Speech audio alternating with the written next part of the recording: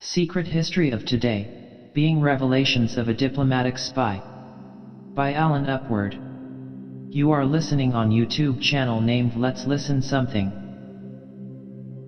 Chapter 1. The Telegram which began the Boer War. The initials under which I write these confessions are not those of my real name, which I could not disclose without exposing myself to the revenge of formidable enemies.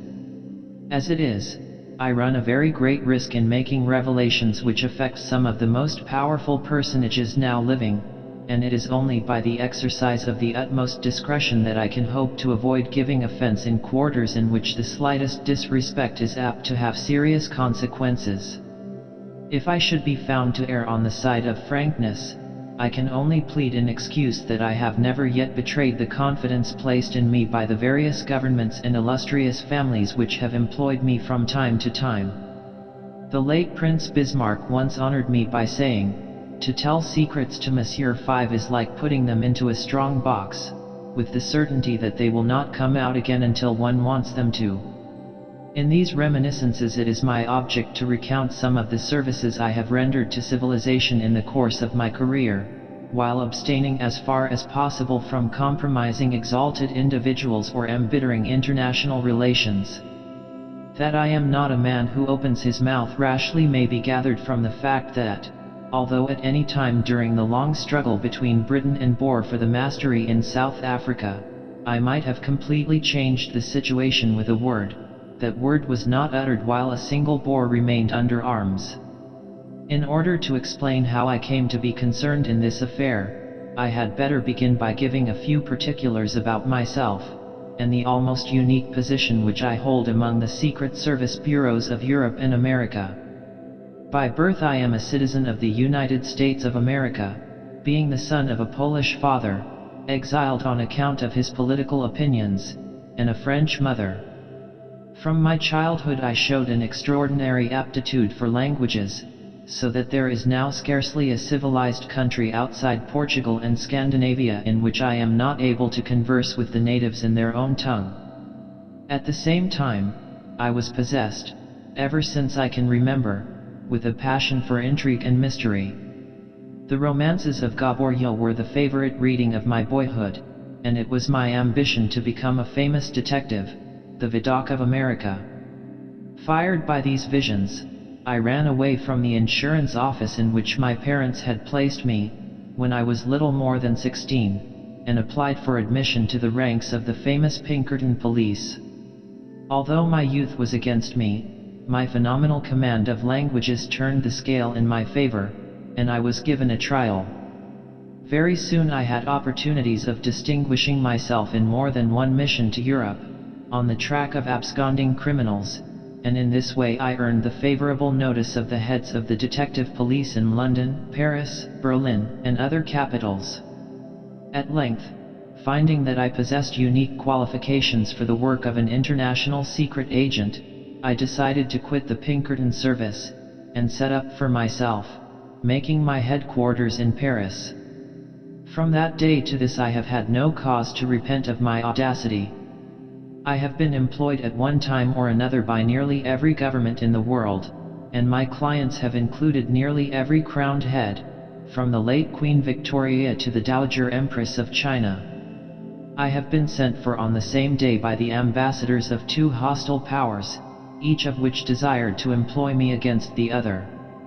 On one occasion I acted on behalf of a famous German chancellor against his then master, and on another on behalf of the emperor against his chancellor, and neither had cause to complain of my fidelity. I have been instrumental in freeing a queen renowned for her beauty from the persecution of a blackmailer set on by a foreign court, and I have more than once detected and defeated the plots of anarchists for the assassination of their rulers. In this way it has come about that I enjoy the friendship and confidence of many illustrious personages, whose names would excite envy were I at liberty to mention them in these pages, and that few events of any magnitude happen in any part of the globe without my being in some measure concerned in them. Often, when some great affair has been proceeding, I have felt myself as occupying the position of the stage manager, who looks on from the wings, directing the entrances and exits of the gorgeously dressed performers who engrossed the attention and applause of the ignorant spectators on the other side of the footlights. The true story of the famous telegram, which may be said to have rendered the South African War inevitable, is one which strikingly illustrates the extent to which the public may be deceived about the most important transactions of contemporary history. Everyone is familiar with the situation created by that celebrated dispatch. For some time previously all England, and, in fact, all Europe, had been agitated by the intelligence that Johannesburg was on the eve of insurrection, that the Boers were drawing their forces together about the doomed city, that Dr. Jameson had dashed across the frontier with 500 followers in a mad attempt to come to the aid of the threatened outlanders, and that his action had been formally disavowed by the British government. Close on the heels of these tidings came the memorable day on which London was cast into gloom by long streams of placards issuing from the newspaper offices bearing the dismal legend, "Jameson beaten and a prisoner." While the populace were yet reeling under the blow, divided between distress at this humiliation for the British flag, and indignation at the criminal recklessness which had staked the country's honor on a gambler's throw, there came the portentous news that the head of the great German Empire, the grandson of Queen Victoria, had sent a public message of congratulation to the Boer president, rejoicing with him in the face of the world over an event which every Englishman felt as a national disaster. That hour registered the doom of the Praetorian government. Jameson was scornfully forgotten. The British people, as proud as it is generous, made up its mind that the forbearance so long extended to a vassal of its own, could no longer be shown with honor to the protégé of a mighty European power. On the very day on which this celebrated dispatch appeared as the chief item of news in all the newspapers of the world, I received an urgent cipher message from the director of the Imperial Secret Service, Herr Finkelstein, demanding my presence in Berlin. My headquarters, as I have said, are in Paris, and fortunately I was disengaged when the summons arrived. I had merely to dictate a few dozen wires to my staff, while my valet was strapping up the portmanteau which always stands ready packed in my dressing room, and to look out my German passport, for I have a separate one for every important nationality, and in an hour or two I was seated in the Berlin express, speeding towards the frontier. From the bunch of papers which my attentive secretary had thrust into the carriage, I learned something of the effect which the German Emperor's interference in the affairs of South Africa had produced on the public mind in England. It was evident that the Icelanders were strongly roused, and were preparing to pick up the gauge of battle which had been thrown down. No sooner had I reached German territory than I found evidences of an even greater excitement.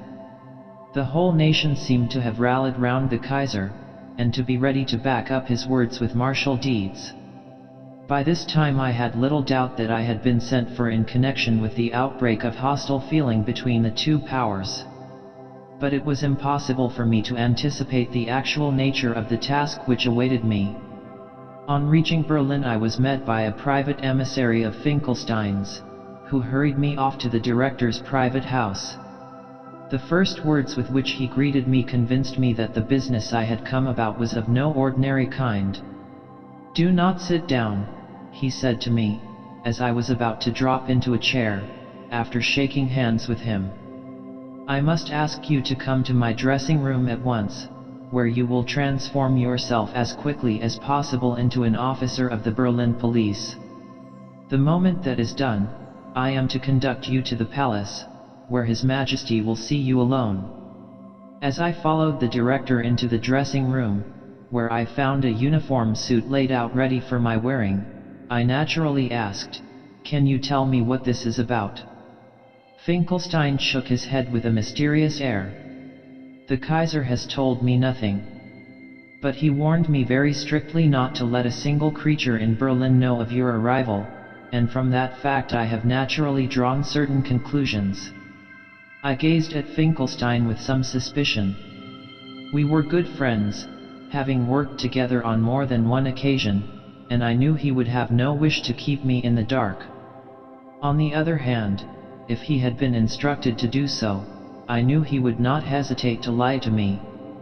The Secret Service has its code of honor, like other professions, and fidelity to one's employer comes before friendship. Keeping my eye fixed on him, I observed carelessly. "You will tell me just as much or as little as you think fit, my dear Finkelstein. On my part one shall, of course, exercise a similar discretion after His Imperial Majesty has given me my instructions." As I expected, the bait took. Curiosity is the besetting weakness of a Secret Service officer, and the Berlin director was no exception to the rule. Putting on his most confidential manner, he at once replied, "My dear V, if you and I do not trust each other, whom can we trust? Rest assured that my confidence in you has no reserves. I have spoken the bare truth in saying that the Kaiser has given me no indication of his object in sending for you. But the fact that he has ordered me to take these precautions to conceal the fact of your arrival in Berlin tells me plainly that there is a person whom he wishes to keep in ignorance, and that person can only be the Chancellor." I threw in, as my companion hesitated. Finkelstein nodded. "You consider, perhaps, that it is against the Chancellor that I am to be employed?" I went on. "It looks like it," was the cautious answer. "And the reason why this task is not placed in your hands is because I am a native of Hanover, and the Kaiser regards me rather as a public official than as a personal servant of his own dynasty," said Finkelstein. "In other words, he regards you as a creature of the Chancellor's," I commented bluntly. The director made a pleasing and ingenious attempt to blush. "I can only affirm to you, on my sacred word of honor, that His Majesty has no cause to trust me any less than if I were a Prussian," he declared. "And I shall take it as a personal kindness if you will endeavor to convince the Kaiser of my loyalty." "I will take care that he knows your sentiments," I answered, with an ambiguity which Finkelstein fortunately did not remark. By this time I had completed my transformation. A glance at the cheval glass showed me a stiff, well-set-up Prussian official, exhaling the very atmosphere of Junkerdom and sauerkraut. I gave the signal to depart, and we were quickly driving up the Unter den Linden on our way to the Imperial Palace. "Announced to His Majesty the Herr Director Finkelstein and the Herr Inspector Vem," my companion said to the doorkeeper. A servant, who had evidently received special instructions, stepped forward. "The Herr Inspector is to be taken to His Majesty at once," he said firmly. Finkelstein bit his lip as he unwillingly turned to re-enter his carriage. I followed the lackey into the private cabinet of the monarch who had just found himself the center of an international cyclone. Wilhelm II received me cordially. It was not the first time we had met. About the time of his ascending the throne I had been the means of inflicting on him a defeat which a smaller man would have found it hard to forgive. Fortunately, the German Kaiser was of metal sterling enough to recognize merit even in an enemy, and to realize that my fidelity to my then employer was the best guarantee that I should be equally faithful to himself, if it fell to my lot to serve him. "What has Finkelstein told you?" was the Emperor's first question, after he had graciously invited me to sit down. "Only that he was able to tell me nothing, sire." The Emperor gave me a suspicious glance. "He appeared to regret that your Majesty had not given him your confidence," I added, choosing my words warily. "He assured me that you might rely on his entire devotion, as much so as if he were a native of your hereditary states." "And what do you say as to that?" demanded the Kaiser, with a piercing look. "I think that your Majesty cannot be too careful whom you trust." Wilhelm II allowed himself to smile gravely. "I see, Monsieur V, that you are a prudent man. If Herr Finkelstein wishes to convince me of his loyalty to the Hohenzollerns, he cannot begin better than by renouncing the pension which he continues to draw secretly from the Duke of Dot. His Majesty pronounced the name by which a well-known dispossessed sovereign goes in his exile. Familiar as I long have been with instances of perfidy in others, I could not restrain an exclamation of astonishment at this revelation of Finkelstein's double-dealing. The Kaiser continued, "After that you will not be surprised if I caution you particularly against letting Herr Finkelstein know anything of the object of the inquiry I wish you to undertake." I bowed respectfully, and waited with some impatience to learn the true nature of my mission. "I could not receive you here without taking someone into the secret of your employment," the Kaiser went on to explain, "and I chose Finkelstein in order to give the affair as much as possible the aspect of a private and domestic matter. In reality the task I have to set you is one of the most grave in which you have ever been engaged." The Kaiser took one of the Berlin papers of the day before, which was lying on the desk in front of him, and pointed to a column in which was set out in conspicuous type the telegram which had convulsed Europe and Africa, and had already caused Lord Salisbury to issue orders for the mobilization of his flying squadron. "I have sent for you, in 2 words, to find out for me the authorship of this telegram," the Kaiser said. Notwithstanding my long training in the most tortuous paths of secret intrigue, I was fairly taken aback by this announcement.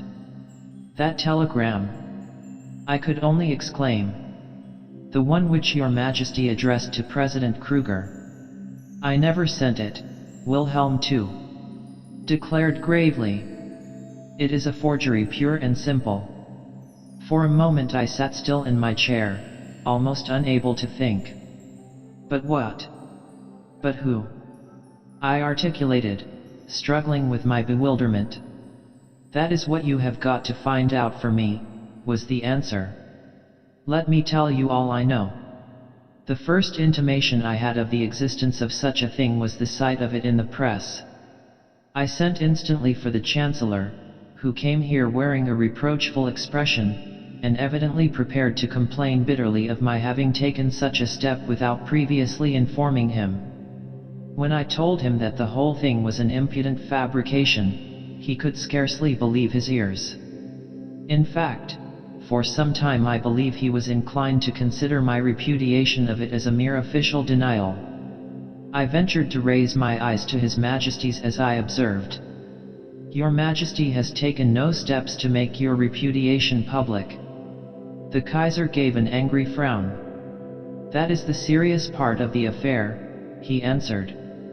Kruger, in his eagerness to proclaim to the world that I was on his side, had sent copies of this infamous production to every newspaper in the 2 hemispheres before it reached my eyes.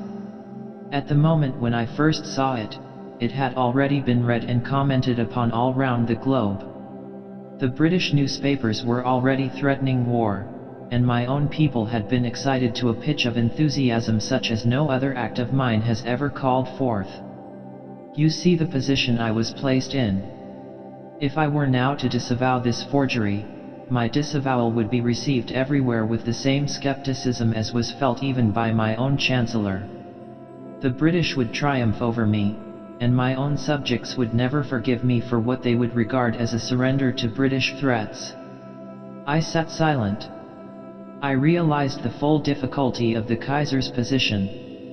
He was committed in spite of himself to the act of some impostor, whose real motives were yet to be discovered, but who had already succeeded in bringing the 2 greatest powers of Europe to the verge of war. "Before I can undo the mischief which has been done," the Emperor proceeded, "I must first of all ascertain from what quarter this forgery emanated. When I have obtained that information, backed by clear and convincing proofs, it may be possible for me to satisfy the British government that they and I have been the victims of a conspiracy. If you can succeed in furnishing me with those proofs, it shall be the best day's work you ever did in your life." I listened carefully to these words, scrutinizing them for any trace of a double meaning. It was impossible for me to dismiss entirely from my mind that suspicion which the story told by Wilhelm II was naturally calculated to excite. I asked myself whether the Kaiser was really in earnest, or whether he was not inviting me, in a delicate fashion, to extricate him from the consequences of his own rashness, by putting together some fictitious account of the origin of the telegram, which might impose on Lord Salisbury. It was clearly necessary, however, for me to appear to be convinced. "May I ask if your Majesty's suspicions point in any particular direction?" I asked, trying to feel my way cautiously. "The President of the Boers, perhaps." The Kaiser interrupted me. "I do not think Kruger would dare to provoke me by such a trick. He would know that he would be the first to suffer when it was found out. No, I am convinced that we must look nearer home for the traitor." Something in the Emperor's tone struck me as significant. "If you could give me any indication of the person," I ventured to throw out. His Majesty looked at me fixedly as he answered. "Does it not occur to you, Monsieur V, that there is in my empire a powerful family, the heads of which seem at one time to have cherished the notion that the Hohenzollerns could not reign without them, a family which aspired to play the same part in modern Germany which was played by the mayors of the palace in the empire of the Merovingians? You allude, sire, without doubt, to the Bismarcks. My grandfather was forced into war with the French by a forged telegram. There would be nothing surprising in an attempt from the same quarter to force me into a war with England." I had no answer to make to such reasoning. Daring as such a maneuver might appear, it was absurd, in the face of historical facts, to pronounce it improbable. After a minute spent in considering the situation, I turned to the question of how the fraud might have been carried out. It was quite clear to me that such a message could not have gone over the ordinary wires. The dispatches of emperors are not, as a rule, handed in over the counter of a post office, like a telegram from a husband announcing that he is prevented from dining at home. I asked the Kaiser to explain to me the system pursued with regard to imperial messages. "That is a matter about which you will be able to learn more from the Chancellor than from me," was the answer. "Foreign dispatches go through the Chancellery, and there is a staff of telegraphists there to deal with them. The wire goes direct to the Central Telegraph Office, I believe, from which it would, of course, find its way to the cable company. Then this fabrication must have been sent from the Chancellery in the first instance?" I inquired. "It could not have been received at the Central Office from an outside source." "Impossible. They would not dare to transmit a message in my name which had not reached them through one of the authorized channels." This was the reply I had expected. But I did not fail to mark the admission that there was more than one channel through which the forgery might have come. I was quick to ask, "Is there not some other source from which this telegram may have reached them besides the Chancellery?" "Your Majesty, no doubt, has a private wire from the palace." The Kaiser looked a little put out. "That is so, of course," he conceded. "But that wire is used only for my personal messages, and those of the imperial family. Still, a message received over this wire, and couched in your name, would be accepted at the Central Office, would it not?" I persisted. "Undoubtedly. But the palace operator, a man who works under the eye of my secretary, would not dare to play me such a trick, which, he would be aware, must be detected immediately. Take my advice, Monsieur V, waste no time over side paths, but go direct to the Chancellor, and commence your perquisitions among his staff." I bowed respectfully, as though accepting this plan of campaign. But, as I withdrew from the Emperor's cabinet, the doubt pressed more strongly than ever upon my mind whether I was not being asked to play a part.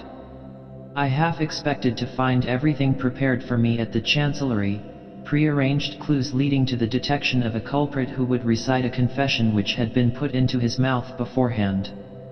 I was perfectly willing to perform my part in the comedy in a manner satisfactory to my employer, but all the same I meant to keep my eyes open, and not to let myself be the victim of a deception intended for English consumption. In this mood I presented myself before the Chancellor. As soon as the imperial autograph introducing me had met his eye, His Excellency threw aside, or pretended to throw aside, all reserve. "I am delighted to find the Emperor has placed this business in your hands, Monsieur 5, he said obligingly.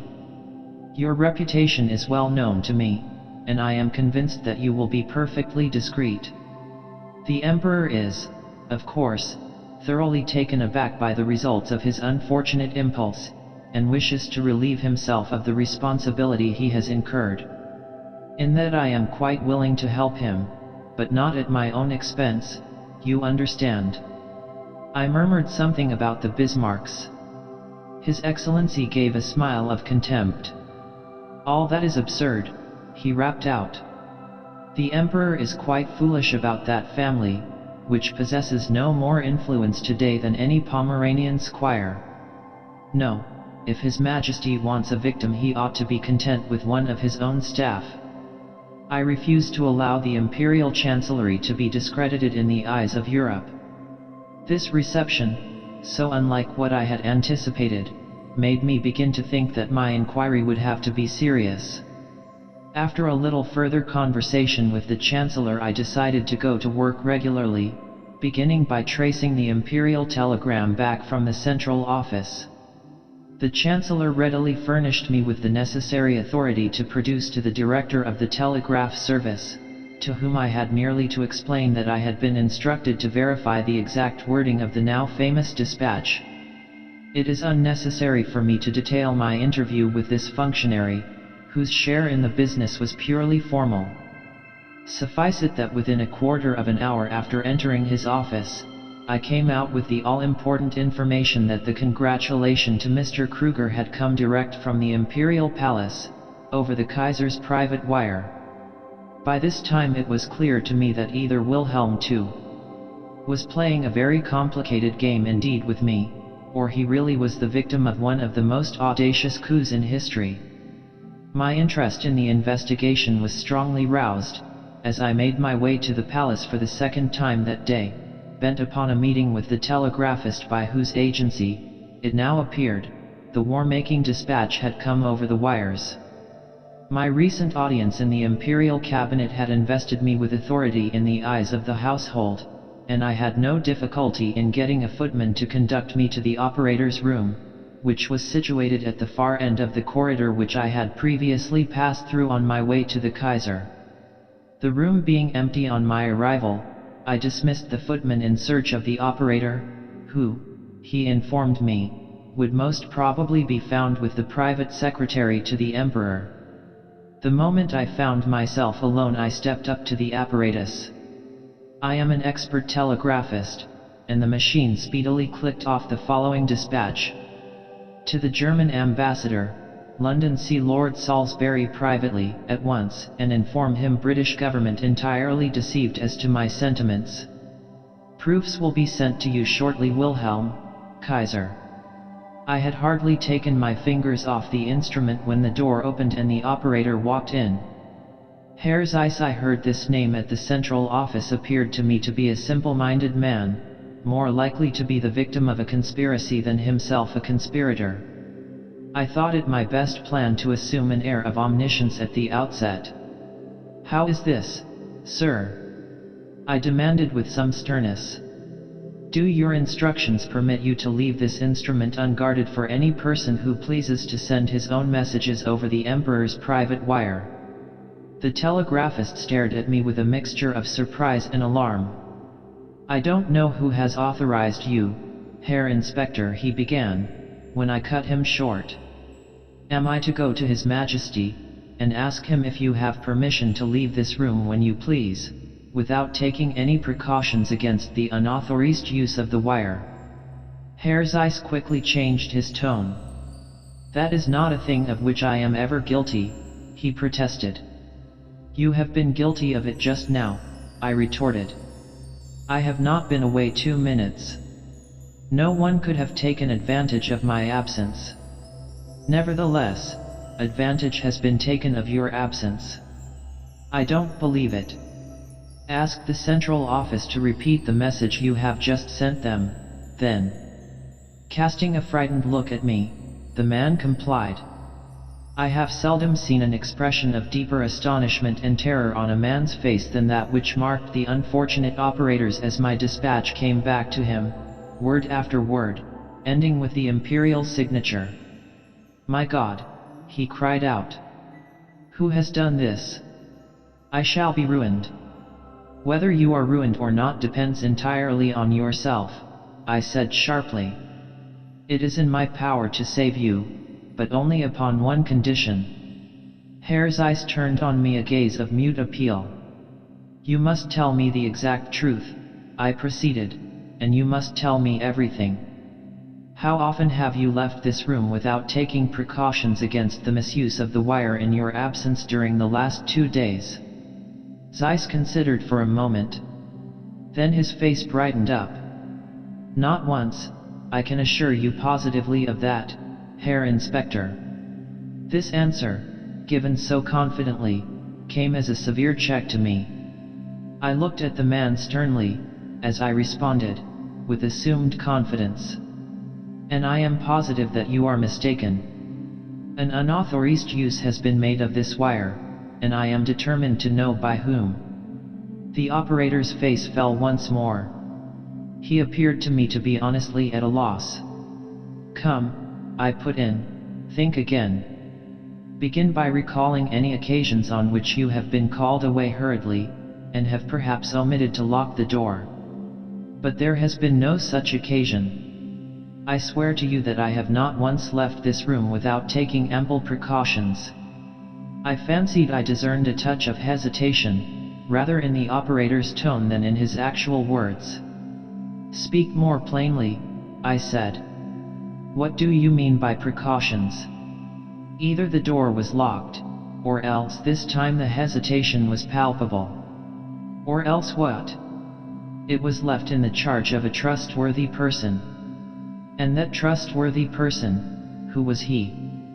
I found it hard to suppress all signs of excitement as I put this question. The gentleman who will shortly be my brother-in-law. Ah. Perhaps this gentleman is an employee in the same department as yourself. Not at all, Zeiss protested earnestly. He is a teacher in the military college. He knows nothing of telegraphy. In fact, he has sometimes asked me questions on the subject which have convinced me that he is quite a fool where electricity is concerned. Indeed. And the name of this foolish person, if you please? Herr Severinsky. A Pole. I exclaimed. No, a Russian. He was exiled to Siberia on account of his political opinions, but escaped. He teaches Russian in the college. How did he come to be left in charge of this room? He called here the day before yesterday, in the evening, to speak to me about his marriage with my sister.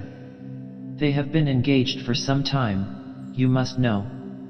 While he was here I received a note from my sister herself, pressing me to come and speak to her at once outside the palace.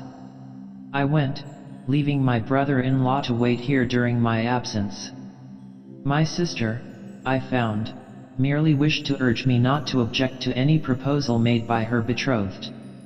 On my return I found Severinsky yawning and apparently bored to death in my absence. I asked him, and he assured me no one had come near the room while I was away.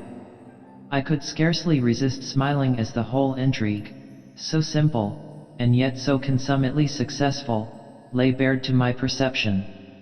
My whole anxiety now was to keep the worthy but stupid Zeiss ignorant of the transaction in which he had been an unwitting accomplice. I brought him away from the palace with me, so as to leave him no opportunity of warning Severinsky, and we proceeded together to the Russian's quarters. I flatter myself that the professor of the military college was not a little disconcerted when he saw his dupe followed into the room by an inspector of the Berlin police. I explained my position in such a manner as to let Severinsky see that I knew everything, without enlightening the other man. The day before yesterday Herr Zeiss left you alone in his room in the palace. You took the opportunity to send a telegram, the terms of which are known to me, over the Emperor's private wire. For this offense you and he are liable to severe punishment. What I now have to propose to you is to make a confession which will have the effect of exonerating everyone except yourself. If you do this, I think I can promise you that you shall suffer no penalty beyond, of course, the loss of your post in the military college." Severinsky gave me a glance of intelligence. "You do not require me to denounce anybody else?" he inquired significantly. "I do not require you to confess what is obvious to everyone," I returned with equal significance. Poor Zeiss followed this exchange with an air of bewilderment. It was evident that the discovery of the other's guilt had caused a shock to his confiding nature, and he was still trying to reconcile the Russian's prompt surrender to me with his previous stupidity on questions of electrical science, when I summarily dismissed him from further share in the interview. As soon as we were by ourselves, Severinsky spoke out boldly enough. "I am quite willing to give you a statement that I sent the telegram. But I am not going to tell you anything more. You must know that I am an anarchist." I waved my hand scornfully. "If I consent to your suppressing the truth, Professor Severinsky, it does not follow that I am willing to listen to absurd fictions.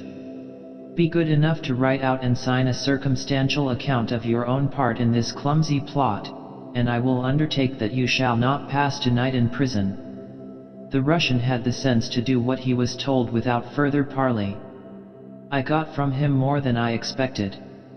He consented to put in writing that it was after his betrothal to Fräulein Zeiss that he had been solicited to make use of his connection with the Kaiser's private telegraphist, and he stated the amount of the bribe, a very heavy one, paid him for his services in sending the imperial congratulations to the President of the Transvaal.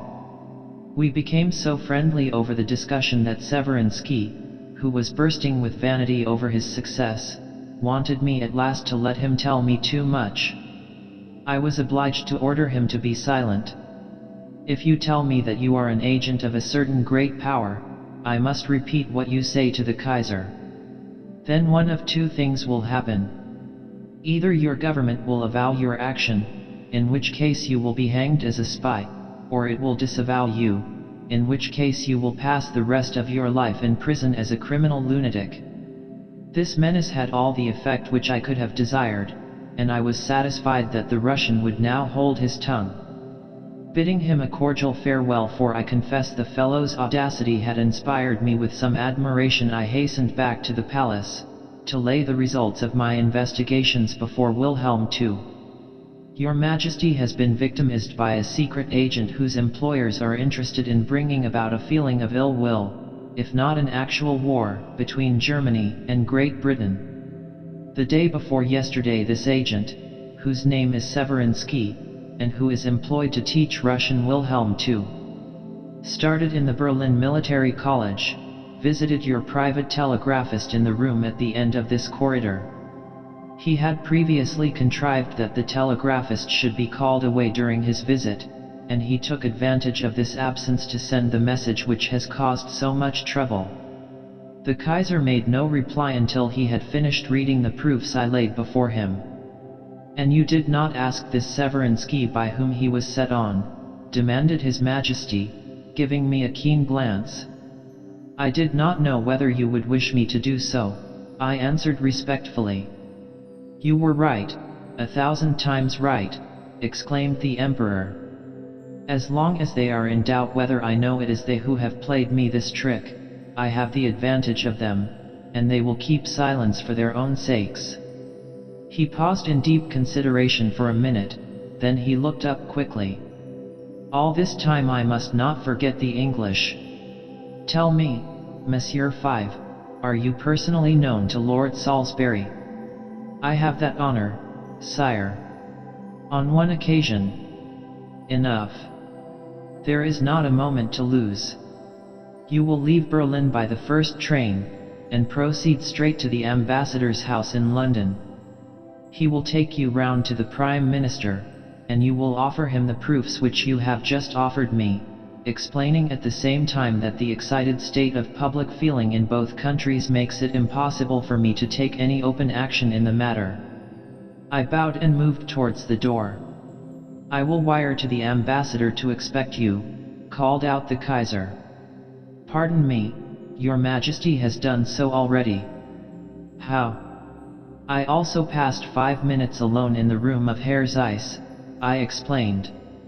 In the years which have elapsed since this celebrated episode, Wilhelm II has left no means untried to convince the British people of his friendly sentiments towards them. It is as a service to His Imperial Majesty, though without authority from him, that I now venture to lift the veil from the most astounding transaction in the annals of even Muscovite diplomacy. Chapter 2. The blowing up of the Maine.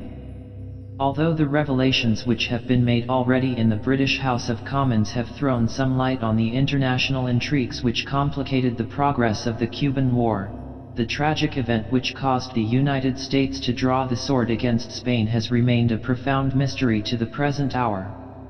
The truth concerning the destruction of the United States warship Maine, in the roadstead of Havana, is known fully to only 2 persons now alive.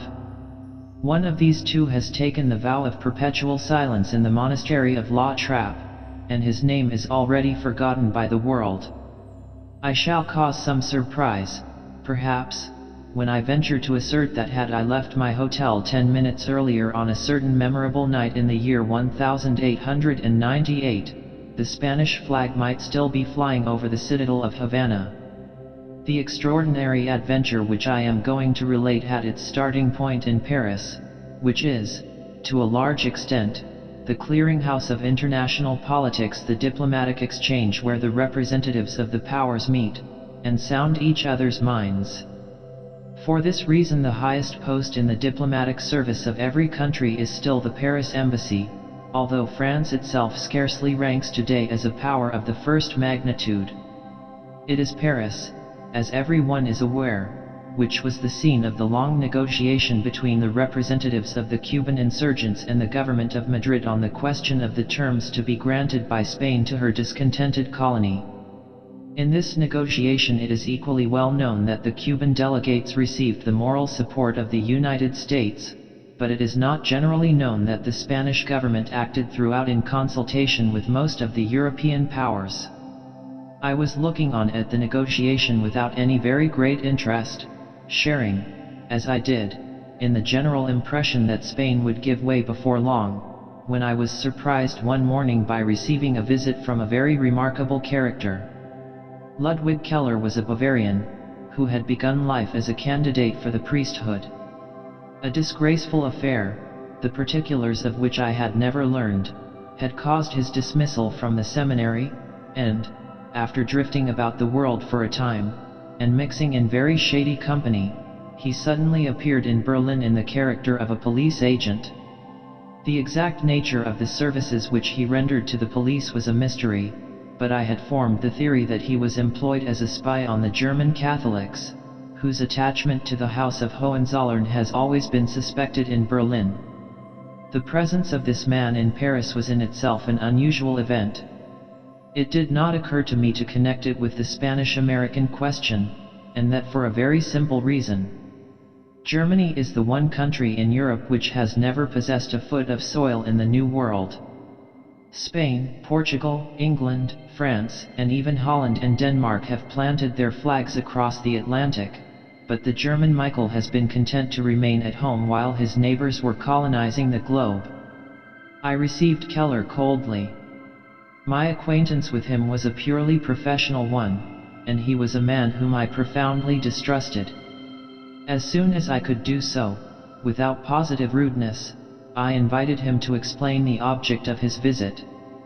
"It is of a confidential nature," prefaced the Bavarian. "May I assure myself that our conversation will remain a secret between us 2? I bowed gravely. "That is always understood, where I am concerned. A man who desires to be trusted must begin by establishing a reputation for secrecy." Keller contented himself with this assurance, dry as it was. "I thank you, Monsieur 5. Your reputation is so well established that I had no intention except to ask whether you were willing to receive the proposals I have come to make. Proceed, Herr Keller, if you will be so good. You have learned, no doubt, that the Spanish government has made up its mind to concede the terms demanded on behalf of the Cubans by the United States. Although I was not aware that things had reached this point, I did not allow Keller to see that he had given me any information. By this act, he continued, the Americans have, in fact, declared that no European power has any right to enter their hemisphere without their permission. All that is well known, Herr Keller. The question then arises whether the European powers will allow themselves to be driven out, one by one, or whether, by a bold combination, they will reduce the United States to some respect for the law of nations. Such a combination would be inopportune at this moment, because the British would stand aloof. Because they look upon the struggle as one between Spaniard and Cuban, Keller rejoined quickly. But let us suppose there to be a war, in which the United States was engaged against Spain. You have just said there will be no such war. A war is always possible, provided those interested in bringing it about are not too scrupulous. This sinister language at length convinced me that the Bavarian had not come to see me for nothing. I decided to draw him out. Provided such a war actually commenced, I agree that some combination on behalf of Spain might be possible, I murmured, as though reviewing the situation in my mind. But where is the government sufficiently in earnest to undertake so terrible a responsibility? It is that government, Keller responded, which sees its subjects departing in greater numbers every year, but which looks around in vain for some unoccupied region towards which to direct the stream of emigration. You mean Germany? We look around us, he continued, scarcely noticing my interruption, and we see all the continents staked out in advance by other powers, Asia by England and Russia, Africa by England and France, North America by England and the United States, Australia by England alone. There remains only South America, in the possession of weak Latin races, unable to make use of their advantages, but who are protected in their decay by the bullies of Washington. A war in which the United States found itself fully occupied would be a fine opportunity for the German Michael to plant his standard in Brazil or the Argentine. I understand. Keller looked at me earnestly. The man who undertook the task of making such a war inevitable, without compromising exalted personages, would be no loser, he remarked significantly.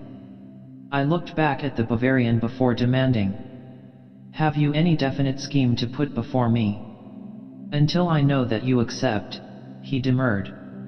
I do not know that you are accredited, I reminded him. What authority do you require? The imperial autograph simply. Impossible. I am accustomed to be trusted by my employers, I returned decidedly. I cannot act under any other conditions. That is final. It is final. Then I am afraid I can only ask you to forget that I have occupied so much of your time. I allowed Keller to rise and take his departure without making the least sign. The moment he was out of hearing, I sprang to the telephone and rang up the agent of the Sugar Trust. Herr Keller's refusal to produce the guarantee for which I asked convinced me that he contemplated some action of a character doubtful, to say the least, if not criminal. It would have been useless for me to communicate my suspicions to the American minister in Paris. The diplomacy of the United States, blunt and self-reliant, takes little account of the subterranean intrigue which pervades European politics. But the government of Washington was not the only factor concerned. As Europe is beginning to learn, the Union is a federation, not so much of those geographical divisions which are painted in different colors on the map, and called states, but of those vast organizations of capital which control the American electoral system, and fill the Senate with their delegates. Nebraska, Pennsylvania, Virginia, Illinois. These are merely names for school children: the Silver Ring, the Steel Trust, the Cotton Trust, the Pork Trust. Such are the true American powers. During the whole of the Cuban negotiation, the sugar and tobacco trusts had been represented in Paris by agents whose objective was to avert an annexation of Cuba by the United States, an act which would, of course, mean the free admission of Cuban sugar and tobacco into the markets. Adonijah B. Stierine, the sugar agent, was a shrewd man, and I had no doubt I should find him a ready listener to what I had to say. Within an hour of Keller's departure, Mr. Stierine was seated in my office. I had to pick my words carefully not to break the promise of secrecy into which I had been beguiled. I have just seen a secret agent who wanted me to help him in some trick to force on a war between the States and Spain. Stierine rolled his eyes and whistled thoughtfully. Who sent him? I can't say. He refused to disclose his principal, and so I would have nothing to do with him. The sugar agent pursed up his lips, and frowned. I guess this is a dodge of Bug's, he muttered. What Bug? You don't say you haven't heard of Bug Milk W. Bug, the Pork Trust's man over here? I reckon Bug is the smartest man in Chicago, and Chicago is the smartest town in the States, and the States is the smartest country on earth, so there you are. The man who came to me is a German, I hinted. Bug's smartness, was the comment. He wanted me to think he came from Berlin. Bug is real smart, breathed Mr. Stierine with admiration. It was evident that the agent of the Sugar Trust was unable to see past the figure of his rival, which filled up his mental horizon. I did not consider it worthwhile to argue the point. The question is, do you want this to be stopped? I said. Stierine looked at me with something like surprise. Think you can? He questioned briefly. I know the man who is at work.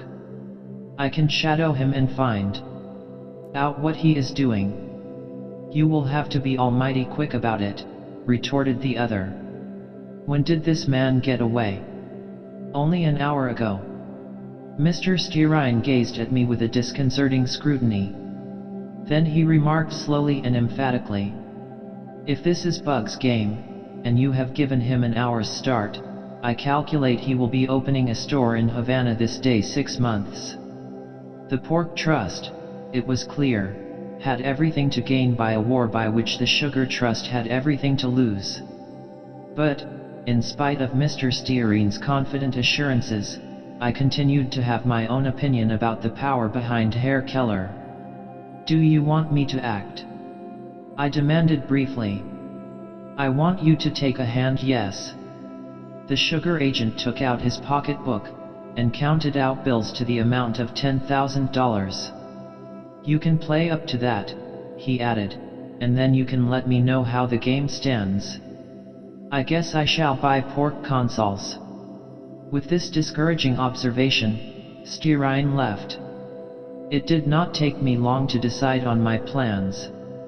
As it was not likely that Keller was apprehensive of being watched, it would be an easy task to trace him, and I at once gave orders to my staff to that effect, with the result that I learned in a few hours that the Bavarian had put up at the Hotel des Deux Eagles, and was leaving by the Sud Express for Madrid. I now decided on one of the boldest and most effective strokes in my repertory. I went openly to the station, took my own ticket, and entered the compartment of the sleeping car in which Keller had booked his own place. The real astonishment of the Bavarian at seeing me I met with an affectation of moderate surprise on my own part. So you are going with me? I observed. With you? Keller exclaimed. It appears so. No doubt you have been instructed. Keller denied it energetically. But you refused to participate in a certain design, he reminded me. I laid down certain conditions, which you declined to fulfill, but which have since been complied with by your principal. The Bavarian was thunderstruck. I relied upon his having reported his failure to whomever it was that had sent him to me, and there was nothing impossible in the suggestion that I had in consequence been approached directly. "You have credentials, I suppose?" he asked. I nodded carelessly. "You will convince me, perhaps," he persisted. "Are you authorized to convince me?" was my retort. "You know it, no." I shrugged my shoulders and remained silent. So commenced the most extraordinary journey I have ever taken, a journey which was destined to end only at Havana. Across France and Spain and the Atlantic Ocean we traveled side by side, each unwilling to lose sight of the other.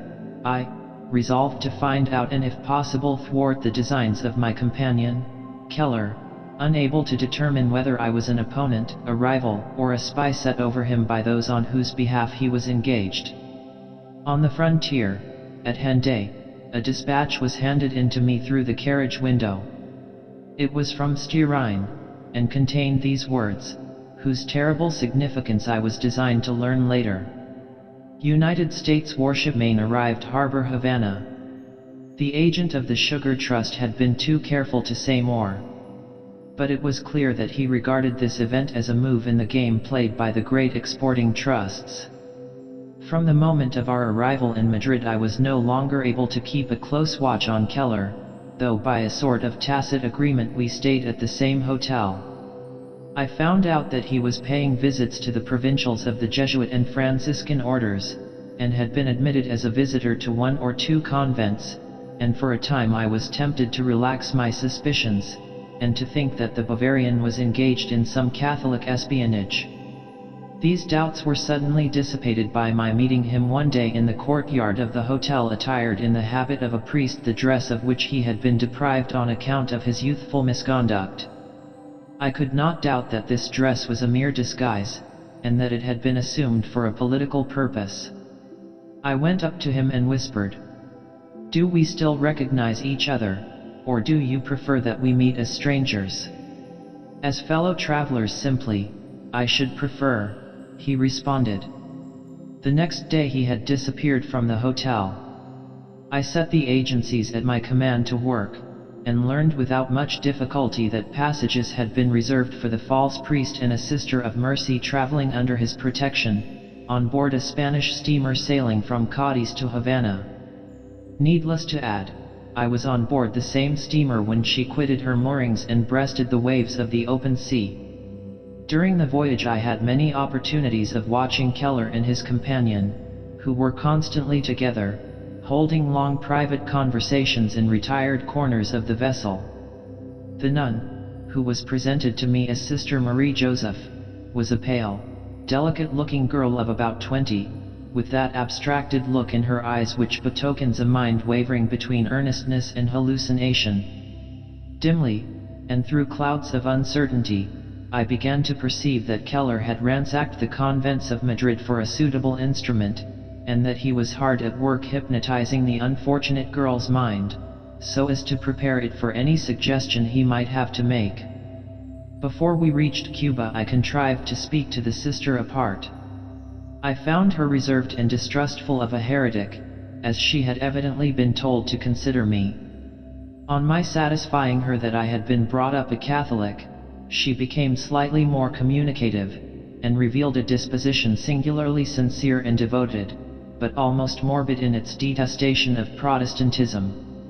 She betrayed a feeling of horror at the idea of American domination in the Catholic island of Cuba, and it was in vain that I represented to her the generous tolerance accorded to our religion in the United States. I did not dare to ask her the subject of her conferences with Keller. To have hinted at the Bavarian's true character would have been simply to forfeit her confidence in myself. I decided to reserve my efforts in this direction until our arrival in Havana, where I did not doubt that I should be able to find some responsible ecclesiastic who would undertake the investigation of Keller's antecedents. In the meantime I could only wait and watch. I was painfully impressed by the steady growth of the false priest's influence over his victim, who seemed at last to respond to his least word or gesture. I had before me the spectacle of a possible Teresa or Elizabeth being gradually transformed into a Ravaillac by the dexterous touches of a rascally police agent. As soon as we entered the harbor, Keller and his companion got ready to disembark. I noticed that at this moment they were separated, the sister going ashore by herself with a large basket trunk, while her protector followed at some distance behind. They met again at the hotel, to which I had accompanied the man. By this time I had forced a certain degree of acquaintance on the couple, though I was unable to interrupt the intimacy of their private intercourse. I arranged to secure a room next to that of the sister, and I observed with some surprise that Herr Keller was lodged in another wing of the building. By a coincidence we found the hotel full of naval officers from the Maine, who had chosen it for their headquarters while on shore. Instead of disconcerting Keller, this circumstance appeared to give him every satisfaction. He went out of his way to show civility to the Americans, and rapidly became intimate with several of them. Sister Marie Joseph, on the other hand, held sullenly aloof, scarcely able to repress some signs of the abhorrence which the sight of the heretics inspired. The visit of the Maine was understood to be a pacific one. It was a demonstration to the world that the relations between the United States and Spain continued to be those of perfect friendship, and that the former power was inspired by peaceful motives in seeking to bring about an understanding between the belligerent Cubans and the mother country. Nevertheless, it was an imprudent act to send a man of war, flying the Stars and Stripes, into the harbor of a place swarming with fanatical Spaniards, furious at the interference of another power between them and their revolted subjects. It was, in fact, a provocation, and it was not surprising that the astute agent of the Sugar Trust had seen in this proceeding the work of those commercial powers whose interest lay in the direction of a rupture. Faithful to my preconceived intention, I took an early opportunity of waiting upon a high church functionary in the city, to warn him of the true character of the Bavarian. The reception I met with was a cold one, however. Monsignor X allowed me to see that he considered me an officious person. "May I ask what is your interest in all this?" he demanded, as soon as I had made my statement. "I represent the Sugar Trust," I told him. "The Sugar Trust?" "The manufacturers of sugar in the United States, who fear the competition of cane sugar, and are therefore opposed to the annexation of Cuba, which would involve free trade with the island," I explained. "And you suggest that this Father Keller—" "Herr Keller," I corrected. "This man is no more a priest than I am. He is believed to be the agent of a Chicago trust, which desires to see Cuba brought within the Union." "We shall find out whether he is a priest," was the retort. "Before he can say Mass in this diocese he will have to apply for permission, and to show his ordination papers. But if he does not wish to say Mass, if he merely confines himself to directing the sister whom he has conducted here, in that case we cannot interfere. We have no more proof that she is a sister than that he is a priest." I gave Monsignor X an indignant look, which he bore with coolness. "Besides, what is it that you apprehend?" he asked. "One cannot deal with imaginary dangers. I am sure that these two persons are bent on some desperate enterprise, that their presence in Havana bodes no good to the cause of peace," was all I could find to say. The ecclesiastic made a scornful gesture. "It appears to me that this is a matter which concerns the police," he said, in a tone which signified that the interview was at an end. I returned to my quarters, realizing to the full the difficulty of any effective action. To go to the police would be merely to invite a repetition of the snub which I had just received from the ecclesiastical authority. I could only rely on my own resources. I sent a wire to Stearine, war agent here as priest, accompanied by nun, and waited. It was just possible that Stearine might have connections through which those who had power in the church at Havana might be influenced, in which case I had no doubt that Monsignor X would very quickly become interested in the doings of Father Keller. I can hardly tell what it was precisely that I expected to happen. I had some idea of an assassination, possibly of the captain of the MAINE, or perhaps of the American consul, by Sister Marie Joseph. Day by day I perceived the unhappy girl becoming more and more wrought up to the pitch of enthusiasm necessary for the perpetration of some hideous deed, like that of Charlotte Corday, or Judith. Curiously enough, the poor sister showed an inclination for my society, perhaps because I was a familiar face. She would sit beside me in the drawing room of the hotel and talk about her convent, in which she had been educated and passed most of her life. I learned that she was of a noble family, rendered poor by the ravages committed in the course of the Cuban insurrection, a fact which may have helped to exasperate her spirit.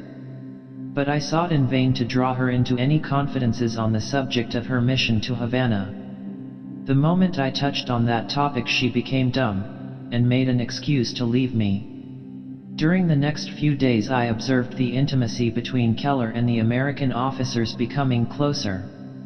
The German could speak English fluently, and this circumstance naturally recommended him as a companion in a place where Spanish and French are almost the only languages known to the inhabitants.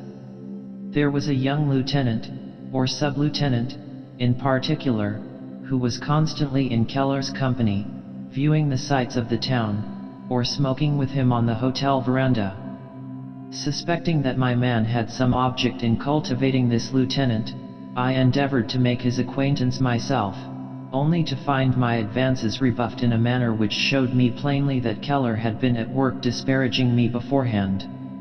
One day as I was standing on the veranda I noticed the pair come out of the hotel together, and turn in the direction of the harbor. I followed at a discreet distance, and saw the officer conduct Keller into a boat, manned by sailors from the MAINE, in which they pulled off to the ship. I stood watching, and at the end of about an hour I saw them coming back, the face of the false priest wearing a serious expression. I took advantage of my acquaintance with him to meet the pair as they landed, and accost them carelessly. "You have been to have a look over the ship?" I threw out. Keller tried to pass on with a careless nod, but the lieutenant, less discreet, drew himself up with a severe glance at me. "Father Keller has been good enough to visit a poor sailor who is lying sick on board," he said, in a tone evidently meant to rebuke my impertinence. I bowed with assumed respect. But as they went on their way I experienced a sensation of alarm. The pretext which had imposed on the officer was transparent enough as far as I was concerned. I realized that Keller was steadily pursuing some well-thought-out design, and that he had contrived this visit to the man-of-war with some dark purpose which it was my business to discover. I determined at length, since Keller's friend was so strongly prejudiced, to seek out some other officer, preferably the commander, and take him into my full confidence. Unhappily events marched too swiftly for me. That very evening it was already too late. Passing through the entrance hall on my way upstairs to dress for dinner, I was struck by the sight of the basket trunk belonging to Sister Marie Joseph standing strapped up, ready to go away. At the foot of the staircase I encountered the sister herself, evidently prepared for departure. She appeared pleased to have the opportunity of bidding me farewell.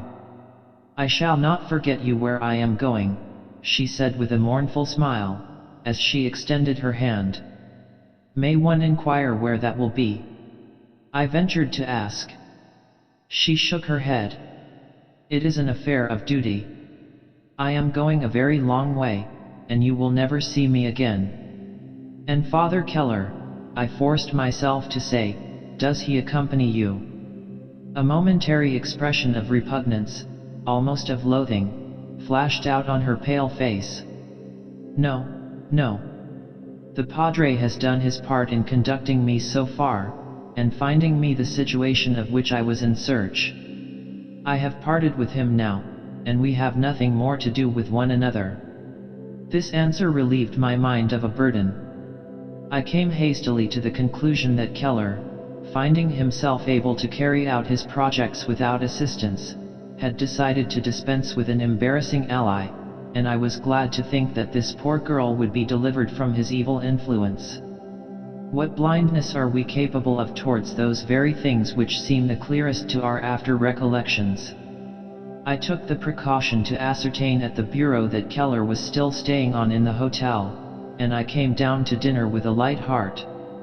A number of the American officers were dining in the hotel that night. There appeared to be a sort of entertainment going forward, in which some Spanish officers from the garrison were fraternizing with them. Keller, deprived of the company of his lieutenant, sat at a small table by himself, and I noticed that he was drinking heavily, while his flushed face and inflamed eyes showed him to be laboring with an excitement which I ascribed to the influence of the wine. I sat down at another table, and busied myself with efforts to disentangle the threads of the intrigue which was being woven around me. I cast a thought or two after the poor girl, with whom I had been so strangely associated. Absorbed in these thoughts, I did not mark the evening advancing, when I was gradually aroused by the breaking up of the military party. The lieutenant, who had shown so strong a dislike for me, rose from his seat and came my way, taking a Spanish officer by the arm. As they approached, I perceived from his gait that the American had been affected by the healths he had been drinking.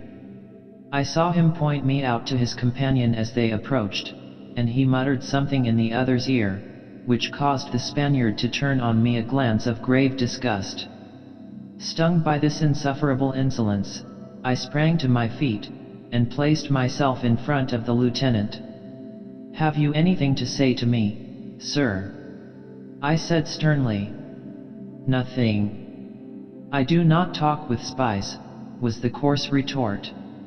"But you take them on board the ship, it is your duty to guard," I returned fiercely, carried out of myself. The lieutenant drew back, amazed. "I have taken a worthy priest to console a dying man, one of his own faith," he stammered out. "A German police agent, disguised as a priest, I suppose you mean. The spy Keller." He began to tremble violently. "But the sister? The nurse? Sister Marie Joseph? What do you mean?" "She is on board now, nursing O'Callaghan." It was my turn to utter an oath of consternation. "Come with me. Take me on board instantly, or take me to your commander." "We will go on board," said the sobered lieutenant. Glancing round as I followed him out, I saw that Keller had disappeared. Quickening our steps by a common instinct, the lieutenant and I almost ran down to the water's edge. "Thank God!"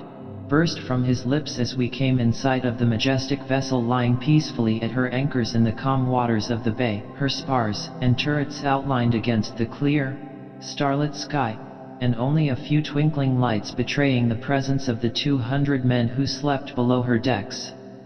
The same instant there was a spout of fire, a cloud of wreck and dust mounted to heaven, and a thunderous boom stunned our ears, and sent the waters of the bay dashing up at our feet. The main had broken like a bubble. I saw all in a flash. In some dark way that will never now be revealed, Sister Marie Joseph had blown up the main. Keller had succeeded, I had failed. It has not been easy for me to write the story of what I regard as the greatest failure of my career. My mistake was the initial one of refusing to purchase Keller's confidences, by the expedient of pledging myself to assist his enterprise. Immediately the intelligence of the disaster reached Europe, Styrian sent me a cable peremptorily enjoining silence. That injunction, I consider, has now lost its force through three circumstances: the lapse of time, the death in action of Lieutenant, and the living suicide of the arch-criminal, haunted by the horror of his own deed, in the death-like cloisters of La Trappe. Chapter 3. The Mystery of Captain Dreyfus. Everyone must feel that the last word has not been said on that extraordinary transaction which convulsed France, and shocked Europe, during the close of the 19th century, under the name of the Dreyfus case. It is true that no effort has been spared by the government of the Republic to put an end to an agitation which threatened to develop into a civil war. A general amnesty has been proclaimed, the courts of law have been forbidden to entertain any proceedings involving the guilt or innocence of Captain Dreyfus, his accusers, or his partisans, and the French press has been appealed to, in the name of patriotism, to close its columns to all further discussion of the dangerous topic. Such an attitude, adopted in order to save France from disruption, is not without a certain dignity, but it is at the same time terribly unjust. It is as if France had repeated to the victim of the Devil's Isle the memorable words, "It is better that one man should die for the people." The one person in Europe who is completely ignorant of the true motives underlying this grim tragedy is without doubt Dreyfus himself. That taciturn, commonplace figure, suddenly elevated into the position of criminal, martyr, and hero, was merely the shuttlecock driven through the air by unseen hands. Even if he was guilty of writing the celebrated bordereau, a question which the court of Rennes decided in the affirmative, he must have done it by the order of others, given for reasons which he did not comprehend. It will be remembered that before and during the second trial of Dreyfus, the strongest efforts were put forth on his behalf by three foreign powers, those composing the Triple Alliance. The German, Austrian, and Italian military attaches, breaking through the etiquette of their position, disclaimed, each on his personal word of honor, any dealings with the alleged spy. Not only so, but I myself sent for the Paris correspondent of a London newspaper of high standing, and authorized him to inform his readers that the German Emperor himself was prepared personally to exculpate the accused from the charge of selling information to Germany. This offer, made privately to the French president, was declined for the same reasons which prompted the government to hush up the whole affair. But every thoughtful man will realize that it would not have been made unless there had been more at stake than the freedom of an obscure captain. My own connection with the affair Dreyfus dates from the time of the first trial and sentence, when the theatrical spectacle of the degradation of the unfortunate officer was the theme of universal comment. At this juncture I received a visit from Colonel, an officer high in the Emperor's confidence, and at that time attached to the German embassy in Paris. "I have come to you," he announced, as soon as we found ourselves alone, "by command of His Imperial Majesty the Kaiser." I bowed respectfully as I replied, "I am deeply honored by this fresh proof of His Majesty's confidence." The colonel regarded me for a moment with some curiosity. "You are a sort of spy, are you not?" he inquired. I refused to take offense at this blunt question, so natural on the part of a soldier. "Each of us has his own part to play," I explained suavely.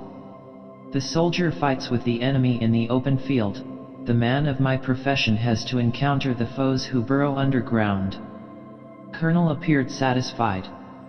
"The Kaiser trusts you, that is enough for me," he declared. "You will not dare to betray this confidence." This time I rose to my feet, stern and contemptuous. "You have not come here to insult me, I suppose, Colonel? If you are the bearer of instructions from the Kaiser, be good enough to deliver them without comment. If not, I will attend to my other business." The German's face betrayed his astonishment at this rebuke. He hastened to mutter an apology, which I received in silence. "His Majesty wishes you to investigate this affair Dreyfus, on his behalf. There is some secret motive for the notoriety which they are conferring on this unlucky spy." The colonel gave me an apprehensive glance as he pronounced this word, "and the Kaiser is determined to find out what it is. It appears that we are being made a sort of stalking horse in the business. It is pretended that Dreyfus was an agent of ours, which is utterly untrue." The German smiled sardonically as he added, "Our information is supplied to us from higher sources than a simple captain of artillery, and we can get as much as we choose to pay for. Is it not likely that Dreyfus may be the scapegoat of others, perhaps those higher sources to which you refer?" The colonel shook his head. "That does not explain the persistence with which they are trying to connect the affair with Germany. I have information that the heads of the French army are representing that France is in actual danger. The bitterness with which Dreyfus is assailed is due, they pretend, to a sense of the national peril. And all that is quite untrue, I understand. So untrue that I have reason to know that Wilhelm too has a particular desire to conciliate the French." The colonel stopped abruptly as if he had been on the point of saying too much. "Very good. Then I am to find out for His Majesty as much as I can about this affair, and particularly why it is sought to represent Dreyfus as an agent of Germany." Colonel nodded. "It was not an easy task to set me, nevertheless, I had some hope of success. It so happened that I had formerly had transactions of a confidential nature with General Garny, one of the foremost, if not the foremost, figure among the persecutors of Dreyfus. I had the right to approach this general as a friend, and I had reasons for believing that he might be willing to open his mouth for a sufficient consideration. Shortly after Colonel S.'s departure, therefore, I strolled round to the general's private residence, off the Avenue Clichy. Garny was not at home, but I left a message with the concierge that the dealer in old coins, who had formerly sold him some Roman specimens, had just obtained others which he was anxious to submit for inspection. As I anticipated, this message had the desired result of bringing General Garny to see me the same night. He came, not to my public bureau, but to a little apartment in the Quartier Latin which I rent for the purpose of interviews with clients who do not wish their acquaintance with me to be known. It was evident that my summons had annoyed, perhaps frightened, him. "Now, Monsieur 5, what does this mean?" he blustered, as I closed the door behind him. "It means, Monsieur le General, that I have a question to ask you, but that I do not expect you to answer it for nothing." Garny was visibly relieved to discover that I had not sent for him to extort blackmail. But his reply was not encouraging. "I fear that you have given yourself trouble uselessly. It is not my intention to sell any information of a kind which cannot be given openly." I knew the man I was dealing with too well to take this answer as final. "Without doubt you are right to remind me that a man like yourself ought to be approached with a great deal of circumspection," I returned, with a mixture of politeness and irony. Garny's face flushed. "I mean what I have said," he affirmed. "You must not suppose that you are dealing today with Colonel Garny. In my position one has responsibilities to which there attaches itself a sentiment of honor, you understand, M.V. My experience has not taught me that men become more scrupulous by being promoted from the rank of colonel to that of general, but only that they become more greedy." I replied. "I understand of course that one does not buy old coins at the same price from a general officer as from a field officer." Garny's face assumed a look of indecision. "For whom are you acting, this time?" he demanded. "General, if anyone had asked me formerly from where I had procured my Roman coins, what do you suppose my answer would have been?" Garny tugged thoughtfully at his mustache, as he frowned over a refusal which was, at the same time, a proof that he could trust me. "Suppose you explain to me what information you are in search of," he said, throwing himself into a chair. I thought the battle was won, as I responded. "It concerns the Dreyfus case." To my surprise, Garny bounded out of the seat into which he had just dropped. "As to that, impossible," he exclaimed with vigor. "That is our secret, ours, you understand." I listened to this declaration with secret dismay. It revealed to me that the fate of Dreyfus was in some manner connected with the interest of the heads of the French army, in short, with Garny's own, and from his tone I suspected that I was questioning the arch-plotter. There was still the chance that he might be willing to part with the secret if he could be assured that it would not be used against him. Suppose I required this information on behalf of a friendly monarch, who is himself a soldier, and who might be willing to pledge his word that it should not be made use of to your disadvantage. Garny gazed at me as though he would have read the name of this monarch in my eyes. Impossible, he repeated, in a tone of real regret, twice impossible. and, as though anxious to convince me that his refusal was not unfriendly, he added, "It is not a question of a boulanger this time." Perceiving that I could not press him further without showing my own hand, I reluctantly allowed Garni to depart. He had in reality told me more than he suspected. In the first place, he had convinced me that the Kaiser's suspicions were not idle, by his reception of my hint that I was acting for a foreign power. If the ferocious sentence on Dreyfus had been inspired by spite against an unpopular officer, or by a desire to find a scapegoat for bigger traitors, or if it had merely been an episode in the secret duel between the Church and the Freemasons, as the champions of Dreyfus were inclined to believe, there would have been no meaning in that regretful twice impossible. If Garni had refused to sell his secret to a foreign power, I knew him well enough to feel assured that it must be because that power was in some way interested to defeat Garni's conspiracy. But the real clue had been placed in my hands by those concluding words, "It is not a question of a boulanger this time." Such a phrase constituted a riddle which few men in Europe were better able than myself to decipher. Boulanger was an adventurer, lifted on a wave of popular favor, who had seemed likely at one moment to overturn the Republic and replace it by a military dictatorship with himself at the head. He had failed because he was a mere adventurer, who represented no principle, and who lacked that personal prestige with the army which is only acquired by successful leadership in war.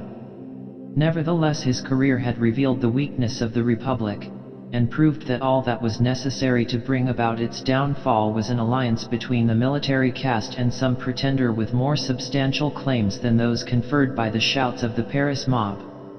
Everyone who knows anything of France knows that the soldiers have long chafed under the ascendancy of the lawyers, which is a necessary consequence of republican institutions. But Garni's words, if I interpreted them rightly, showed that the lesson of Boulanger's failure had been laid to heart, and that this time the military conspiracy which undoubtedly existed had found a really formidable figurehead. In short, it was a question not of a military dictator, but of a monarch, not of a Boulanger, but of a Bourbon or a Bonaparte. I found myself on the brink of a discovery of first-rate importance. For the success of such a military revolution as that indicated only two things seemed necessary, a candidate and an occasion. If my diagnosis were sound, a candidate had been found in Philippe d'Orléans, the representative of the ancient monarchy, or Victor Napoleon, the heir of the Bonapartes. The occasion was to be furnished, perhaps, by the long-delayed War of La Revanche. As soon as I had reduced my thoughts to some sort of order, I decided that my next step must be to ascertain which of the two pretenders, who seemed pointed out for the leading role in such a conspiracy, was the chosen one. The Duke of Orleans was at this time in England, while the home of Prince Napoleon, as everyone knows, is in the neighborhood of Brussels. I dispatched two of my most trusted subordinates, one to Belgium, and the other to England, with instructions to keep a close watch on the movements of both princes, and to let me know if there were any signs of unusual activity which would indicate that some stroke was in preparation. In Paris I kept up a similar watch on the headquarters of the Royalist and Bonapartist parties. The Royalists are formidable, thanks to the influence of society, but the Bonapartist cause is represented by a small and dwindling clique of journalists and demagogues, who exhaust themselves in the effort to revive the Napoleonic legend, by their parrot-like repetition of the words Marengo and Austerlitz. I did not imagine that this noisy faction would be entrusted with any important secret, and I was soon satisfied that if the chiefs of the army were really contemplating a restoration, Bourbon or Bonapartist, they had kept their design entirely to themselves.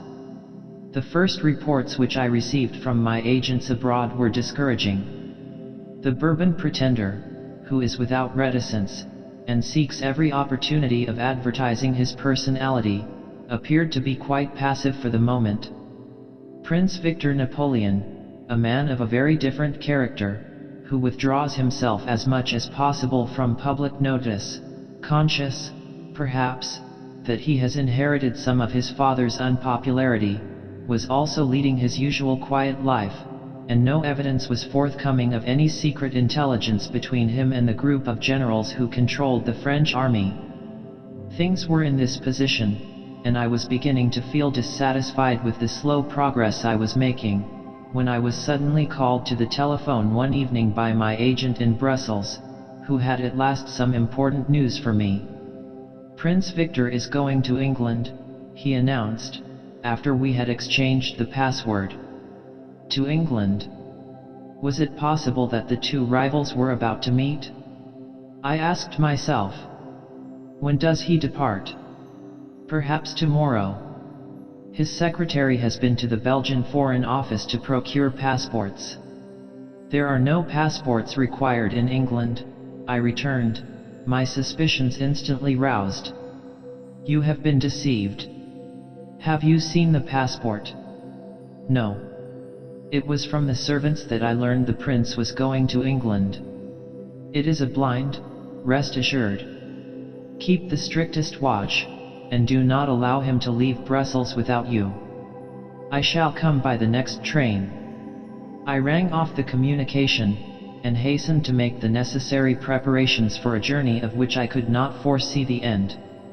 On alighting in the Belgian capital, I was met by my faithful henchman, who informed me with sparkling eyes that he had succeeded, by means of a bribe, in ascertaining from a clerk in the Foreign Office that a passport had been granted to the Comte de St. Paul and secretary, traveling to Berlin. If anything had been needed to convince me that the journey of Prince Napoleon had a serious purpose, these concealments would have done so. I was now confident that I was on the right track, and I did not grudge the fatigue involved in a journey across Europe. I ordered Fouque, as my man was named, to resume his watch on the prince's abode, while I waited at the station from which the Berlin Express takes its departure. It was understood that we were both to proceed by the same train as the Comte de St. Paul and his companion. No hitch occurred. The prince, accompanied by his secretary and my agent, duly arrived to take their seats in the train, and the four of us alighted together in the capital of Germany. I had spent the interval in considering my plan of action. I was so far from foreseeing the true cause of Prince Napoleon's mysterious journey, that I expected to find him closeted the next day with the German Emperor, imparting the confidence which Garni had refused to me. The event proved very different. As soon as the two travelers had taken up their quarters in a hotel, whither, it is needless to say, we accompanied them, the secretary was sent out on an errand by himself. Fouque, of course, followed, and came back in about an hour with the startling information that the secretary had been to the Russian embassy. The meaning of this proceeding flashed upon me at once. The real destination of the prince was not Berlin, but Petersburg. He was merely passing a few hours in Berlin in order to confuse the trail, and he had sent his passport to the embassy to be vised for Russia. In order to make sure that my surmise was correct, I decided to make use of my implied authority to act on behalf of the German government. I ordered Fouque to force his way bodily into the Count's apartment, announce himself as an agent of the Berlin police, and demand to see the stranger's passport. The ruse was completely successful, and I learned that the yellow seal of the Russian eagle had been affixed to the paper. My own task had now become difficult and dangerous. Although I maintain friendly relations with the Russian police, with whom I have often collaborated, I knew they were not likely to tolerate my intrusion into their territory as the spy of a foreign power. In dealing with half-reclaimed savages like the slaves, one never knows what form their revenge will take, and Siberia is not a country in which I have ever had any inclination to reside. The plan which presented itself to my mind was an audacious one, but in such situations audacity is safer than faint-heartedness. I dispatched Fouque to the headquarters of the Berlin police with a denunciation against Prince Napoleon's secretary for the crime of lèse-majesté. Lèse-majesté is the one offense which is never treated lightly in German official quarters. Fouque's information was eagerly taken down, and a police officer promptly arrived at the hotel armed with a warrant for the arrest of the traveler. Emre Millard, the secretary, protested in vain that he was a stranger, who had only that hour arrived in Berlin, and was leaving Germany the next day, and that he had never been guilty of the least disrespect towards Wilhelm II. You declared that the emperor was a babbler, he was informed. Ah, but I meant the Emperor of Russia, retorted the Frenchman smartly. What, is he a babbler, too? Exclaimed the policeman, an answer which, I believe, has since become celebrated. But his ingenuity could not save the unlucky secretary from arrest, and the Comte de Saint Paul found himself obliged to proceed on his journey alone. It remained for me to complete the execution of my design, by substituting myself in the place of Emre Millard. This project, which would have been beyond the powers of an ordinary police agent, was rendered possible in my case by my extensive knowledge of underground politics, and the reputation which I have striven to deserve of a man whose faith can be depended on. I dismissed Fouque, whose further presence would have embarrassed me, and took my seat in the coupe reserved for the Comte de Saint Paul in the Petersburg Express. In answer to the remonstrance with which my intrusion was received, I explained that I was acting under orders. Your traveling companion has been arrested, Monsieur le Comte, but perhaps I may be allowed to supply his place. Am I under arrest, too? Prince Victor demanded with some indignation. Not at all, I answered. But your movements are of some interest to the German government, or rather the Emperor, who has honored me with his personal instructions. What have my affairs to do with His Imperial Majesty? Inquired the prince anxiously. Perhaps nothing, perhaps a great deal. You will, at least allow, Monsieur le Comte, that your passage through Germany appears to be attended with some mystery. In short, the Emperor will be glad to be honored by your confidence, Monseigneur. The prince started at this title, and began narrowly scrutinizing my face, while he evidently considered in his own mind what account to give of himself. It may assist you, perhaps, I went on to say, if I tell you that I already know nearly all that you can tell me. I am M.V. At this name a change passed over Prince Napoleon's face. A silent struggle seemed to be taking place in his breast. Presently he raised his eyes to mine. Tell me, M.V., are you capable of forgetting for a couple of hours that you are the Emperor's confidential agent, and favoring me with your disinterested advice? I believe so, always provided that your Highness does not ask me to betray the confidences I have received from others. The prince accepted this stipulation with frankness. In all probability you are in a position to tell me more about the reasons for this journey than I know myself. I am going, as a matter of fact, in search of information. I concealed as much as possible the shock of surprise which this confession caused me. Up to that moment I had naturally imagined that the prince was on his way to consult the Tsar, and obtain his approval, as the ally of France, of whatever designs were in progress. I now realized suddenly that I had overlooked a factor in the situation whose importance might be greater than Prince Victor's own. I need scarcely say that I refer to his brother Louis. In enumerating the pretenders whose ambition threatens the Republic, I had naturally omitted this prince, whose claims seemed to be overshadowed by those of his elder brother. I now recalled his popularity as a young man of the most charming manners, and the prestige which he derives from his rank in the Russian army and the personal friendship of the Tsar. What was more possible than that Garny and his comrades, passing over the unattractive elder, should have chosen as the figurehead of their usurpation this romantic character, who would be doubly dependent on them, because he would be doubly a usurper. These reflections passed through my mind swiftly enough for me to answer without any perceptible pause. You are paying a visit to your brother. Prince Victor nodded, as though that were a matter of course. It was easy to see that he felt it a relief to be able to discuss the situation fully and frankly with a man of experience and resource, one who moreover had no reason for taking his brother's side. Briefly, his story came to this. Some years ago, after the death of our father, my brother had a long consultation with me about the prospects of our family.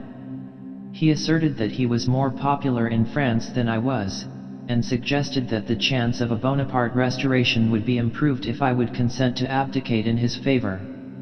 This I naturally refused to do, but he pressed me, and got other members of the family to do the same, and at last I gave way so far as to say that if there were a substantial prospect of success, and it really depended on my resigning my rights in my brother's favor, I would do it. When I said that, of course, I thought it would be a question of a popular plebiscite, like our uncle received, and that I should be bound by the voice of the majority. But ever since then I have seen feelers put out from time to time in the Paris papers, suggesting that I did not wish to insist on my rights as the heir of the great Napoleon. And now within the last few days I have received a letter from my brother, informing me that a restoration is at last possible, and calling on me to fulfill my pledge, and publicly abdicate my claims. I listened to this remarkable disclosure with the keenest interest. It confirmed my suspicions on almost every point, though I was still far from feeling that I had obtained a complete solution to the problem set me by Wilhelm II. My companion let it be seen plainly that he was not very well pleased with the prospect of being supplanted by his younger brother. I took this feeling into account in the advice which I offered. The only thing you have told me that is new to me, is the fact that Prince Louis is the person favored by the conspirators, I said. I knew there was some such plot on foot, but, like everyone else, I took it for granted that you were the only possible candidate for the empire. My companion breathed indignantly. As for the success of the movement, that is highly problematical. You will not feel very satisfied if you execute this solemn act, only to see your brother rise for a moment on the shoulders of the mob, and then vanish like Boulanger, leaving your house more feeble than at present. Then what do you advise me to say to my brother? He asked eagerly. I think your course is perfectly clear. You are entitled to demand the fullest information, in the first place. If that satisfies you that your brother's success is assured, that no action on your part can retard it, then you will act gracefully by conceding a signature which will not deprive you of anything, and will give you substantial claims on his gratitude. But if you see that you are being asked to efface yourself without sufficient grounds, you have only to declare that you are not convinced, and to issue a manifesto to your supporters in France, reminding them that you are still the head of the House of Bonaparte. My companion received this suggestion with every sign of satisfaction.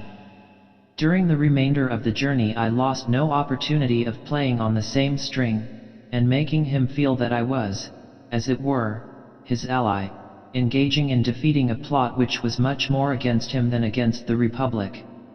When we reached the Russian frontier, I had no difficulty in inducing the prince to pass me through the barrier as the secretary of the Comte de St. Paul, and I thus entered Russia in perfect security, in a character which would have amazed the third section. On our arrival in Petersburg I asked Prince Napoleon if he intended to go to his brother's address.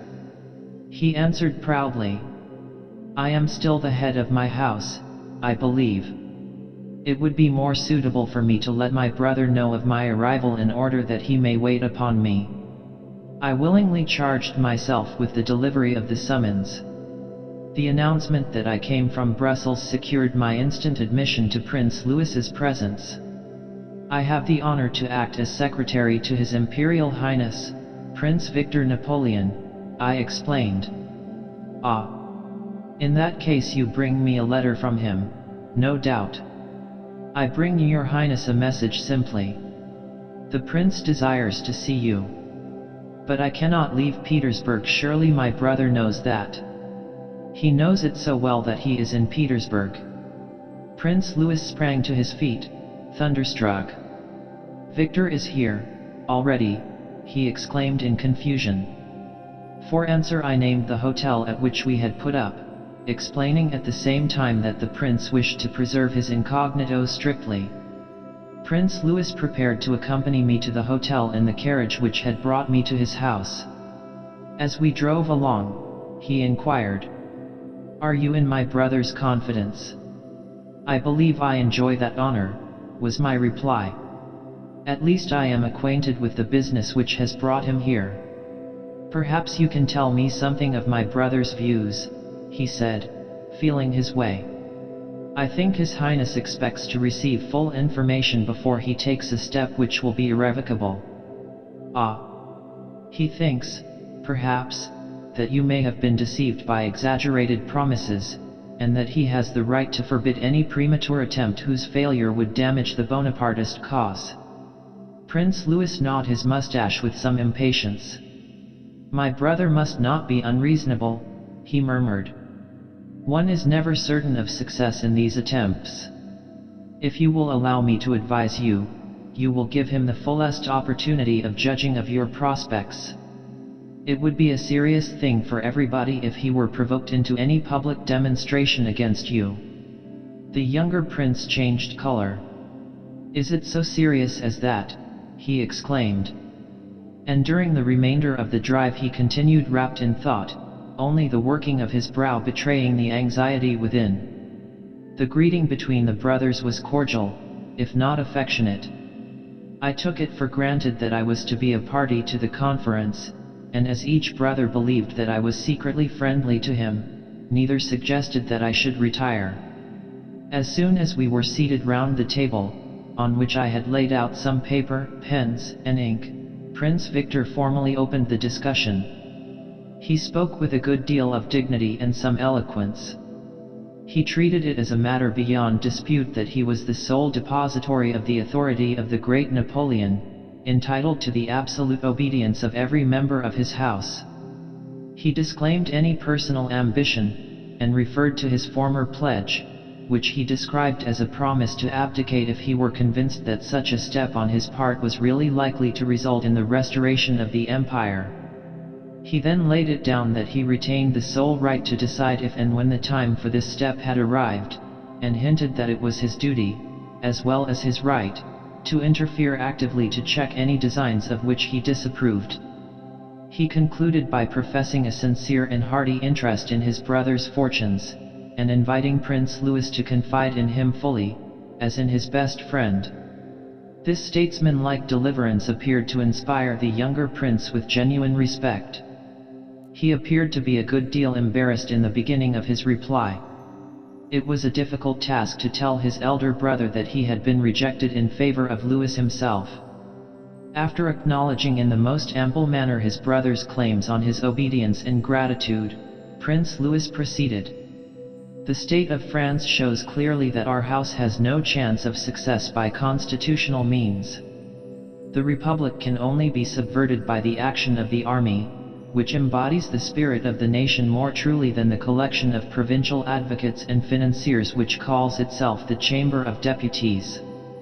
The army will be guided by its chiefs, and, therefore, it is the staff which holds our fate in its hands. The generals very naturally feel a preference for a soldier. It is now nearly 6 months since I was first approached in the greatest secrecy by General Garny.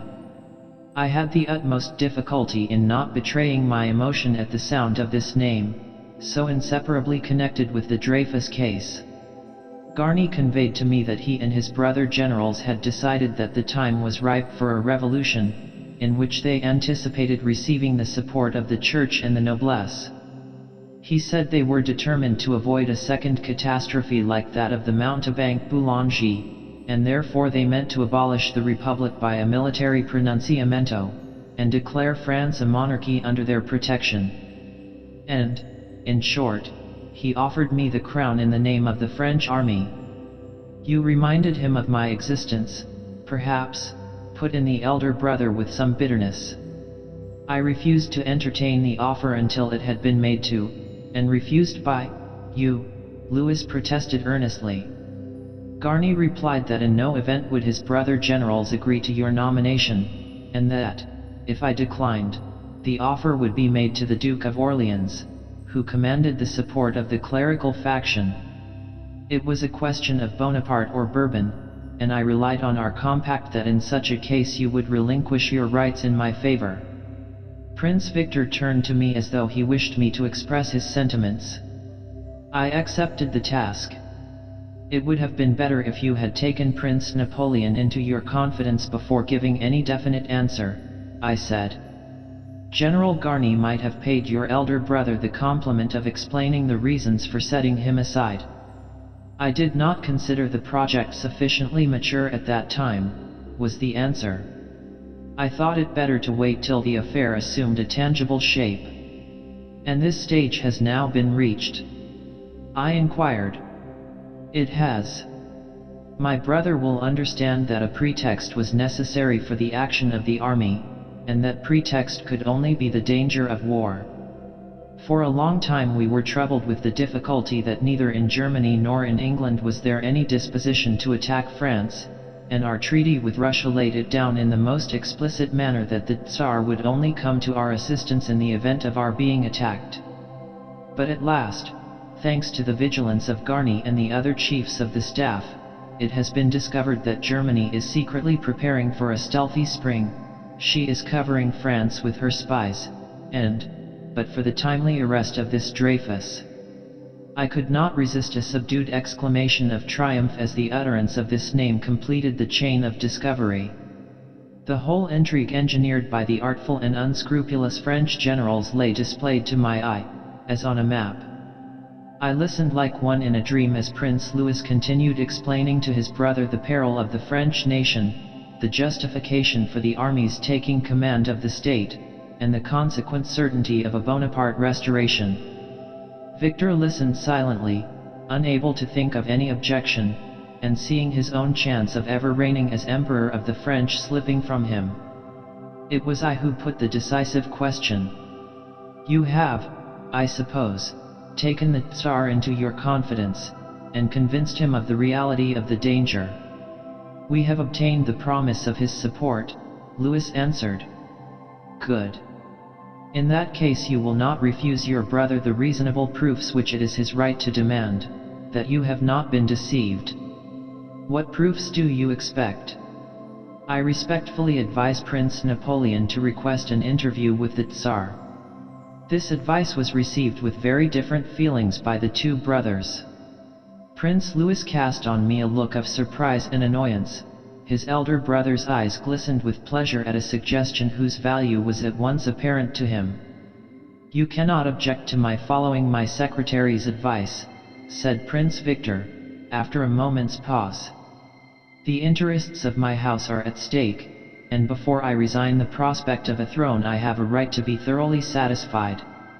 The Tsar is your friend, and, therefore, you should be pleased to accept his mediation. Prince Louis yielded, not very graciously, to these representations, and undertook to arrange the conference. He then withdrew, leaving us to discuss the situation. It is unnecessary for me to relate what passed between Prince Napoleon and myself. I succeeded in fixing him in the opinion that he had been treated ungenerously, and that he owed it to himself to thwart a dishonest and doubtful conspiracy, calculated to bring the name of Bonaparte into odium. The following day, about the same hour, we were received by the titular autocrat of all the Russias. The only persons present, besides the two brothers, were myself and the celebrated Pobedonostsev, who up till quite recently has exercised a mastery over the mind of his nominal sovereign that has been compared to that of Richelieu over the feeble Louis XIII. It was at once evident that the decision of Nicholas II would be largely determined by the advice which he received from his spiritual and political mentor. In effect, the conference resolved itself into a duel between the formidable Russian statesman and myself. He, animated by a hatred of freedom, which led him to sympathize with the design against the Republic. I, influenced by a sense of justice, and a desire to do my duty by the German Emperor. Having briefly acknowledged the favor of the Tsar in receiving him, Prince Napoleon left the statement of his case in my hands. I began by briefly referring to the understanding between the two brothers, and the present situation of affairs.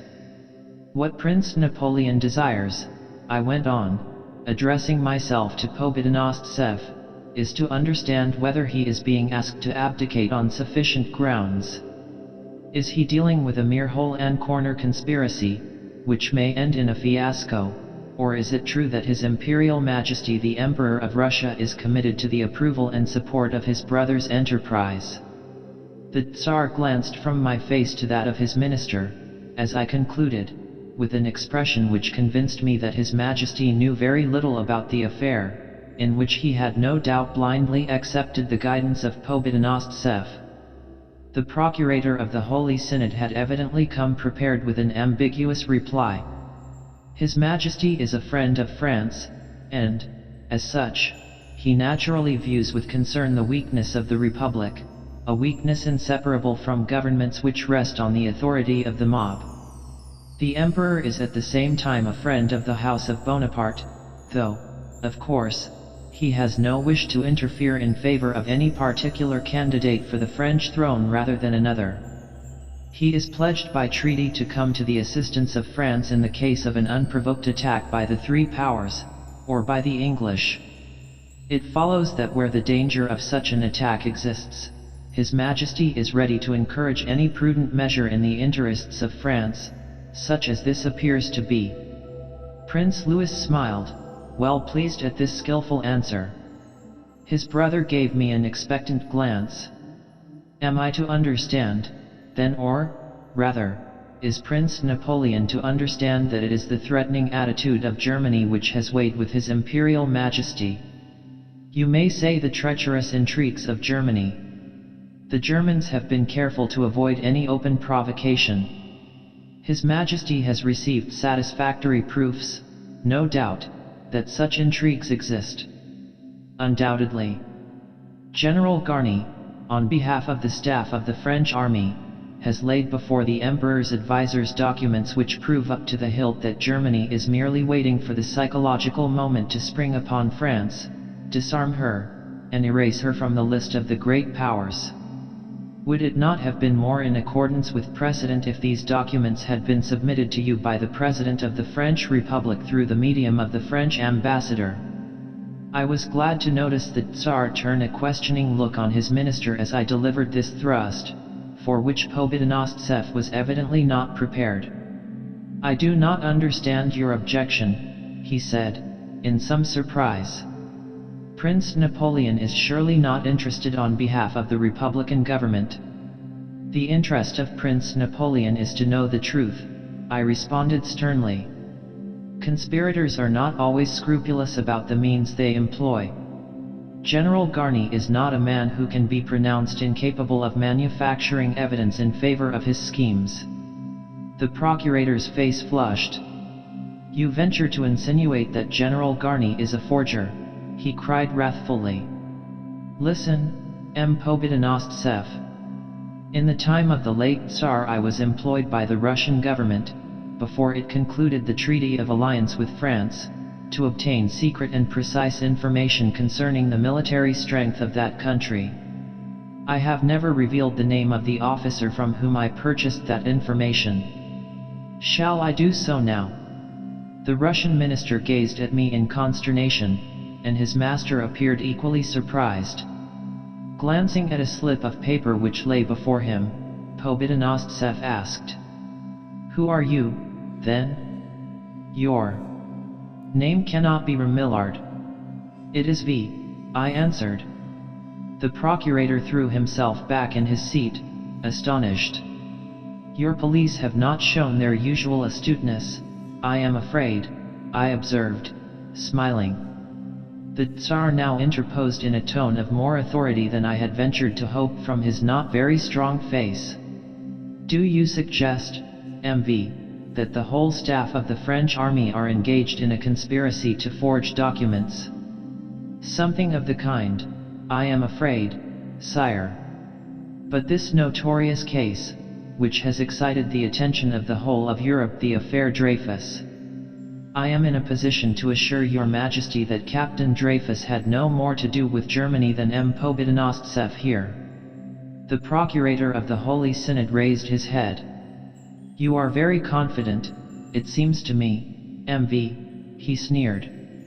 May I ask if you have been retained by the party which is seeking to reopen the case of Dreyfus? No, MLE Procureur, my knowledge has been acquired from an opposite quarter. From General Garny himself, perhaps. No, not this time, I retorted, with biting significance. My information was derived from His Imperial Majesty, Wilhelm II. Never shall I forget the changes which passed rapidly across the faces of 3 of my listeners as I made this statement. Prince Victor Napoleon alone received unmoved an announcement for which he was already prepared. It is not a month, I added calmly, since the German Emperor charged me with a commission to find out 2 things: the reason for the theatrical publicity given to the trial of an obscure captain in the French army, and the object of the persistent attempt to represent him as a spy of Germany. I paused for a moment and turned to Nicholas II. Before concluding, that commission I have now accomplished. I am now in a position to inform the German Emperor that the purpose of this shameful comedy is to impose on the French people the belief that they are in danger of an invasion, from which they can only be delivered by a Bonaparte restoration under the patronage of your Majesty. The face of the young Tsar went red and white by turn. I swear by Saint Nicholas that they shall eat their forgeries, he said. And I have reason to know that it was the pressing and peremptory request of the Russian Emperor that at last secured the second trial, and the final pardon and release of the unhappy sufferer. Chapter 4. What was behind the Tsar's peace rescript? Perhaps the most sensational event in recent history was the publication by the young and newly crowned Tsar of all the Russias of a rescript calling upon the great military powers of the world to disband their armies and dismantle their fleets, and inaugurate an era of universal peace. This extraordinary invitation produced a flutter in all the diplomatic dovecots, for European statesmen have learned by this time that Russia does nothing in vain. Everywhere the same question was asked: what is behind this rescript? It is scarcely necessary to add that, with the exception of a few sentimental fanatics in England and the United States, no one was inclined to put faith in a demonstration which was actually the prelude to a raid on the ancient liberties of Finland, in order to swell the armies of the imperial peacemaker, and to a combined attack by all the great Christian powers upon the only unarmed empire in the world. Nobody was deceived, but everyone was disconcerted for the moment, and I was disconcerted like the rest. I was irresistibly drawn on to attempt the solution of a mystery which fascinated me like a difficult chess problem set before an expert in the game. I could not afford, of course, to set about such an investigation merely for my own amusement. After waiting a decent time on the chance that I might be sent for by one of the governments most interested in unraveling the schemes of the great Eurasian power, I took the unusual step of going unasked to proffer my assistance to the ambassador of a power to which I have rendered important services. To my surprise and chagrin, I found myself repelled on the threshold. The ambassador in question, a diplomatist of great experience, declaring that there was nothing to discover. I share your disbelief in the peaceful intentions of the Russian Council of State, His Excellency was good enough to say to me. But this is a matter with which they have really had nothing to do. This rescript is the outcome of the Tsar's own individuality. He is a philanthropic young man, carried away by the enthusiasm natural to his age, and his advisors have had to give way to him. That is all.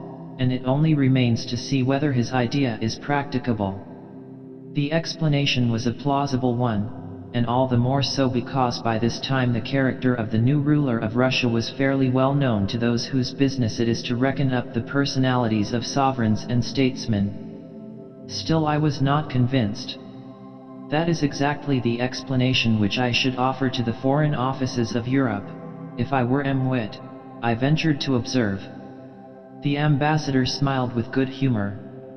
The explanation does not rest on the word of MWIT, I assure you, he answered. Everyone who knows anything about Nicholas II knows that he is a simple-minded, honest young man, quite incapable of playing a part in a comedy. As a matter of fact, there is nothing in this rescript which he has not been saying in private conversation with his family and friends any time this last 2 or 3 years. The German emperor heard all about it long ago. Now at last he has put his views formally before the world in a state paper. These proposals may not be practicable, but there can be no doubt that they are perfectly sincere. I do not doubt the Tsar's sincerity, I returned. But knowing what I know of Russia, I want to understand why the Council of State have allowed the Tsar to have his own way. This time the ambassador's smile was less indulgent. Really, MV, I think you are pushing your suspicions too far. Your profession has biased your mind, and caused you to see mystery where it does not exist. You remind me of those politicians whom Bismarck used to say that he could always deceive by being perfectly frank. I smiled in my turn, a little grimly, as I responded. It appears to me, Your Excellency, that the counselors of the Tsar have just taken a leaf out of Bismarck's book.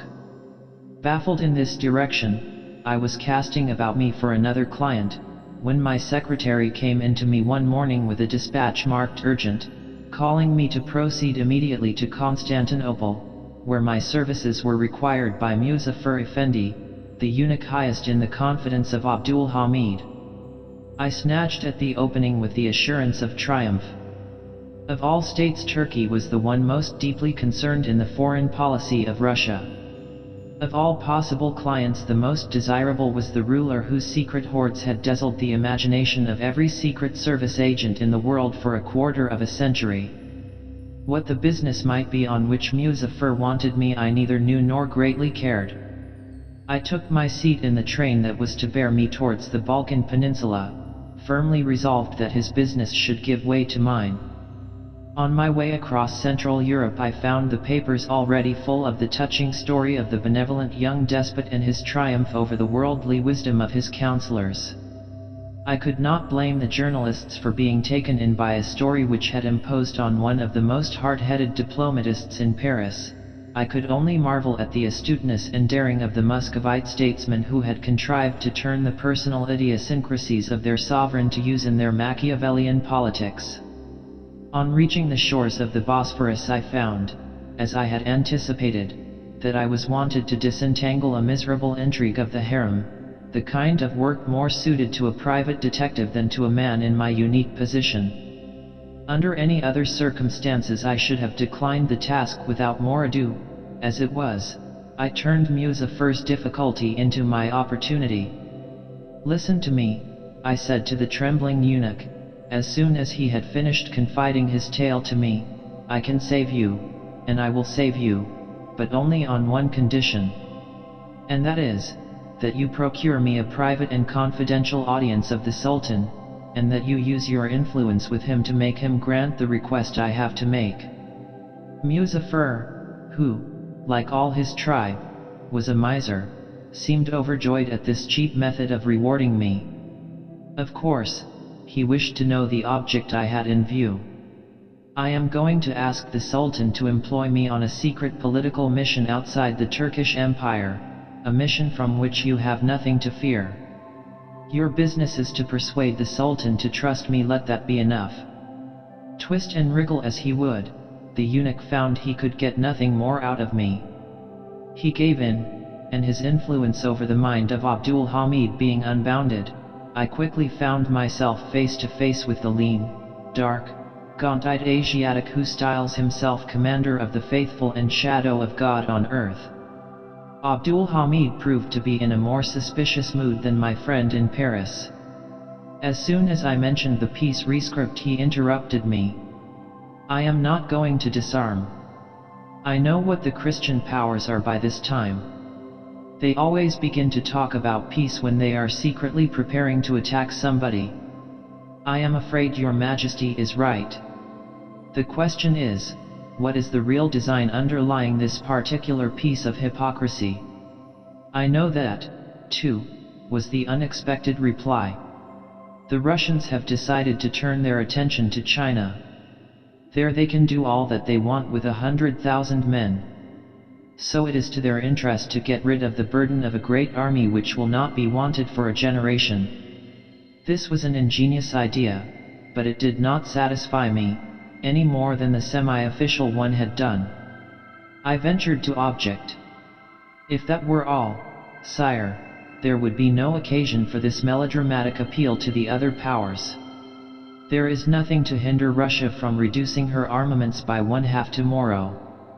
No one dreams of attacking her. Her army is kept up for offense, not for defense. She is the one power that could afford to set the example of disbanding, and such an example would carry more weight than any number of professions on paper, however well meant.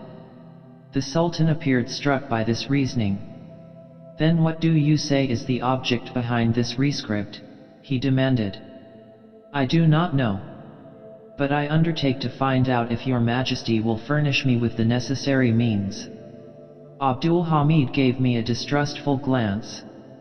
It is an expensive thing to buy information from the Council of State, he grumbled. You are right, sire. And the higher one goes, the more expensive it becomes. It is clear that this move has been engineered by persons who are able to manage the Tsar himself, and such persons are not likely to sell their own game for much less than 1,000,000 rubles. Abdul Hamid quivered at the mention of this sum as though I had demanded one of the eyes out of his head. Why should I go to this expense? He objected. I have already told you that I am not going to disarm. The question is whether you are willing to see Germany and Austria disarm, leaving you to face Russia single-handed.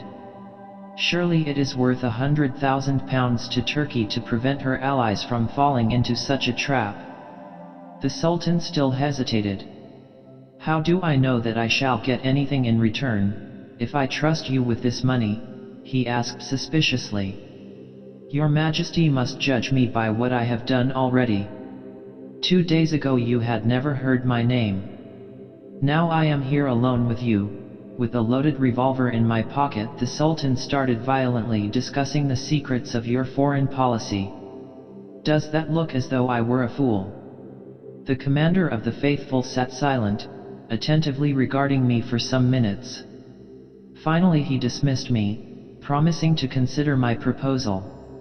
I withdrew, confident that Abdul would consult his all-powerful favorite, and that Muzaffar would see that I got my way.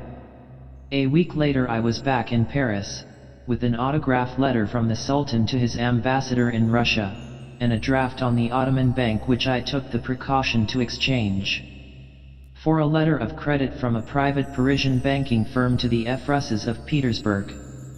My intention was to go to Russia in the character of a French financial agent, the representative of a syndicate of Paris bankers, on the lookout for profitable concessions from the government of the Tsar. In this way I hoped to be able to approach influential persons without exciting suspicion, and to ascertain their corruptibility before exposing my secret object. In order to play this part it was not necessary for me to indulge in any actual deceit.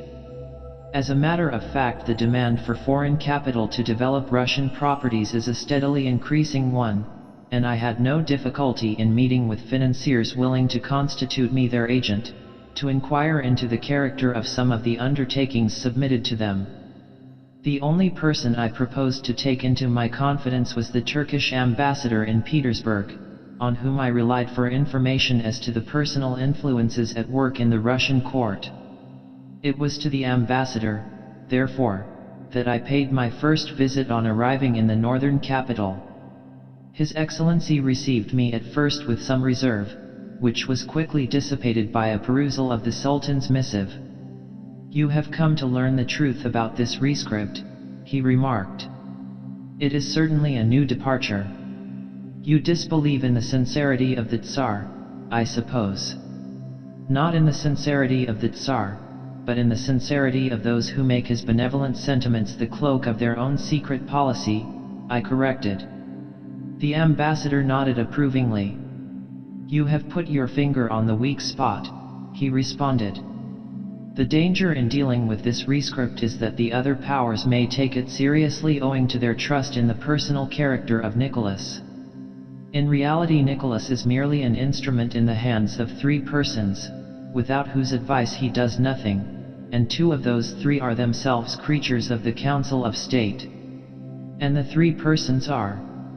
They are his mother, the Dowager Empress Dagmar, Pobedonostsev, the Procurator of the Holy Synod, and the Grand Duke, the Tsar's constant companion and bosom friend."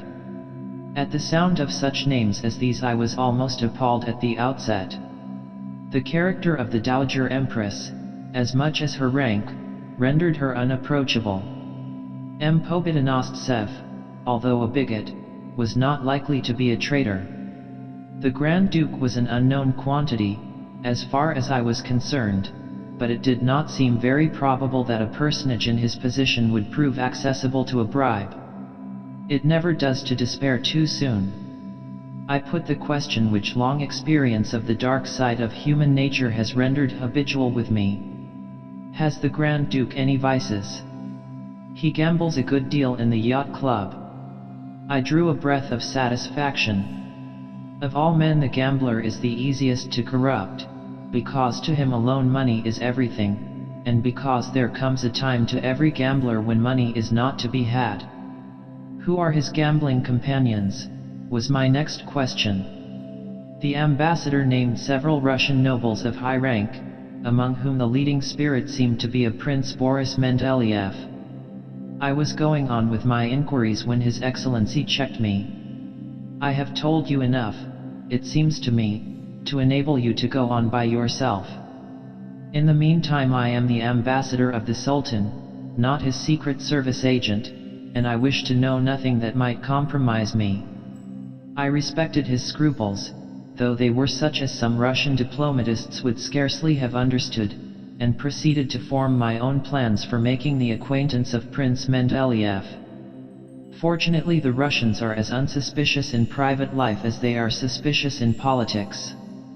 My skill as a bridge player, a game in which I have no living superior, proved a ready passport into the gaming circles of Petersburg, and it was not long before I found myself sitting at the same card table with the intimate of the Grand Duke. I was lucky enough to lose a considerable sum to him, which I paid with a good grace, and he could not do less than invite me to his house.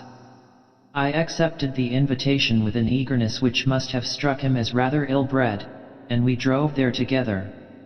Over a bottle of champagne I became confidential. I avowed myself to be a moneylender, as well as a concession hunter, and hinted that I should be prepared to pay handsomely for introductions to clients of high station. Mendeleev took the bait like a hungry pike. He was the first to mention the name of the Grand Duke, doubtless knowing that His Imperial Highness would be only too pleased to meet such an accommodating person as I appeared to be. A bargain was struck, and Mendeleev promised to let me know as soon as he had arranged for my reception by his august patron. The meeting took place in the prince's own house. Cards were produced, the stakes were exceedingly high, and rather against my wish I won steadily, while the losses of the Grand Duke were severe enough to disturb his good humor. Mendeleev artfully seized the right moment to present me as a friend in need, and to take off the rest of the party, leaving us together. The Grand Duke lost no time in putting me to the proof. "You are a banker, are you not, M. Dessart?" Dessart was the name under which I had crossed the frontier. "At least, I represent some important financial houses," I replied. "Oh, spare me that kind of thing," His Imperial Highness returned impatiently. "Let us take the usual comedy for granted, and tell me frankly how much you are prepared to lend me." "I do not know how much you want, sir, but I have any sum up to 1,000,000 rubles at your service." The Grand Duke's eyes sparkled. "M. Dessart, you are a friend indeed," he exclaimed. But what are your terms for this advance? As far as your pocket is concerned, nothing. I do not even ask that this loan shall ever be repaid." He stared at me for a moment in astonishment. Then all at once his expression changed, and his voice dropped to a whisper.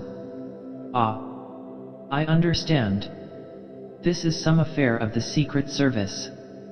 You are offering me a bribe, I suppose. I do not come from the third section, if that is what your Highness means. I am, as I have said, a financier, and my only object is to make money." "I see. You wish me to influence the government on your behalf." "Not exactly that, sir. I am in search of information which will enable me to operate successfully on the Paris Bourse." The Grand Duke looked rather relieved. It was evident that he did not consider this very serious. "And what is the information you want?" he asked. "It is very simple. I want to know the real bearing of the recent peace rescript of the Tsar." "Let me explain," I went on quickly, raising my hand as I saw he was about to speak. "I know the surface explanation of the matter, but I do not believe it. I do not believe that this rescript would ever have seen the light unless the Council of State had some purpose of their own to serve by it, and I want to know what that purpose is. It is not to lessen the burden of their own armaments. They could do that, if they chose, tomorrow. This is an appeal to the other powers to disarm, and I want to know why it has been made." The Grand Duke listened to this speech in silence, biting his lips with an air of indecision from which I augured a good result. "You seem to know a good deal, M. de Sart," he said sullenly. "Surely you must know that I am not in the secrets of our Foreign Office." "I believe that, of course, if you say so, sir. But I believe as well that the Tsar did not draw up this document without your encouragement, and that in encouraging the Tsar, you acted as the instrument of the Council of State. I am entitled to suppose that you were not a blind instrument, but that you knew pretty well why the Council were so ready to fall in with the enthusiastic impulses of Nicholas II. It was a bold thrust, but it went home." The Grand Duke gave me a startled look, and relapsed into a long spell of silent pondering. Finally he said, "And supposing I were to tell you something that you considered it worth 1,000,000 rubles to hear, what guarantee have I that you would not betray my secret? What proof have I even now that you are not a spy set on by my enemies in the Council of State? I will give your Highness that proof on condition that, if it is satisfactory, you will accept my proposal." "I consent." "Then all I need do is to invite you to make your communication, not to me but to the ambassador of the Sublime Porte, whom you will hardly suspect of being in the confidence of M. Pobedonostsev." With these words I rose to my feet. Stupefied for a moment, the Grand Duke recovered himself in time to make a detaining gesture. "Do not go, monsieur. What you have said completely satisfies me. It appears that I am required to betray my country." "That depends," I returned smoothly. "If the Council of State is plotting to betray the Tsar, as I understand it is, I should have thought it consistent with the honor of a Russian prince of the blood to take part in defeating their unworthy schemes." This was evidently a new view to His Imperial Highness, and I could see by the expression of his face that it was telling powerfully. "Well," he said at length, "it seems to me that you have my word. When do you propose to pay me this money?" "Now, this moment, if your Highness pleases." "Count it out, then," was the brief injunction. I obeyed. It was a singular scene as I stood there laying down pile after pile of greasy 10,000 ruble notes on a richly inlaid table, while one of the highest personages in the proudest court of Europe or Asia stood beside me, his tall figure glistening with gold ornaments and jeweled decorations, and his dark Slavonian features flushed with excitement and greed. As the last note left my fingers, he bent down and breathed in my ear. "Take the Siberian Railway, and use your eyes. I am ready to admit that my first feeling, after hearing those few words which had cost me 100,000 rubles each, was one of sickening disappointment. But a very little consideration served to show me that the Grand Duke had told me enough to place success within my reach, and that the information which he thus put it in my power to acquire by my own observation was calculated to be of greater value than any mere statement made at second hand. Somewhere along the vast, just completed track which connects the Baltic with the Pacific lay the key to the true purpose of that famous rescript which had imposed on all the statesmen of the world, and only vigilance and circumspection were required to find it. Never was there a journey more fraught with peril than that which I now undertook. I had to disappear from civilization for an unknown length of time, and plunge into a region shrouded in mysterious dread, the land of prison and exile, the gloomy realm which forms the background to the showy life of the capital beside the Neva, like a dark subterranean dungeon hidden beneath a glittering palace. From Siberia few enemies of the Russian government ever return. My safety depended on my keeping up the character of a financial agent, on the lookout for sources of wealth requiring French capital for their development. In that character I was sure of a cordial reception, and it served as a convenient cloak for some curiosity about the country I was passing through. Not daring to entrust my secret to a companion, I was obliged to go without sleep from the moment of leaving the Ural Mountains behind.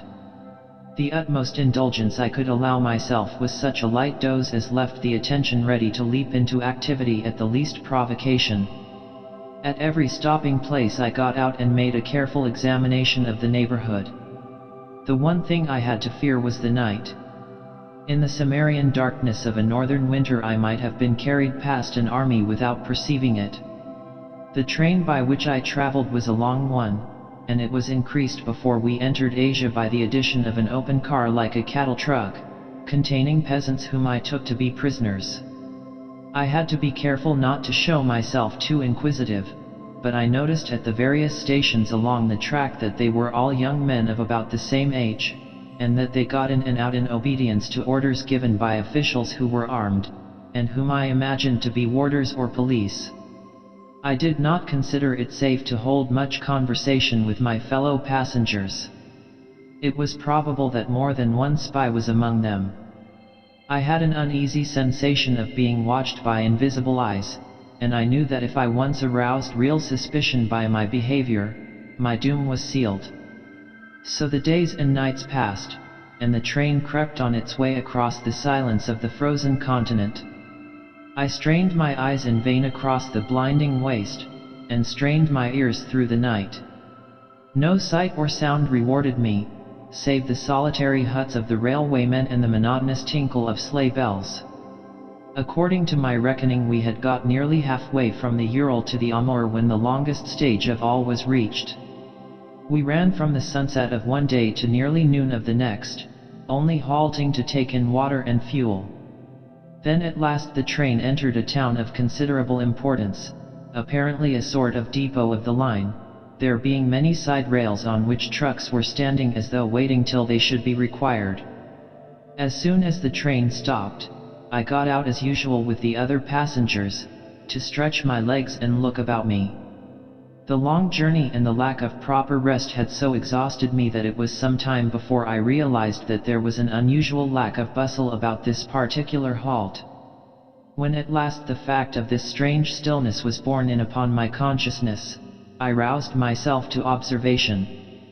At once I perceived that the alighting passengers were fewer in number than before. It was the troop I had mistaken for prisoners who were missing.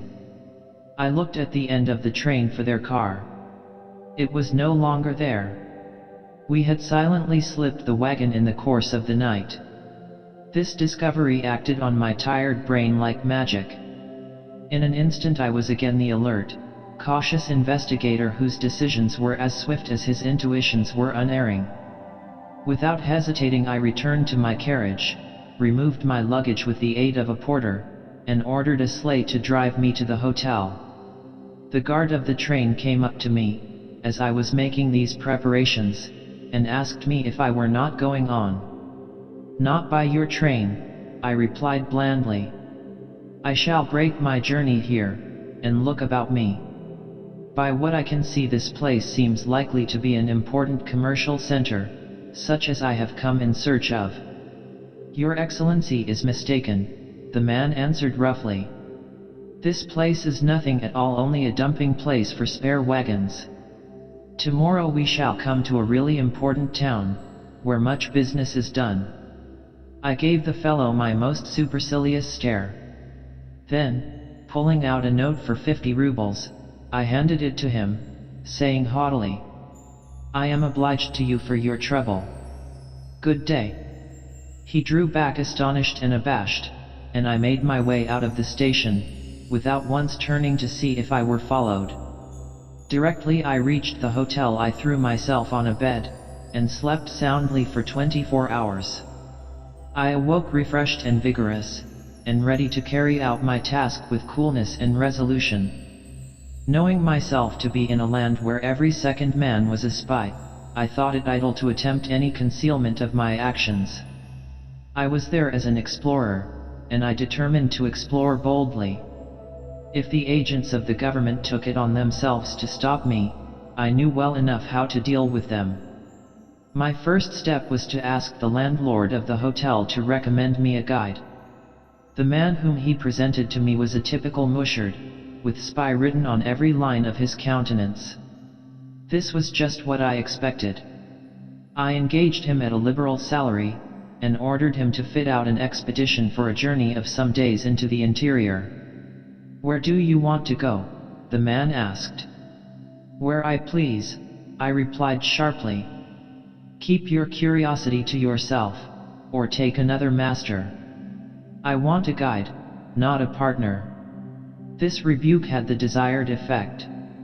The police agent, for such of course he was obliged to come with me on my own terms. Doubtless he reported me to his bureau as a headstrong man who could not be controlled by any means save open force. At the same time I lost no opportunity of impressing the authorities with my assumed character. The prefect of the town called on me, and I explained to him that Siberia was regarded in Paris as one of the richest mineral regions of the earth, and that I was merely the pioneer of a swarm of prospectors who would be invading it before long. I made his mouth water as I talked of shares and syndicates, and conveyed to him that by a judicious use of his opportunities he might become one of the millionaires of the future. To the westward of the town, in the direction from which the train had brought me, there was visible a range of low hills, a conspicuous landmark in the desolate plain. It was towards these hills that I ordered my guide to conduct me, as soon as the preparations for the march were completed. The rascal was cunning enough to hide his reluctance, and we set out. But after we had gone a day's journey I noticed that our march was steadily veering away from the line of the railway, and taking a northerly direction. I said nothing, determined to counteract these tactics at the right moment. At the end of the third day, after a slow progress compared with the speed of the train, we pitched our camp at the foot of the range, about 40 miles, as near as I could judge, from the point where it was pierced by the railway. The next morning the caravan wound its way to the summit of the ridge, and I looked down on a broad valley, watered by a river, and broken up by small spurs jutting out from the main watershed. As the guide was about to plunge down, so as to cross the stream, I checked him abruptly. "We are not going that way.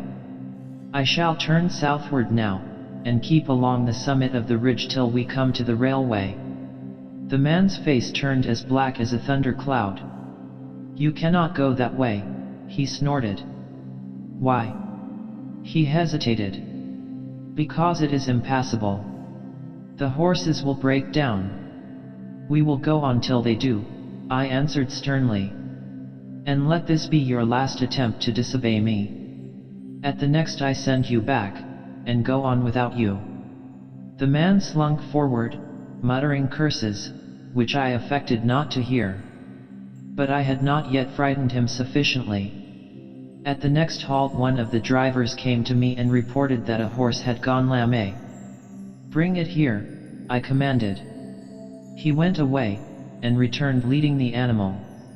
Go, I said sternly. Take the horse back with you, and take rations for 3 days. Do not let me see you again. The driver looked thoroughly crestfallen. He slouched back to his comrades without another word.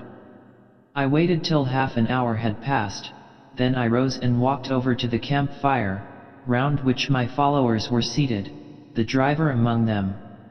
How is it that you are still here? I demanded. The horse is all right again, was the surly answer. So much the worse for you. I took out my revolver in one hand, and my watch in the other. In 10 minutes from now I aim this revolver at you, and fire, I remarked. It kills at 200 meters. I should advise you to get out of range. I do not think I have ever seen a man get through his preparations in less time than then. Long before the allotted time was up, he was well out of reach, galloping down the slope of the hill. In every expedition through a wild country there comes a moment which decides who is to be master. That moment passed, I had no fear of further trouble. I was now able to unbend with the guide. I informed him that I expected to find gold, and promised him a rich reward if I succeeded with his aid. But a disappointment was in store for me. Although we marched carefully along the summit of the hills, and I scrutinized every yard of the valley below with a powerful field glass, I detected no trace of anything calling for investigation. In fact, I discerned no signs of human life. By the time I had worked down to the railway I began to fear that I was on a false scent. It was in the night, after we had pitched our camp close beside the line, that the true solution occurred to me. I rose and secretly crept out of my tent, eluding the solitary watchman, and made my way along the track of the rails. After groping and stumbling over the roughly laid road for 3 or 4 miles, I suddenly made a discovery. The line divided, sending off a branch rail, which curved away to the south. I knew now what had become of the missing gang of prisoners, or rather, for by this time I saw more clearly, of military recruits. I also knew why I had missed my way. The guide had led me to the north of the line, and what I had come so far to find lay to the south. The next day I issued orders to continue the march to the southward, crossing the railway. The face of the guide, when he received this direction, sufficiently showed that I was getting warm, as the children say, at last. He made no open remonstrance, but in the course of the day I noticed that another man and horse had disappeared. I paid no attention to this proof of treachery. It came too late to affect me. By noon of the first day after quitting the main line for the south, I was already in possession of the carefully guarded secret of the Council of State. There at my feet, along the widening valley, lay a double line of rails, gleaming blue in the sunlight, and all across the level space at regular intervals stretched low banks and ditches, the lines of a vast encampment, capable of accommodating 500,000 men. Still further on I had a glimpse of the white sparkle of tents and piles of fresh-hewn timber, and I even fancied I could catch the faint hum of voices and the thud of hammers as the hidden army toiled away at its barracks and entrenchments. The meaning of the peace rescript was manifest at last, and the meaning was formidable indeed. While appearing to disarm in concert with the rest of Europe, Russia's intention was secretly to withdraw her enormous forces to this unsuspected retreat, from whence, at the decisive moment, they would issue like a creation of magic, to overwhelm the defenseless continent. I had made my discovery. It was still a question whether I was to return with it in safety. Before I had made up my mind whether to push my observations further, I was alarmed to see a sotnia of Cossacks approaching, led by a Russian officer. My little camp was quickly surrounded, and the officer presented himself before me. It required all my nerve to deal with the emergency. The first words of the officer showed me that he considered me a spy, and was prepared to hang me out of hand. I affected the utmost astonishment and indignation, and produced the papers which showed me to be a Frenchman traveling on behalf of various financial syndicates in Paris. The officer thrust them aside contemptuously. "All this is nothing to me," he declared. "You should not have come within reach of our camp. Even if I do not hang you, you will never be allowed to return to Europe, of that you may be assured." "I will take my chance of that, Captain," I answered coolly. "Living in this out-of-the-way region, you perhaps have not heard that France and Russia are in military alliance, and, besides, that the Tsar has declared his intention to disarm, so that your preparations here have ceased to be of the slightest consequence to anybody." The officer was fairly staggered. He had heard, of course, of the French alliance, and no doubt some rumor as to the recent rescript had penetrated to the secret camp, but without its scope being very well understood. "I know that it is my duty to arrest you, at the very least," he persisted. "As to that, you will do as you please. It will sound well in Paris that every prospector who ventures into Siberia with a view of developing the resources of the country exposes himself to the treatment of a spy. Mwit will find it takes some persuasion to secure another French loan. It is needless to give further details of a conversation in which the ignorance of the Russian gave me a very great advantage over him. I am vain enough to plume myself on having made use of the treacherous rescript to outmaneuver its authors.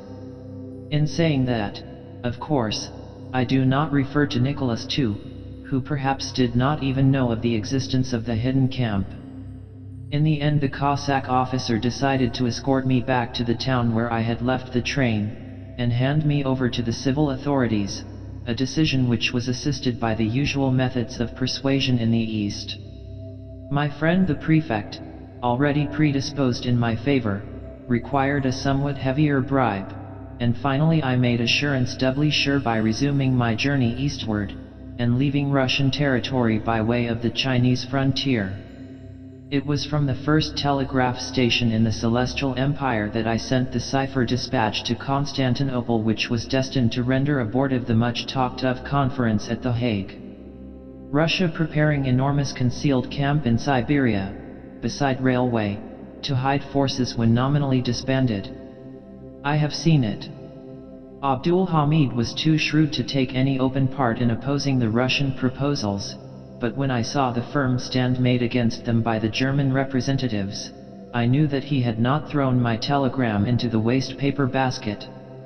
It only remains to add that the Russian government, realizing that its secret had been betrayed, stealthily set to work to efface every sign of the concealed camp, and that, if my latest information be correct, the mysterious valley is again given over to silence and to solitude. Chapter 5. Who really killed King Humbert of Italy? Guy de Maupassant once remarked to me that it was necessary to preserve the anarchists in order to make modern history interesting. The rulers of the world seem to be of the same opinion.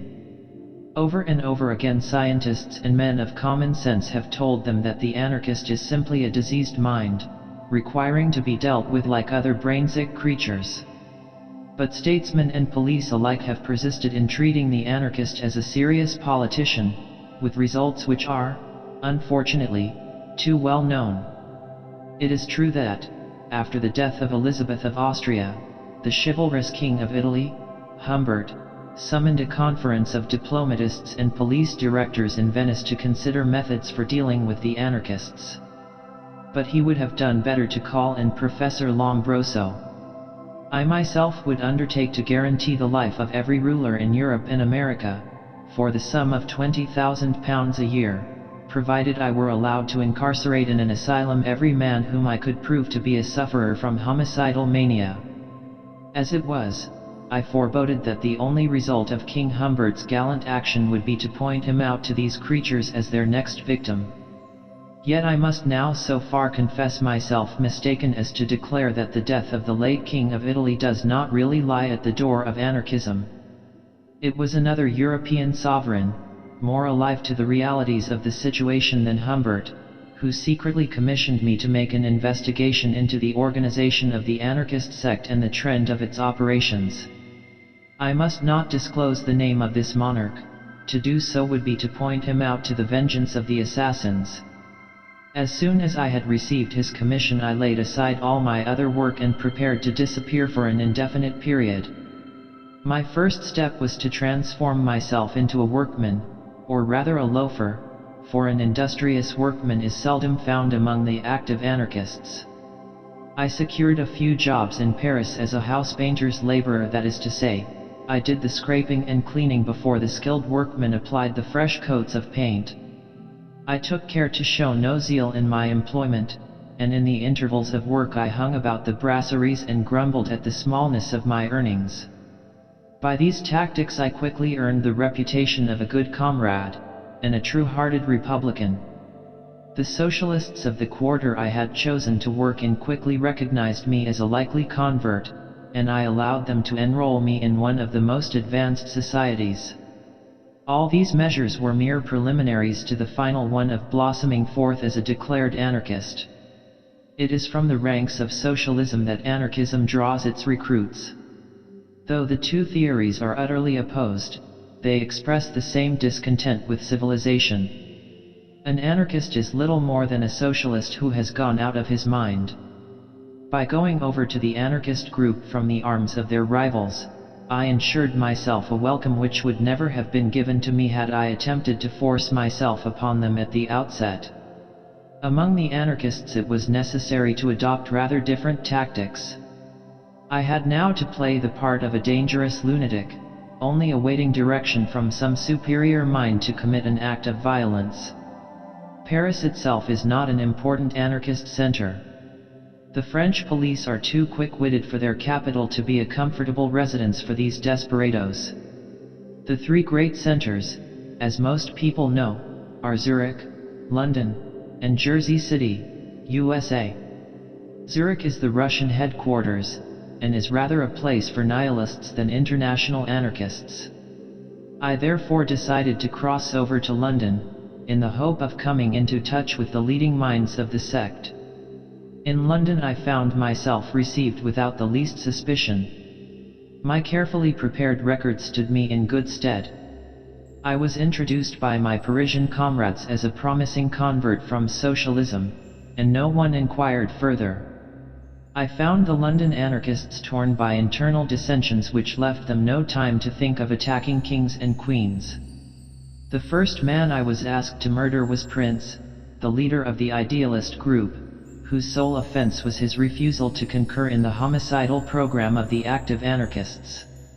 I refused to execute this mandate, on the plea that I had vowed to put to death a crowned head, and could not afford to risk my life in the pursuit of humbler prey. I may state here that the elaborate machinery of secret meetings, oaths, ballots, and so on has no existence except in the imagination of popular novelists. Their fantastic descriptions can only provoke a smile on the part of anyone who has been behind the scenes of anarchism. The anarchists are a fluctuating community, here today and gone tomorrow, among whom a few leading spirits who have learned to know and trust each other by actual experience exercise an influence much like that exercised by the front bench over a parliamentary party in England, an influence which varies with their own concord and strength of character.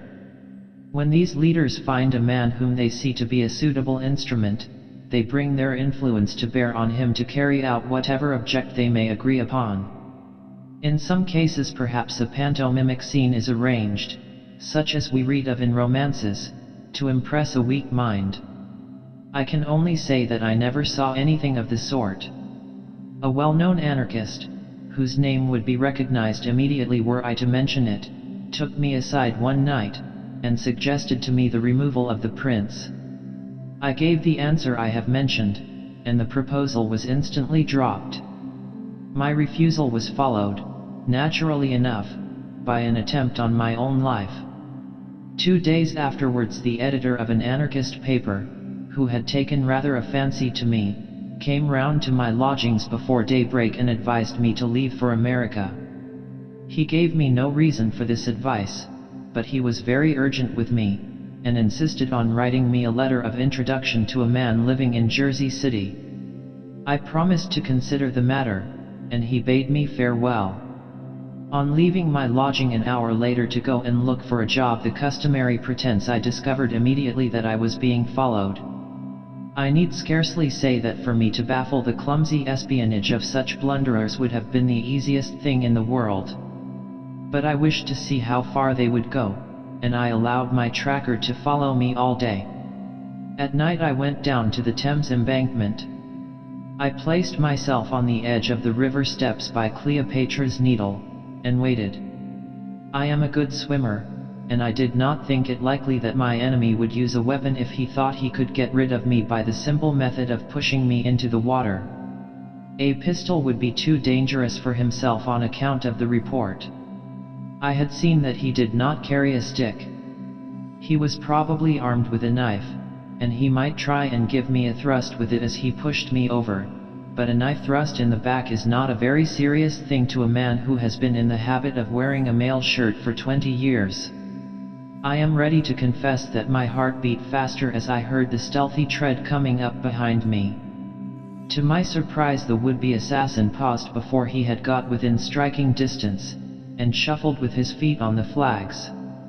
Puzzled by these tactics, I glanced round and saw a young man, not more than 20 years of age, whose face was white, and who was trembling in every limb. At once I grasped the situation. The poor wretch's heart had failed him, and he was trying to put me on my guard against himself, in order that he might have an excuse for not carrying out his task. I walked past him without a word, shook him off in the course of the next hour, and took the last train to Liverpool. On my arrival in the States, I lost no time in seeking out the man to whom my editor friend had furnished me with an introduction. To the European reader it may be worthwhile to explain that Jersey City practically joins on to New York, so that it is really a suburb of the American metropolis. I was received with open arms by this man, an Italian named Ferretti, and I became a member of the most influential anarchist club. Among those I sometimes played dominoes with there was a long-haired dreamer named Bresci, a visitor from Paterson. All this time I passed under the name of Lebre. My American citizenship I carefully concealed. I soon saw that someone had informed the American group of my being bound by oath to kill a crowned head. On all hands I was treated with the deference due to a prospective martyr. It was not long before Ferretti himself began to sound me as to my willingness to make Humbert of Italy my victim. I was careful not to discourage this suggestion, as I had the one made to me in London. I listened to all Ferretti had to say with apparent acquiescence. "Humbert has placed himself at the head of our enemies," he urged. "This Venice conference is a declaration of war. If we wish to maintain our moral ascendancy, we must strike a blow which will intimidate other rulers from proceeding against us." As soon as I could get away, I went into New York and sent a code telegram to my secretary in Paris for him to decipher and send on to the King of Italy. It was in these terms: "Anarchists in Jersey City, USA, are looking for man to send against you. Have ports watched." Unfortunately, the king paid no attention to this warning. He was a fatalist, it seems. Ferretti returned to the charge before long. I kept him in play, neither consenting nor refusing, my object being, of course, to retain his confidence. I did not want another man to be dispatched instead of me without my knowledge. It was not long before others beside Ferretti began to try and influence me in the same direction. It is difficult to trace the first birth of suspicion in the mind, but a suspicion was born in mine that these men had some motive, which they had not yet disclosed to me, for urging me to this attempt. I tested them at last by making a counter-proposal. It was in the club, late one night, and there were present, beside Ferretti, another Italian who called himself the Bear, a bearded German named Peters, and a Swiss watchmaker, who was lame and used crutches. These four seemed to have a common understanding. Peters had been acting as spokesman, and strongly denouncing the proceedings at Venice, which he described as an abandonment of the methods of civilization, a curious complaint for an anarchist to make. Ferretti applied the moral. "Someone must be found to avenge us," he declared. "If Humbert is suffered to live, our principles are doomed." "I am not sure of that," I answered. "Humbert is not a politician. He has been stirred up because Lucchini killed a woman, which, in my opinion, was an unwise action. We ought to choose our victims more carefully. It is absurd to pick off a man like Humbert, when there are such enemies as and alive." My remarks were received in ominous silence. The other four exchanged looks of disappointment. The bear was the first to protest.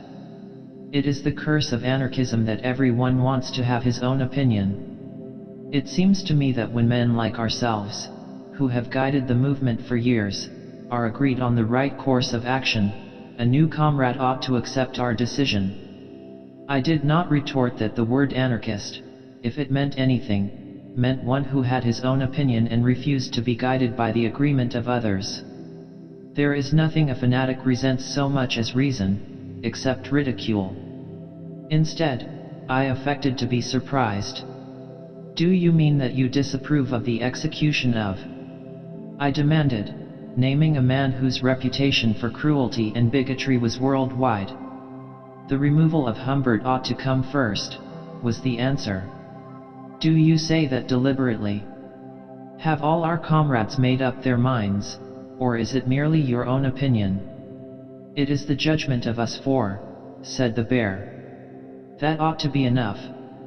We are willing to provide funds for any comrade who will undertake the mission," added Peters. "But not for any other mission, such as one against." I ventured to object. "We have not said that. We are ready to consider an application."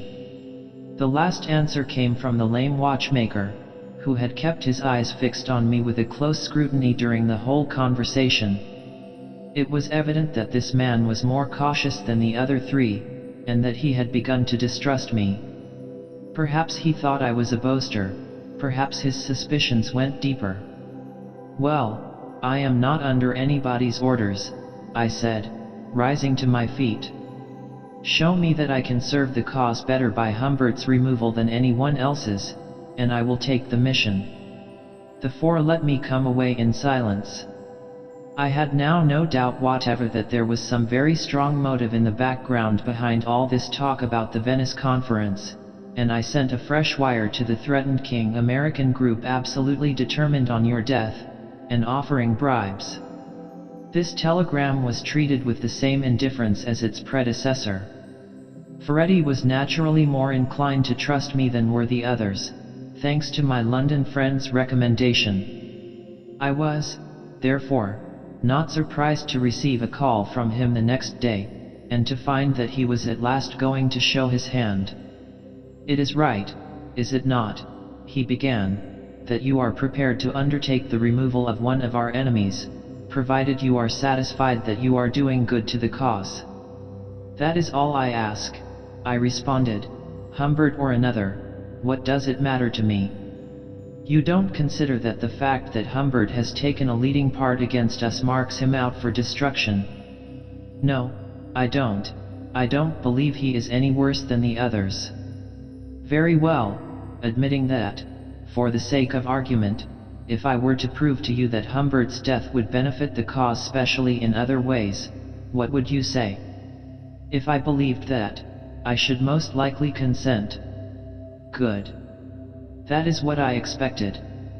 Now you understand that what I am going to tell you must be in the very greatest confidence." I nodded. "The removal of Humbert will put funds at our disposal for other work." At last I was on the trail. Carefully concealing my excitement under an appearance of natural curiosity, I inquired, "How is that, comrade?"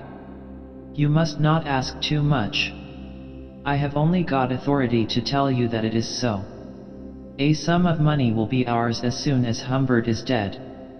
And you will not tell me how or why?" Ferretti hesitated. "It has been promised us, guaranteed to us, in fact by one who has reasons of his own for wanting to see Humbert out of the way. I don't like the sound of that, I objected. It sounds as though we were being hired as private assassins. Ferretti's face fell. I am afraid I cannot tell you anything more without consulting others, he said slowly. I will swear to you, if you like, that it is not a case of private revenge. The person behind us has public reasons for his conduct, though they are not the same as ours. This statement threw me into a brown study. What public reasons could anyone possibly have for the removal of the King of Italy? The Garibaldians? No, they were not assassins. Besides, they would not have come to America to get a suitable instrument. There were plenty nearer at hand. Listen to me, I said at length. When I took a vow to rid the world of a crowned head at the risk of my own life, I did not undertake to become a blind tool in the hands of anyone else. I owe no obedience to you or our comrades. I say what I said last night. Convince me that I ought to kill Humbert, and I will. But it is no good if you can't trust me. Why should I trust you with my life, when you won't trust me with your reasons for wanting this king out of the way? Ferretti was staggered. I will tell the others what you say, he declared. For my part, I think your demand is reasonable. He left me, but did not come back. Days passed, and no further overture was made to me. On the contrary, the lame Swiss began to talk to me about the other victims I had pointed out, and to encourage me to fix on one of them. I was able to guess what had happened. The four were looking for a more docile tool. I sent off a third wire. I have lost touch with the conspiracy. From this moment I no longer answer for your life. This warning was not even shown to the doomed king. I now adopted a course which I had put off as long as possible, on account of the risk involved. I secretly engaged a second lodging at a distance, where I could disguise myself as I pleased, and began to shadow the anarchist leaders. It was a dangerous game to play, because such men were accustomed to find themselves the subject of police surveillance, and would probably be quick to detect anything of the sort. My only chance of success lay in the fact that I already possessed so much knowledge of their movements as to make the task of watching them a comparatively easy one. I had come to the conclusion that the real head of the group was the crippled Swiss. This man kept a small shop, chiefly for repairs, in the heart of the Italian quarter. I made up as a Corsican, to account for any imperfections of accent, and hung about the neighborhood, begging. Ferretti, Peters, and the bear were frequent visitors, and the simpleton Bress I called once or twice, but for some days I saw nothing that I could fix upon as having a suspicious look. I remembered, however, that the lame watchmaker had always been missing from the gatherings at the club on Saturday nights, and I looked forward to making some discovery when the end of the week arrived. I was not disappointed, though I had to wait so long that I almost gave up hope. Just as the clock struck 10, a tall, swarthy figure brushed right by me, and slipped into the little shop. The moment after, the lame man came out into the street, and began putting up the shutters. It was necessary to act promptly. I stepped up to the Swiss and whispered my assumed name in his ear. "Lebrun." "You?" he ejaculated in astonishment. "I thought you were one of the police." "It is the other way about," I answered. "The police have been after me, that is why I have had to disguise myself. But let us come inside, I want to talk to you." As I expected, he tried to prevent me going in. "No, not there. I have someone on business." "Business of the cause?" I demanded. "Yes, no, private business." "I will wait in the shop till he is gone," I returned, and pushed my way through the door, the cripple following. The tall, dark figure started to its feet in evident alarm as we entered. I saw a brown hand glide towards the bosom, an action which told me that I was not dealing with a European. In the dim light of the little shop I could not fix the stranger's nationality more precisely. He did not seem to be an Arab. He was above the grade of a Negro. If I had met him in Algiers I should have called him a Sudanese, a convenient term for the unknown races of Africa. The situation was a complicated one. The watchmaker, it was evident, did not more than half believe my account of myself. I could not tell that the stranger really had any connection with the mystery I wanted to unravel, and he must have been utterly confounded by my intrusion. "Is your friend one of us? Does he know anything about the business you put before me the other day?" I asked of the Swiss in Italian.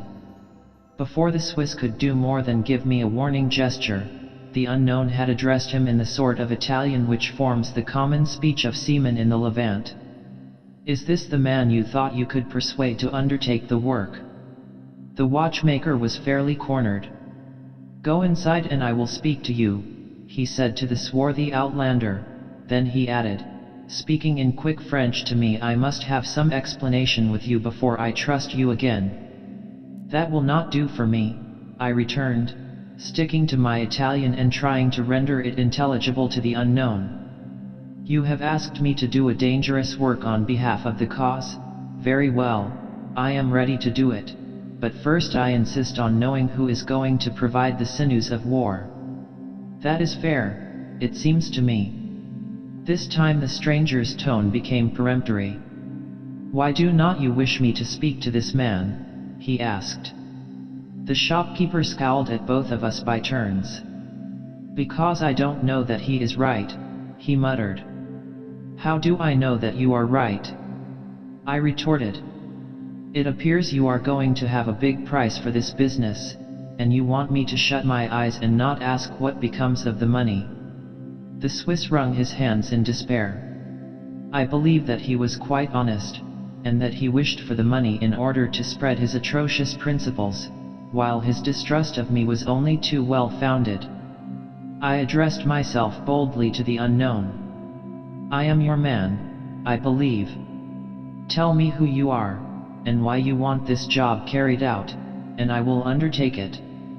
As for the money, you may hand that over to my comrade here, as long as I know how much it is."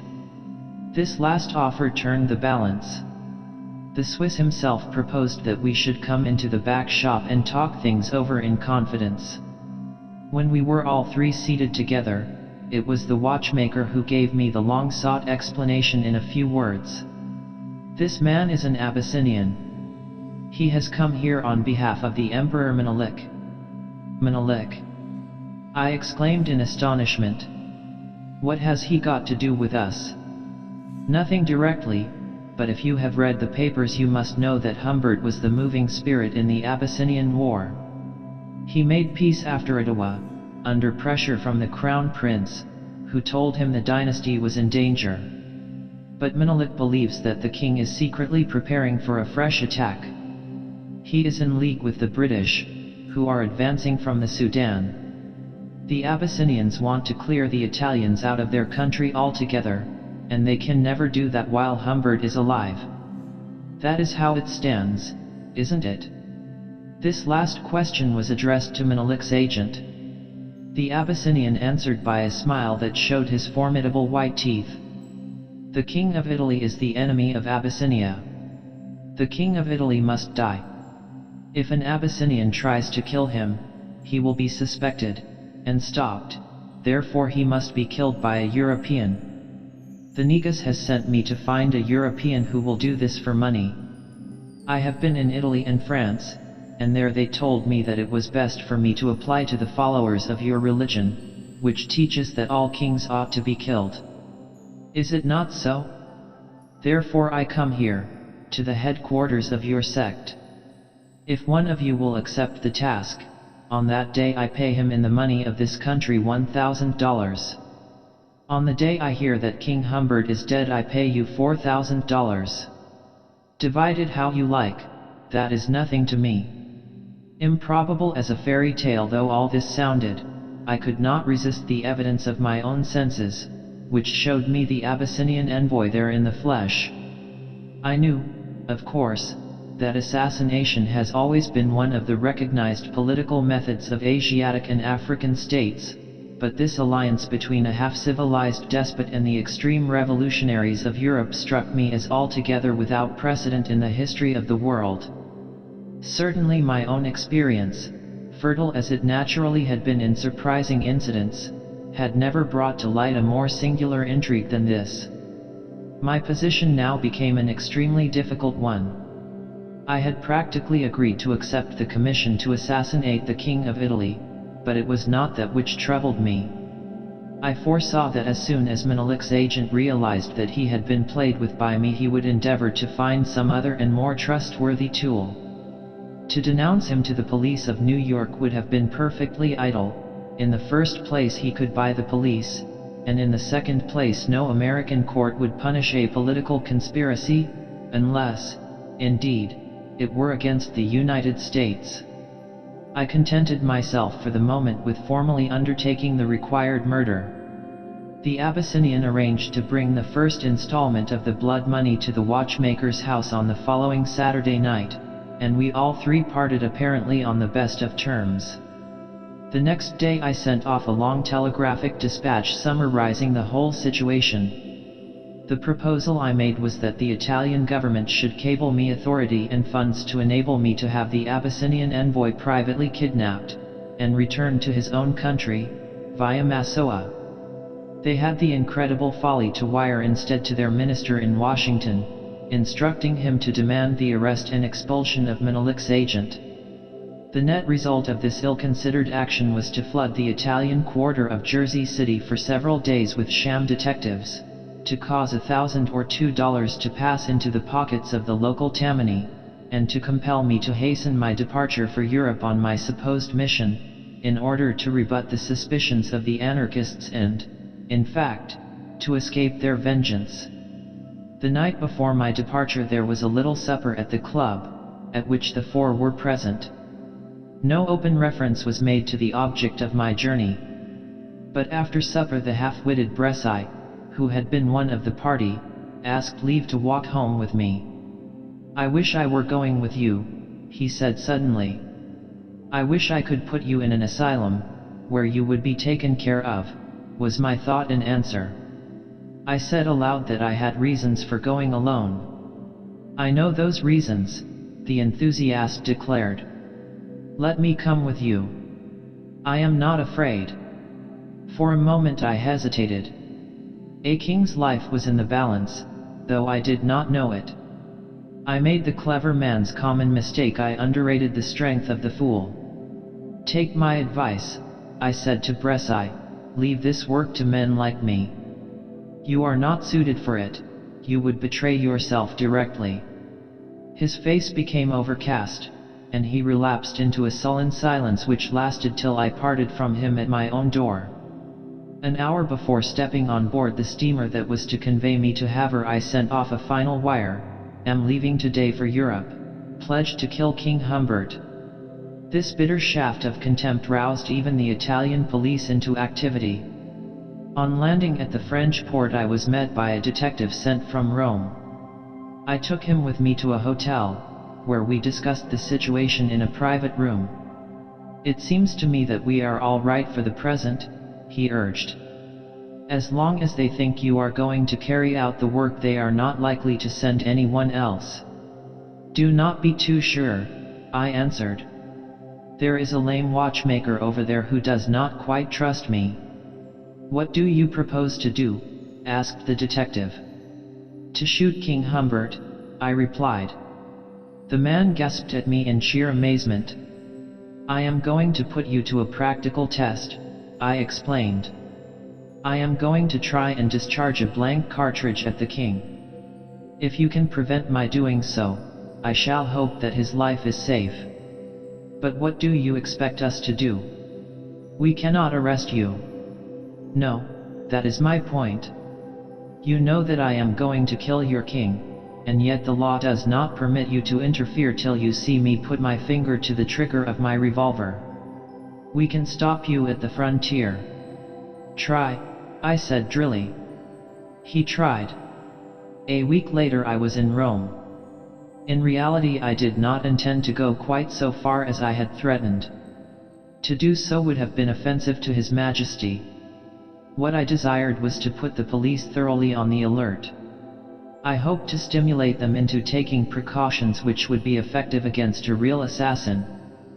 For I knew better than to think that Menelik's envoy would go away satisfied with having dispatched me on the errand of death. I did not believe the swarthy figure with the formidable white teeth would leave New York till he had received some certain assurance of the success of his murderous plans. Before leaving the United States I had arranged with my old employers, Pinkerton's, to have a watch kept on all outward-bound vessels, so that I might receive the earliest information of any move on the part of the Abyssinian. I had supplied them with a full description of the man. Meanwhile the Italian police did their best, hampered as they were by the king's chivalrous disregard of danger, and his dislike of surveillance. It is not an easy thing to guard a monarch against his will. As soon as I had satisfied myself that my disguise as an Italian workman was impenetrable, I went northward after the doomed king. As my train rolled into the station at Turin, I caught a glimpse on the platform of a white face with long draggled hair and a haunted expression in the eyes, a face that I had last seen in a Jersey City slum at midnight, more than a month ago. Long before the train stopped I had leapt out of my compartment in hot pursuit, but Bresci had disappeared. I went instantly to the chief police officer in Turin and gave information. Detectives were dispatched in all directions to search the city, but it was too late. The following morning a telegram was put into my hands before I got out of bed. It was from Pinkerton's, and contained these words: "Man answering description has just booked passage to Liverpool." This dispatch convinced me that the situation was desperate. Coupling the news with the sight of the evening before, I could not doubt that the Abyssinian agent expected to hear within the next few hours that his dreadful end was achieved. I dressed in feverish haste and rushed round to the police office, only to learn that no arrest had been made, and Bresci was still at large. "Unless that man is apprehended within the next 24 hours, King Humbert will have ceased to live," I told the astonished chief of police. In this extremity I decided to proceed to Monza, see the king myself, and implore him not to stir abroad until Bresci's capture was notified. That afternoon, as I entered the small town of Monza, I was arrested on suspicion. It was in vain that I protested, warned, and threatened. My demand to be carried before King Humbert was regarded as a proof of guilt. My disclosure of my identity was suspected as a ruse. I was confined in a cell while telegrams were being exchanged with my friend the Italian detective, and with my secretary in Paris. Suddenly, as I tramped impatiently up and down within my narrow bounds, I was aware of a terrible commotion outside. Men ran past the door of my prison, curses and cries were heard, and there was a sound of bayonets being fixed. Maddened by the nervous tension, I battered with my manacled hands against the cell door. It was flung open from without, and an armed warder faced me. "You are free," he said briefly. "The right man has been arrested too late." I sank down on the plank seat and burst into tears. Chapter 6. The Peril of Norway.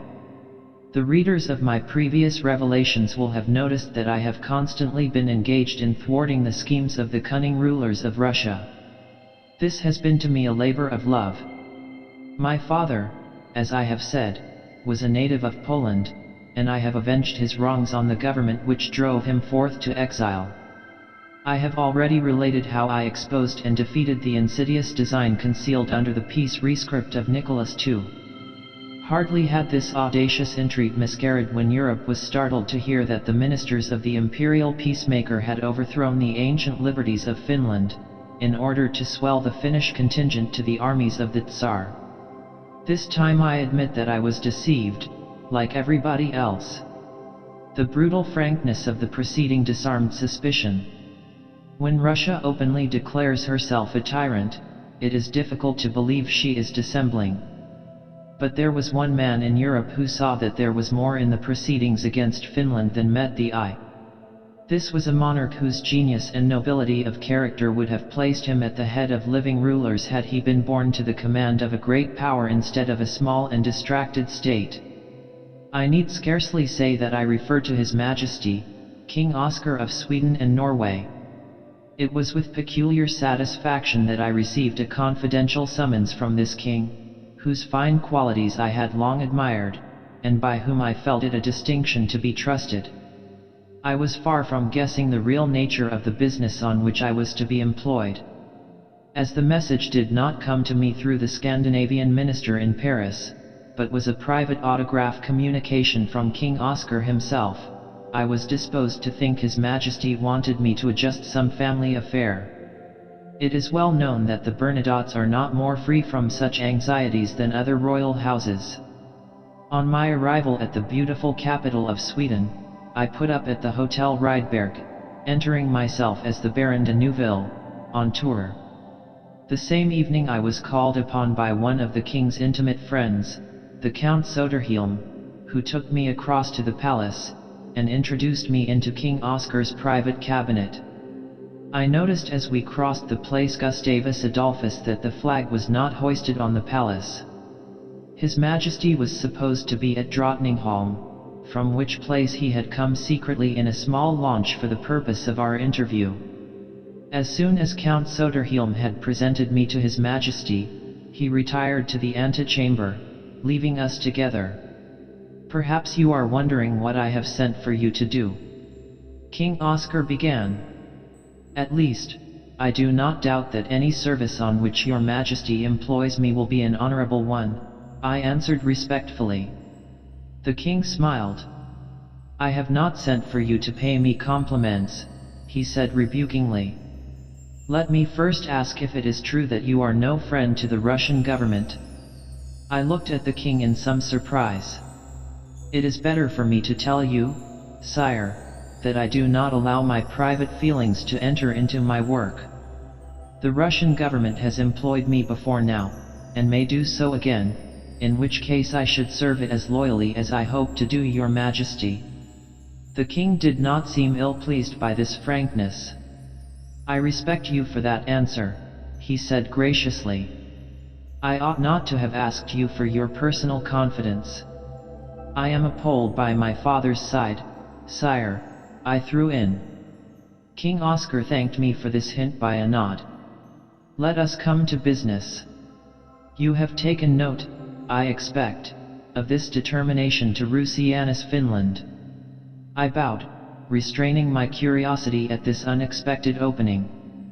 You know that Finland is an ancient province of the Swedish crown, and that when it was united to Russia, after the fall of Napoleon, my ancestor, the then Crown Prince Bernadotte, was authorized to take Norway as a compensation. I do, sire.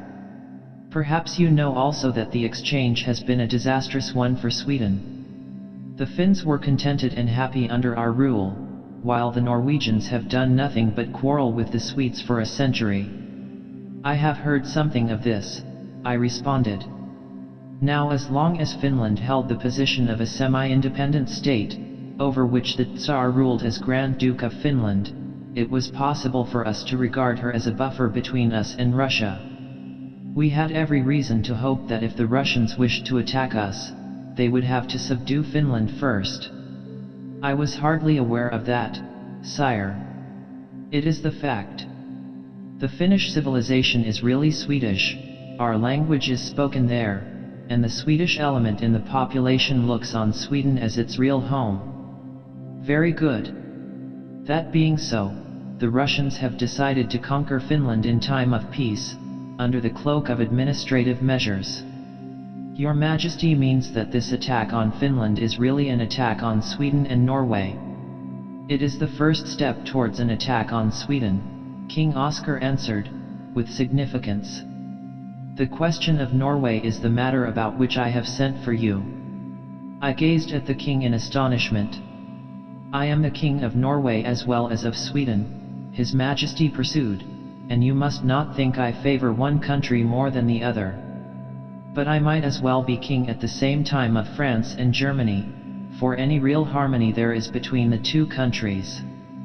The Norwegians are working for absolute separation. The Swedes will grant them everything except the right to make war on Sweden, and yet they cannot agree. You fear, sire, that the Norwegians will fight in order to secure their independence. I fear it is rather the other way about, the king answered sorrowfully. They aim at independence in order to be able to fight. You see me in the position of a father whose two children are ready to rush at one another's throats, and who cannot show kindness to one without incurring the hatred of the other. This situation has poisoned the peace of mind of every sovereign of Scandinavia for 100 years. It broke my grandfather's heart. I listened to this sad confession with respectful sympathy. King Oscar proceeded. Let me tell you some more. Before the last Russo-Turkish War, the geography of the Balkans had been made for a year the special study of the military school in Petersburg. Last month the geography of Scandinavia was given a similar precedence. That is not all. A swarm of Russian officers, disguised as woodcutters, have been coming over the northern frontier, and making their way down through Sweden, surveying the country as they go. Surely they can be arrested as spies. We dare not, was the response. That would be forcing Russia's hand. We can only watch, and await developments. The Germans ought to know of this, I ventured to remark. The Germans are more afraid of Russia than we are, the king answered. Germany is no longer a first-class power. There are in fact only 4 powers of the first magnitude today: Great Britain, Russia, the United States, and China. The 2 English powers together could dictate to the world, but they are divided by the childish American jealousy. China is still asleep. Consequently all the other powers of Europe are little more than vassals of the Tsar. France has openly placed herself under his protection. Austria has become Russia's junior partner in the Balkans. The independence of Germany is only nominal. The emperor takes his time from Petersburg. No other country counts. It was the first time that I had heard the situation summed up with such pitiless plainness. You consider, then, that Russia is actually about to draw the sword? I asked. No, she will leave us to do that. Russia has discovered that her conquests advance better under the cloak of peace. She means to take Norway under cover of a declaration in favor of Norwegian independence. But the Norwegians, are they mad enough to become parties to that? Do they want to exchange King Log for King Stork? Go and see, was King Oscar's reply. I quitted His Majesty's presence, and returned to my hotel, deeply disturbed by what I had heard. I could not suppose that the most sagacious sovereign in Europe was indulging in idle fears. Yet it was hard to believe that the inhabitants of a free, self-governing country would voluntarily exchange their condition for servitude to the Asiatic despotism which had just laid Finland prostrate at their door. 3 days afterwards I arrived in Christiania. I had made careful preparations for the task before me. I assumed the character of a Russian spy, as the least likely to provoke suspicion of the quarter from which I really came. And I had disguised my person as effectively as I knew how, lest I should meet a real agent of the Tsar's government, who might detect AV beneath the outward semblance of Alexander Fokoski. The pains I had taken were well rewarded. In the hotel in which I put up I found staying a man who passed as a Finnish officer, of Swedish nationality, but whom I immediately recognized as Count Marloff, the confidential right-hand man of M. de Witt himself. It is true the Russian was disguised, and the disguise was a very good one, but by an almost incredible oversight he had ventured to assume that a disguise which had already done duty once might safely be used again. It was 7 years before, in Tehran, that I had seen that reddish wig and noted that peculiar limp, but if Count Marloff had offered me his card I could not have been more sure of his identity. Such mistakes may be pardonable in a mere detective, but they are fatal in our profession. My tactics were soon decided on. I knew that the attention of Colonel Sigerson would be quickly attracted to a Russian staying in Christiania, and I have generally found the boldest game to be the most successful. I seized the first opportunity of the Count's being seated alone in the smoking room of the hotel, to go up to him boldly. "How do you do, Count?" I said in Russian. "Or perhaps you will wish me to say Colonel." Marloff started, as well he might, and stared hard into my face. "My name is Colonel Sigerson," he said forbiddingly. "Have I had the pleasure of meeting you before?" This was the opening I wanted. I drew back disdainfully. "I must apologize," I said, with irony. "I have not had the honor of meeting you, Colonel Sigerson. Pray do not think I wish to intrude on you." Marloff saw his mistake. In the Secret Service of Russia nothing is more common than for two different agents to be employed independently of each other, and even as spies upon each other. When that happens, if the two men are wise, they strike up a private alliance, and compare notes at their employer's expense.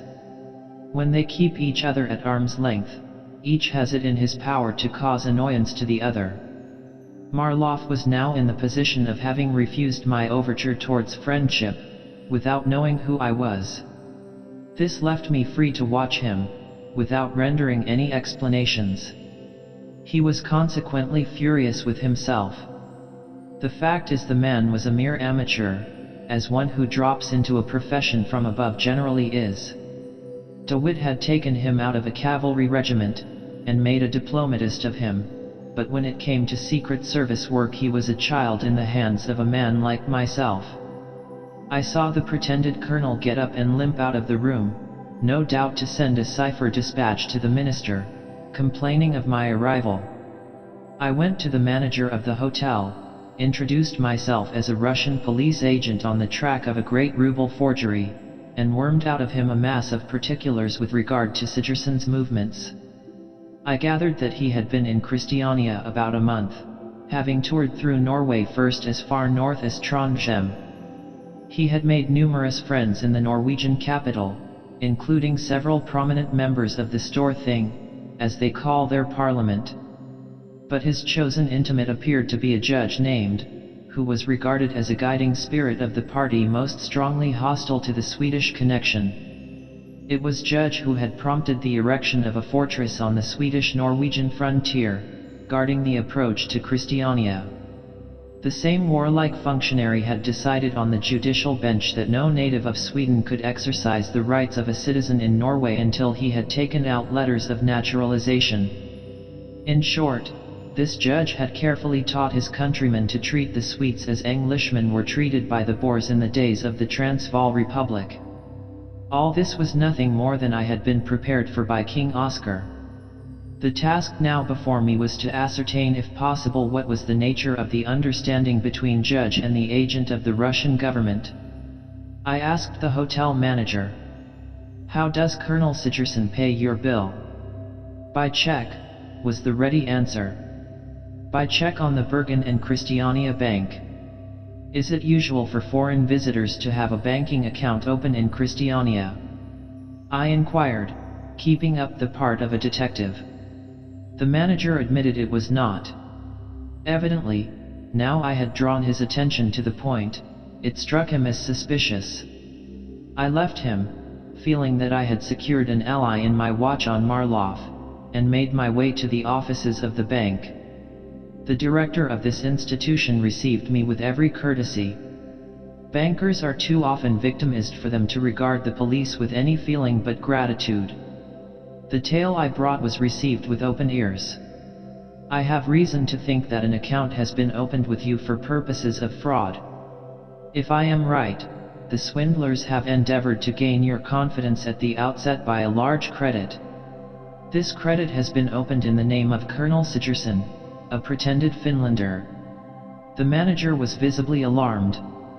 A gentleman of that name has opened an account with us. Certainly, he answered cautiously. But he brought the very best introductions. In fact, I could not have asked for better. Have you any objection to tell me the character of those introductions? I don't mind telling you that one was from a well-known citizen, a man in a very responsible position. In short, Judge. The manager started. How did you know that? He demanded. I have been on Colonel Sigerson's track for a long time, I answered evasively.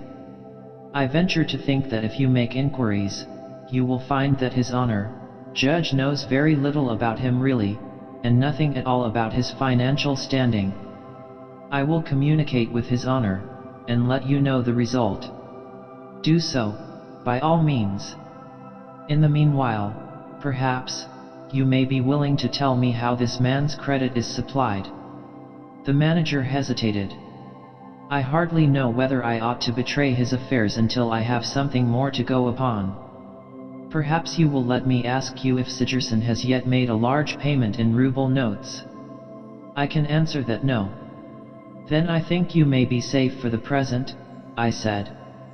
When he does, I advise you to pass them on to your Russian correspondents as quickly as possible. This shot told. The manager became very uneasy. By degrees I worked on his fears till he invited me to examine his ledger. I did so, and found that Marloff had brought a heavy credit from a Petersburg bank, and, what was more to my purpose, had drawn several heavy checks to the order of Judge. So far you seem to be on the safe side, I commented as I finished my inspection. But I have two pieces of advice to give you. On no account let this man overdraw his ascertained credit, and do not honor any checks drawn against ruble notes till you hear from me again. The manager thanked me, and allowed me to depart. I had now to consider the best way in which to approach the judge, who was not likely to prove easily gullible, as it was fairly certain that Marloff and he were in each other's confidence. But I had underrated the Russian's resources. On re-entering my hotel I was accosted by a man in the uniform of the Norwegian police, who informed me that he held a warrant for my arrest. On what charge? I demanded, as soon as I had recovered from my first surprise. On a charge of conspiracy against the government of Norway, was the answer. I arrived in Norway only yesterday, I exclaimed. All that you can tell to the judge, retorted the police officer. Let me see your warrant, I said. The man produced the paper, while the hotel manager, who had arrived on the scene, looked on astonished, as he well might. The warrant bore the signature of Judge. Take me to the judge instantly, if you will be so good, I said. I am going to, the officer returned. He made no attempt to secure me, probably having had his instructions. We walked together to the judge's house. He appeared to combine the functions of a judge and committing magistrate, and I was conducted into a room evidently used for the examination of prisoners. Judge entered immediately, and we exchanged scrutinizing glances. The leader of the anti-Swedish party was a young man, still on the right side of 40, with a very determined countenance, and a look about which there was nothing furtive or embarrassed. It was not an intellectual face. I put the man down as a strong-willed, ambitious intriguer, with courage, but not very much disinterested patriotism. What is the meaning of this preposterous arrest? I demanded, with warmth. This is an affair of state. I will examine the accused in private, the judge announced, not answering me directly. As soon as the room was cleared, he turned to me. Who are you? Was his first question. I am a Russian, I answered. I know that. What is your business here? I breathed again. I now knew that Marloff had failed to guess my identity. I have come here on the track of certain forgers, I began, and went on to tell the story I had given to the hotel manager and the banker. Judge listened incredulously. I do not believe a word you have said, he declared. Show me your papers. I produced the passport and credentials from the Russian police with which I had been careful to provide myself. They were, of course, forged. I will retain these and ascertain if they are genuine, the judge observed. Your Honor means that you will submit them to the suspected man, I returned boldly. How dare you say that? How dare you call, he hesitated for a second, Colonel Sigerson a suspected man? You know perfectly well who he is. I know him to be the most skillful forger in Russia, I answered, not quite untruthfully. Judge glared at me as if he would like to have struck me. What nonsense!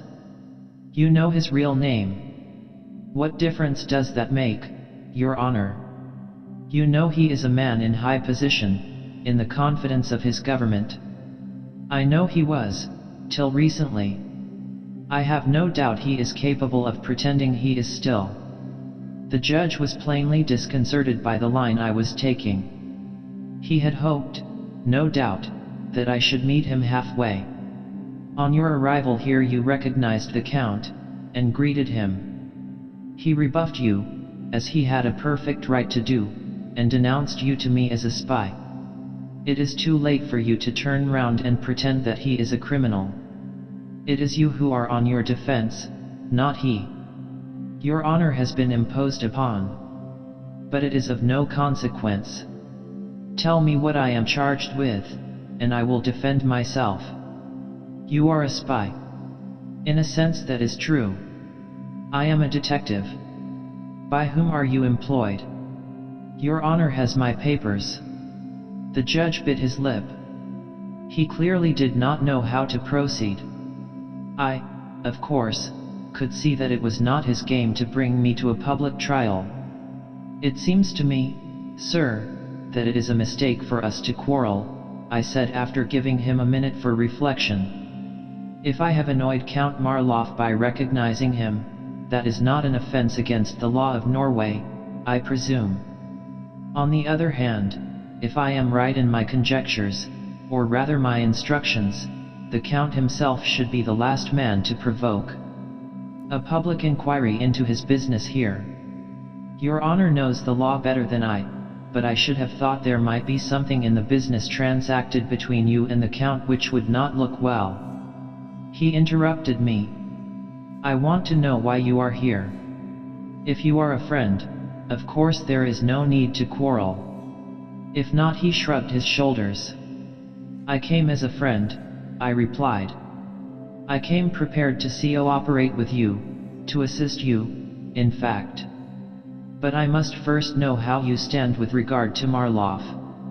Is he your personal friend, or are the relations between you exclusively political? I have no personal feeling for him, was the guarded answer. Very good.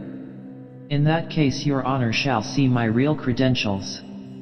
I must tell you frankly that Count Marloff has ceased to enjoy the implicit confidence of his in my government. I put my hand into an inner pocket, and produced a slip of paper in the forged handwriting of the Russian foreign minister. Does your Honor recognize that writing? I asked, with a confident air. Judge was completely deceived. He glanced at the few lines, which were in French, with an air of the greatest respect. Then he looked at me. I must apologize, Prince, he began, when I raised a warning finger.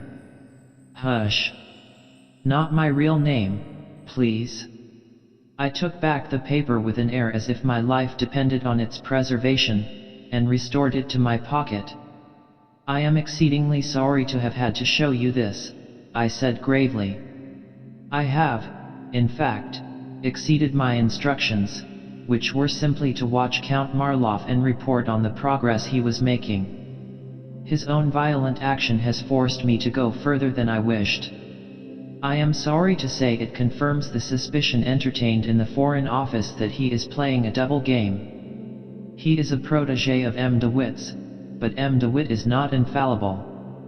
Now I am afraid I must ask your Honor to take me into your confidence. I trust you have not put yourself into Marloff's power? I know that he has paid you considerable sums. Judge looked decidedly nervous. I have given him nothing in writing, I believe, he answered, glancing at the same time at an iron safe let into the wall of the room. So far, so good. It is writing that counts in these affairs. Have you any objection to my seeing the memoranda you have made of your conversations with him? The judge stared at me as if I had been a wizard. I don't know what makes you think I have taken any memoranda, he protested. Just as you please, sir, I said drily. I should have been gratified if you had so far confided in me as to let me glance inside that safe. But you are right to be cautious. His eyes turned once more in the direction of the safe, in spite of himself. I saw a struggle going on in his mind. There is no necessity for you to decide hastily, I said in my blandest tones. I am as anxious as you are that you should have every possible security. If you are so far satisfied as to release me from arrest, we can sit down and talk over things quietly. This hint had the desired effect. The judge called in the policeman, and informed him that his services were no longer required. As soon as I heard the outer door of the building clang to on the departing officer, I drew near the judge, lowering my voice to a confidential whisper, as I said, "Now you shall have the truth." He bent forward to listen, and as he did so I launched my clenched fist at his right temple with my full force, and he dropped senseless without so much as a sigh. The moment I was satisfied that he was unconscious, I stepped to the door and locked it. Then I rifled his pocket of his bunch of keys, picked out the right one, and opened the safe, all without drawing breath.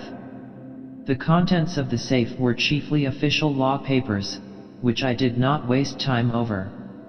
But in a narrow tray at the top I found something that interested me more. It was nothing less than a draft treaty, a treaty to be made between the Norwegian ministry, acting without the knowledge of their king, and the imperial government of Russia. I did not stay to read the document through. After a hasty look to make sure I was leaving nothing else of importance behind, I locked the safe, drew off its key from the bunch, and dropped the other keys on the floor beside the stunned man, slipped quietly out of the room and out of the house. Instead of returning to my hotel, I made my way down to the harbor. I did not dare to risk trying to get a train. In the harbor I hired a small fishing boat with a sail, and put straight out to sea.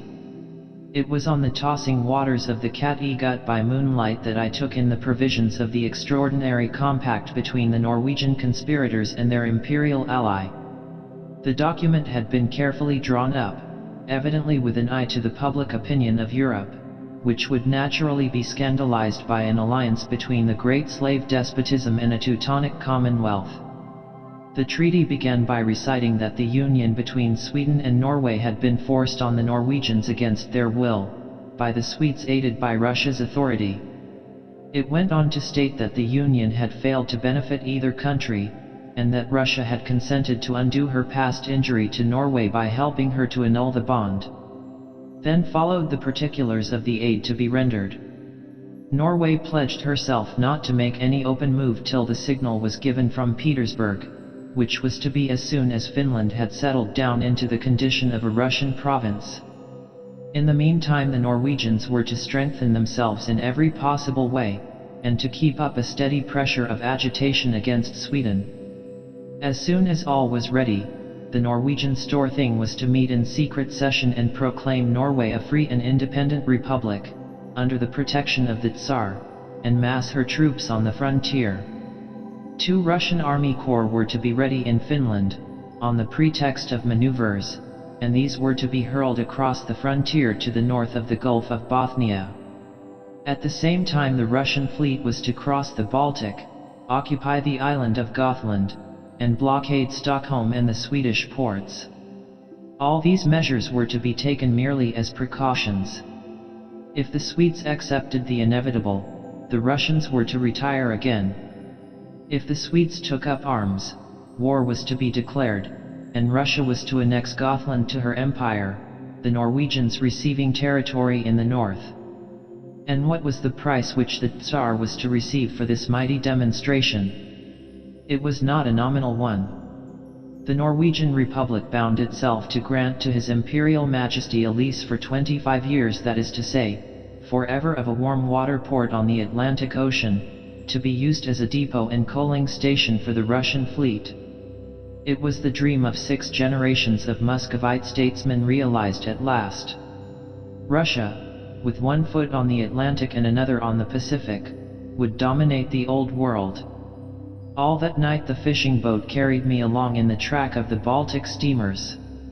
At dawn I boarded an English packet going into Gothenburg, and 36 hours later I stood again in King Oscar's cabinet, and placed the treaty in his hands. I watched the brave monarch read it through from beginning to end without one manifestation of dismay or even of indignation. "My poor subjects," was his sole remark as he raised his eyes at the end. "They little know the fate they are preparing for their children." I asked if His Majesty had any further instructions for me. To my surprise he answered, "Yes. There is only one quarter to which I can look for aid," he said, "and that is England. Germany is a broken reed. Go to England, take this document with you, show it to the principal members of the government, telling them how it came into your hands, and ask them if they wish to see a Russian Cherbourg within 12 hours of the Scottish coast. If they remain indifferent, I can do nothing more." "The English press?" I suggested doubtfully.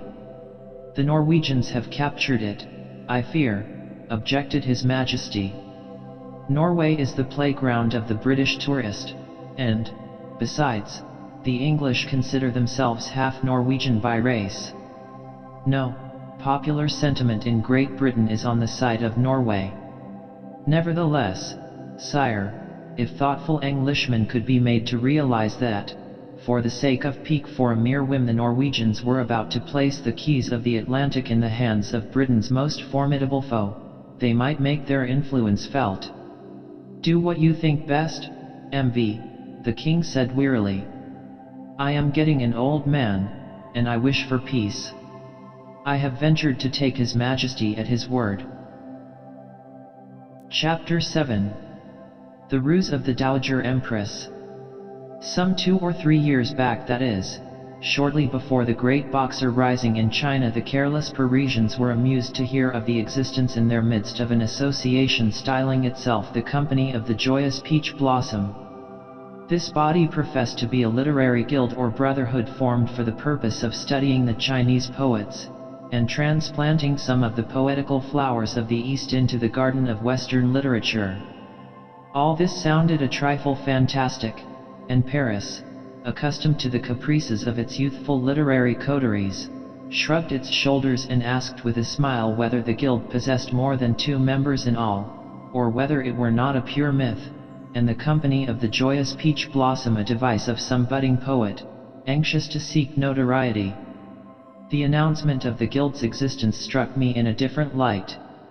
Having made a profound study for many years of secret societies, past and present, I had grasped the fact that China is the one land in which such societies are truly formidable, all the most famous secret societies of Europe being mere trifles compared with the terrible conspiracies which honeycomb the heavenly kingdom. I had learned, moreover, that the most powerful and reckless of these Chinese societies assumed the most innocent and poetical names, as, for example, the dreaded Brotherhood of the Water Lily, which deluged southern China in blood 40 years ago.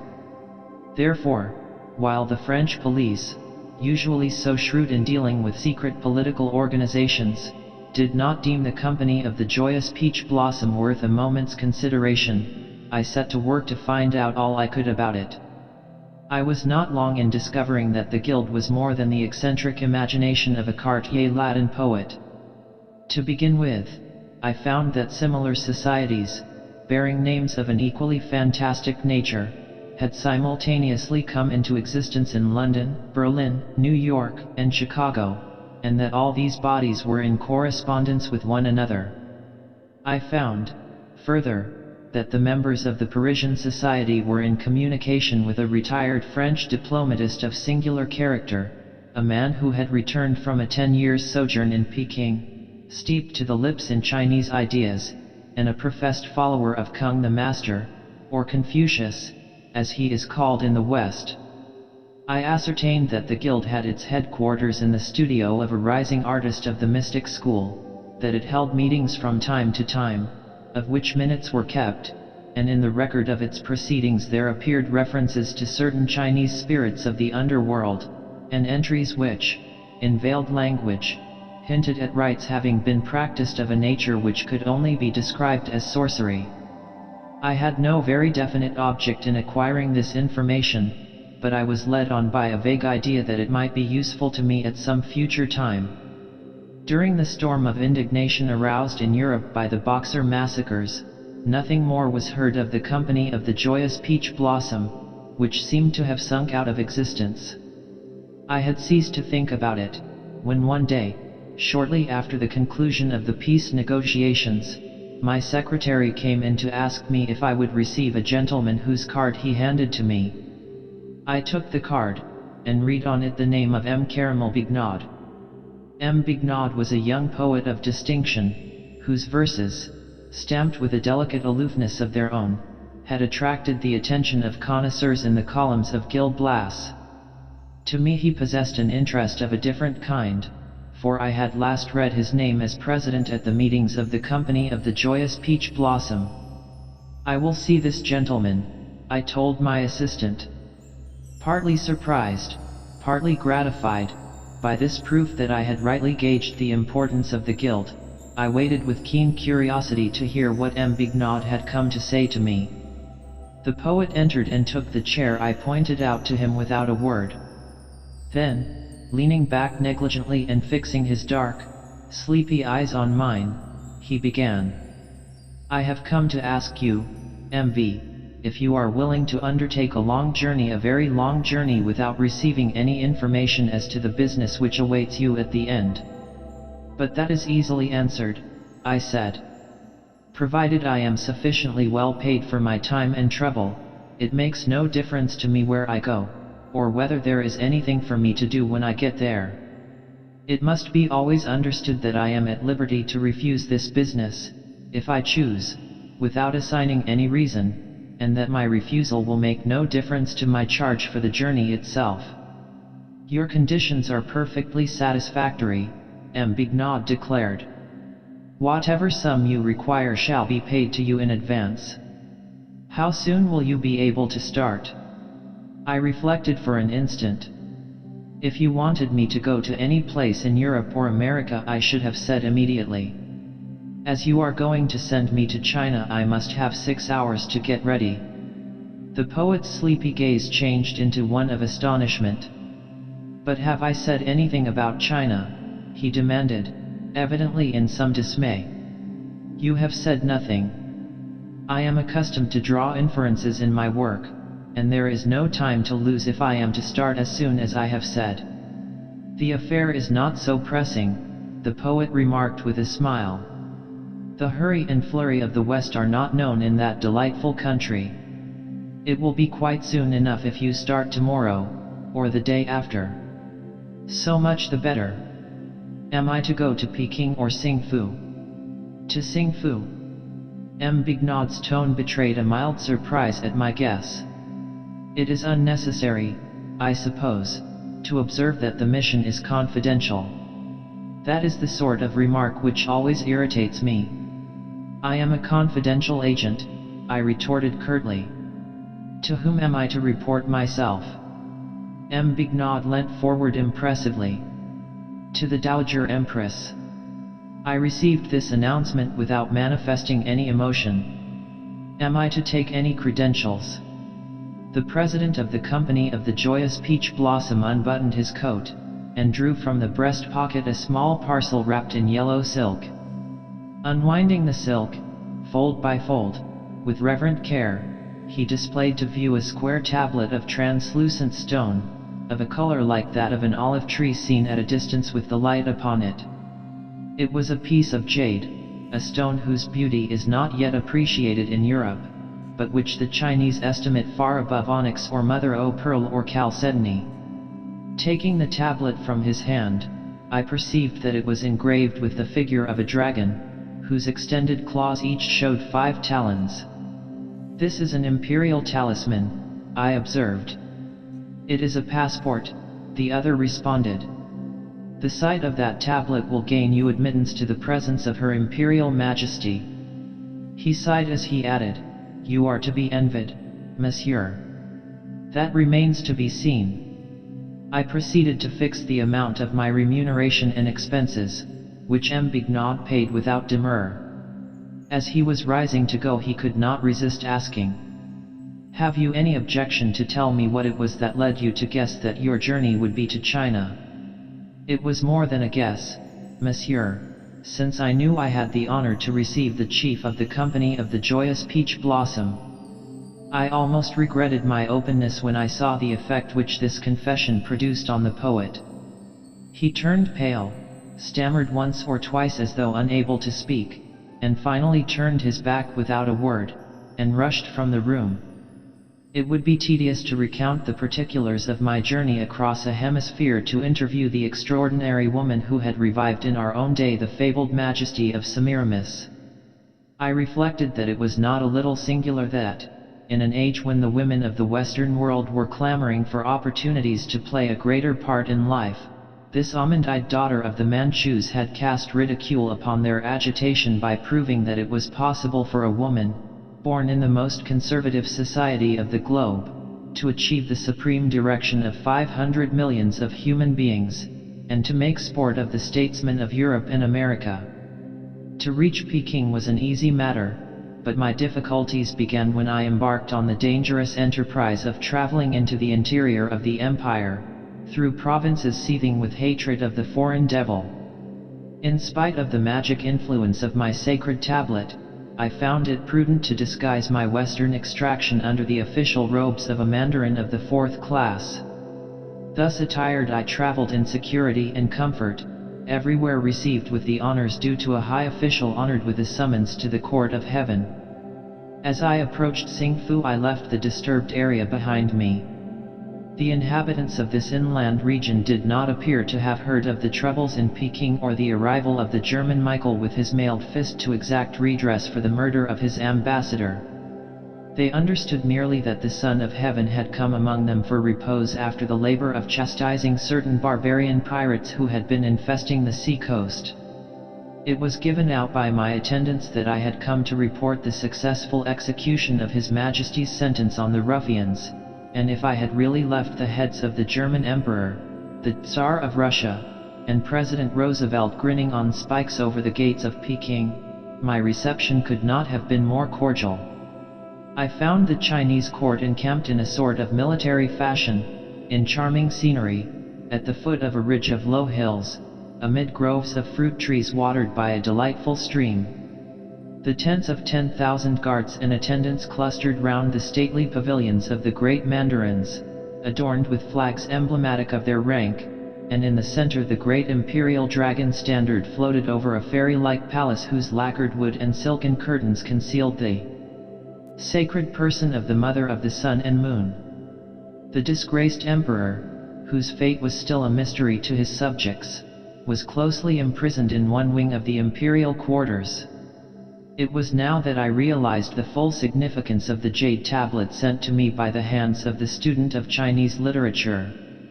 The nearer I penetrated to my august client, the more awe this symbol seemed to excite, till the attendants who guarded the antechamber actually fell on their knees at the sight of it, and refused to rise till I had replaced it in its silken veils.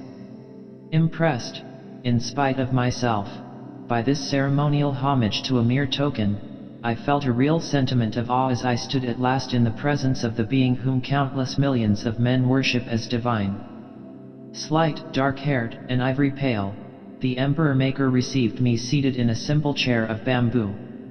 I was not required to perform the kowtow, my audience being a strictly private one. I learned afterwards, moreover, that a hurried decree of the Board of Rights had raised my grandfather to the rank of a marquis, in order to qualify me for a personal interview with Her Majesty. The conversation was carried on in French, through an interpreter, himself of such high rank that he could not have spoken to me directly but for the recent ennobling of my ancestry. Her Imperial Majesty has deigned to express a hope that you are not fatigued by your journey. It is impossible to be conscious of fatigue in Her Majesty's presence, I returned with a deep bow. By the slight smile that parted the thin, terrible lips of the Empress, I acquired the certainty that Her Majesty perfectly understood everything that was being said. No doubt the interpreter was equally aware of this circumstance, for he assumed an expression of courtly dismay. I dare not let the mother of the Emperor know that you have presumed to offer her a compliment, he said rebukingly. I will tell Her Majesty that you await her imperial commands. After a short interchange in Chinese, he turned to me again. I am commanded to tell you that one of the barbarian chiefs who have made a disturbance in the capital of the empire has made a demand, as the price of his departure, which is too insolent to be treated as anything but a display of the ignorant vanity of a savage.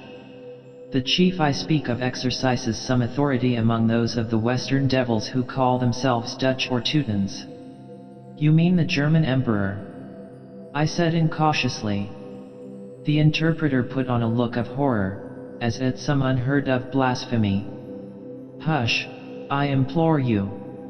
You forget the sacred presence. There is only one emperor, he whom Her Majesty permits to execute her will over the black-haired people. The vain assumption of imperial titles by these foreign bandits is deeply offensive to the court of heaven. You understand? All such upstarts exist merely by the tolerance of Her Majesty. We will speak of this person as the Viceroy of the German province. I could scarcely resist a smile as I bowed apologetically.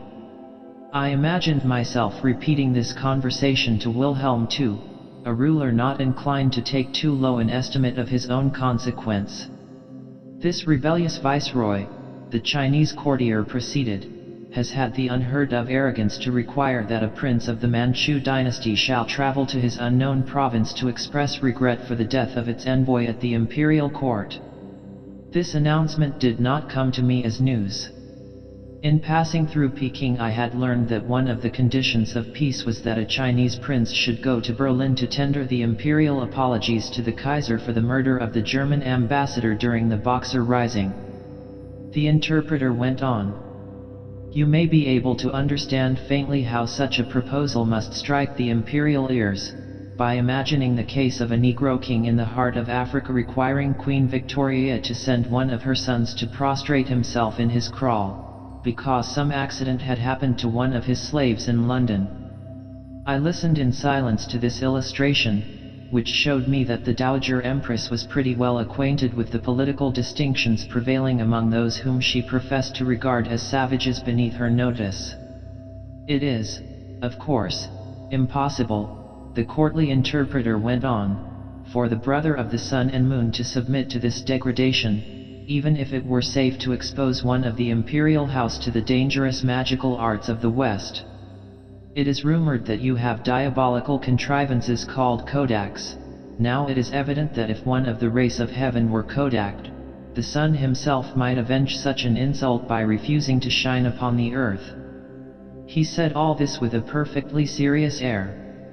But from the expression on the face of the Empress I fancied Her Majesty was a little wearied of this fulsome strain. I ventured to bring him to the point. Will you tell me what Her Imperial Majesty desires me to do? Her Majesty graciously condescends to confide in you. Her slaves who reside among the Western viceroys have assured her that you respect the precept of the great Kung, the counselor who betrays his lord's secret and the child who bites his mother. These are too base to be pardoned. Go on, I said, becoming slightly impatient.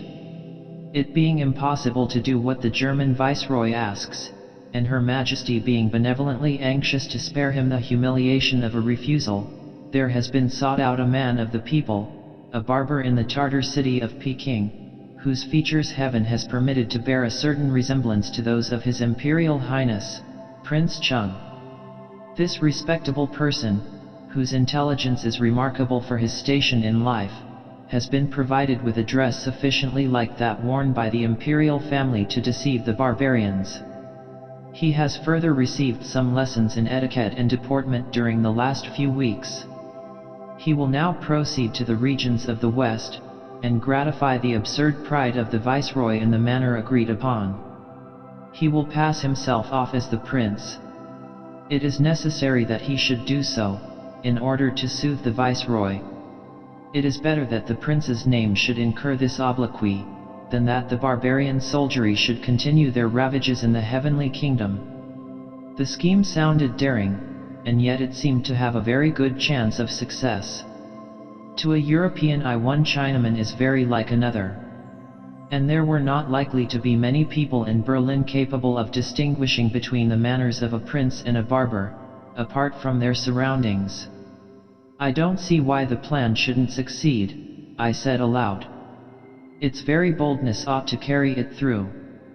I observed a distinct look of satisfaction on the face of the formidable Empress as I made this comment.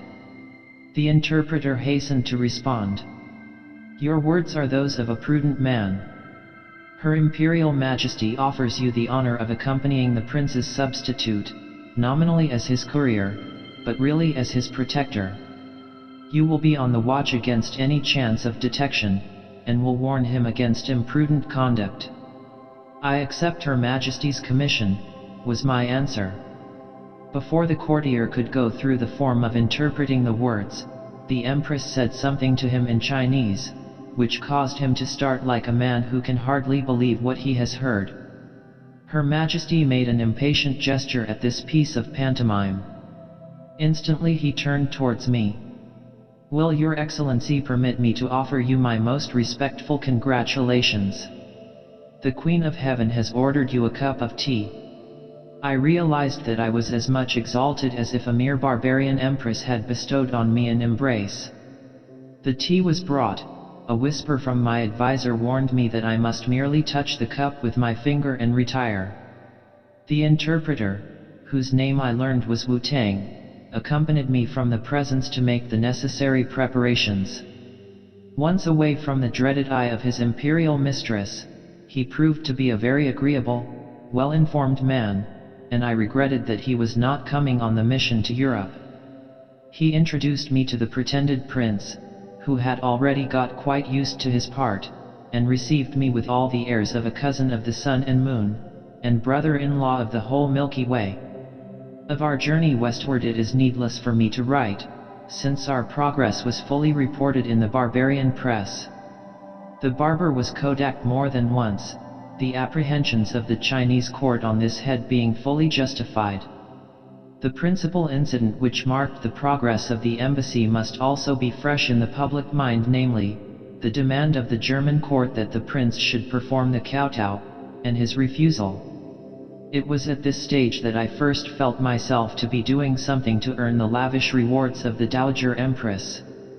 Left to himself, I believe the barber would have given way, and performed the degrading obeisance, thereby lowering the honor of the imperial house beyond redemption.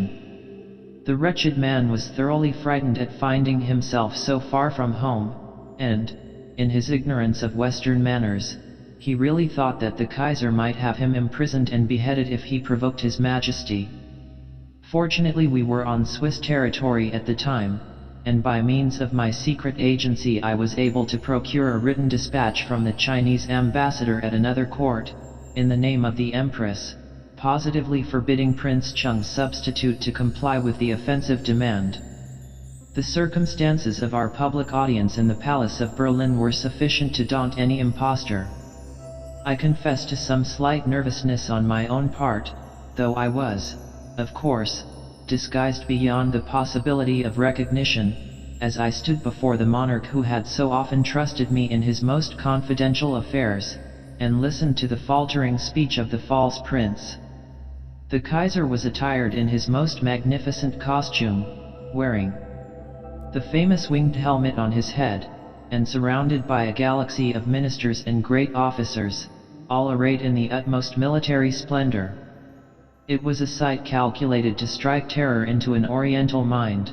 and I admired the theatrical completeness of the spectacle, almost regretting that it should be wasted on an obscure underling. Had the real prince been there, he might have learned a valuable lesson, and given some good advice to the Empress of China on his return. On the evening after the ceremony, the prince's substitute was compelled to attend a banquet, given in order to mark the termination of strife, and the restoration of good feeling between the two empires. At this banquet I was unable to be present, my position being too low for me to receive an invitation, and too high for me to appear as an attendant on the prince. What incident it was that occurred to rouse the Kaiser's suspicion, I have never been able to learn. The luckless barber himself could not tell me. But late that night a wire reached me from my office in Paris, to this effect: urgent wire received from German Emperor requiring you immediately in Berlin. What reply? With the reception of that telegram a light burst upon my mind. A doubt which I had tried in vain to stifle had vexed me all along as to the sufficiency of the Empress's motive for retaining my services, at a high cost, to do practically nothing. Now at last it seemed to me that I understood. This extraordinary woman had doubtless consulted her representatives in Europe as to the dangers of detection, and they had informed her that I was Wilhelm II's favorite confidential agent, who would almost certainly be called in if any suspicion arose. Thereupon she had adopted the artful device of retaining me on her own side in advance, placing me in the extremely delicate position of being bound by loyalty to her to hoodwink my other patron. What was I to do? A bare refusal or neglect to answer the Kaiser's summons would leave him free to employ another agent, whom I might find it hard to outwit. On the other hand, I should violate my lifelong rule, if I accepted a commission which I could not loyally discharge. After much painful thought, I decided on what seemed to me the only wise and honorable course. Disguised as I was, I went straight round to the palace, and asked to see the Kaiser. Impossible, declared the private secretary on duty, to whom I was first shown in. His Majesty is retiring. Who are you? Go and tell the Emperor that the man whom he has just telegraphed to Paris for is here. The secretary gave me an astonished look, as he well might, and left the room. In a minute he was back with instructions to conduct me to the Kaiser's presence. I found His Majesty in his dressing room alone. Monsieur 5. Is this really you? He exclaimed. My voice may be more familiar to you than my face, sire, I responded. I am delighted. Sit down. I have a most extraordinary thing to consult you about. This. I ventured to hold up my hand. For the first time in my life I presumed to interrupt royalty. 1,000 pardons, sire. I beg of you to let me speak first. Why? What does this mean, sir, Wilhelm II? Inquired sternly. It means, sire, that I am compelled to presume on the many faithful services I have rendered to your Majesty to ask you for a favor which alone can extricate me from a position of cruel embarrassment. Proceed, sir. The Kaiser's tone was still reserved, but I fancied I observed a slight softening in the glance. I already know the business in which you desire my aid. You know it, cried the Emperor, fairly confounded. It is my business to know things, and I know this. Now, let me put it to your Majesty, what can you possibly gain by following up an inquiry which can have no tangible result? I say no tangible result, because there is simply no means by which you can arrive at the proof of what you suspect. And, if it were otherwise, how could your Majesty possibly turn the information to account? You could not entertain the idea of confessing to the world that you had been duped. Consider, sire, what use the wits of the boulevards would make of such a revelation. Imagine the pencil of Karen Diak at work on the episode. I saw Wilhelm II fidget uneasily, and I knew that my cause was gained. On the other hand, I resumed, suppose that you have harbored a suspicion which is unjust. You run the risk of affronting a submissive enemy, of insulting the fallen. And it would be too late to repair the injury to your own prestige. The Paris mockers would never abandon so good a joke. The Kaiser frowned and tugged at his mustache. It was evident that he only sought an excuse to yield. Consider, sire, that what is merely a question of politics with you is one of religion with the poor woman you have humiliated today. Your end is gained. The imperial house of China has humbled itself in the dust before the Hohenzollerns. If a religious scruple has caused this public act to be done by proxy, that is a secret known only to a few persons who, for their own sakes, will never dare to reveal it. By this time the Kaiser was as anxious to pass the matter over as he had been just before to investigate it. If I consent to take your advice, and dismiss the suspicion I have formed, will you in turn tell me two things? I have no doubt I shall, sire.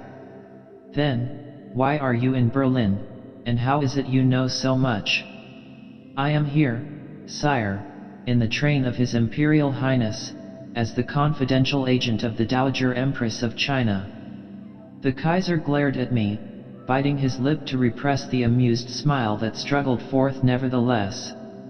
MV, you are a wonderful man. I am not sure whether I ought to arrest you or to pardon you freely. However, I will cry quits if you will tell me who this fellow really is. He is, of course, sire, the brother of His Imperial Maj. Wilhelm too strode to me, seized me by the shoulders, and thrust me out of the room. Chapter 8. The Abdication of Francis Joseph. I am now going to relate the story of what is, perhaps, the most extraordinary mission on which I have ever been employed. It will, I think, come as a surprise to many of the best informed politicians on the continent, including the highly placed personages whose schemes I was the means of detecting and defeating. It was during the war between the British and Boers in South Africa, at a period which I do not care to specify more particularly, that I had the honor to receive a request to proceed without loss of time to Petersburg, and wait upon M. Witt. It is chiefly this minister's unjust dismissal that has provoked me to make this disclosure. I was particularly gratified at being sent for by the great Russian minister, because his action was a demonstration of the high confidence reposed in my loyalty.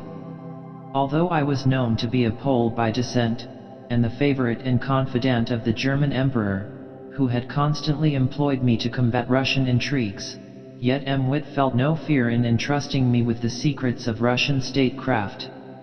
The moment I arrived in Petersburg, I went without waiting to change or refresh myself to wait on my client. Our interview took place, not at the Ministry of Finance, where M. Witt would have been surrounded by spies, but at a small private house in a suburb of the Russian capital. The finance minister received me in a small study, the walls of which were lined with works on political economy and kindred subjects. I have asked you to meet me here, the minister explained, as soon as I had seated myself, and lighted the cigar which he pressed upon me, because I don't wish the fact that we are in communication to be known to a single person in the Russian Empire. In particular, it must be kept a strict secret from the Minister of War. It is against him that you will be acting really, and I shall have to ask you to pledge yourself that in case of your proceedings attracting his attention, you will lead him to suppose that you have been commissioned by some foreign power. That will be easy, I replied. Russia has plenty of watchful enemies. Shall I say Great Britain? M. Witt shook his head thoughtfully. You would not be believed. No one will credit the British government with intelligence enough to acquire knowledge of its enemies' intentions. But that is a point which I can safely leave to your discretion if the occasion should arise. I contented myself with bowing, and waited for the minister to proceed. Will you permit me to ask you, he said politely, if you have ever done any business on behalf of the Emperor of Austria-Hungary? I have been engaged by His Majesty on 2 occasions, I responded. It was I who succeeded in suppressing the facts concerning the death of the Crown Prince Rudolph, and in establishing the currency of the version which has now been accepted as serious history.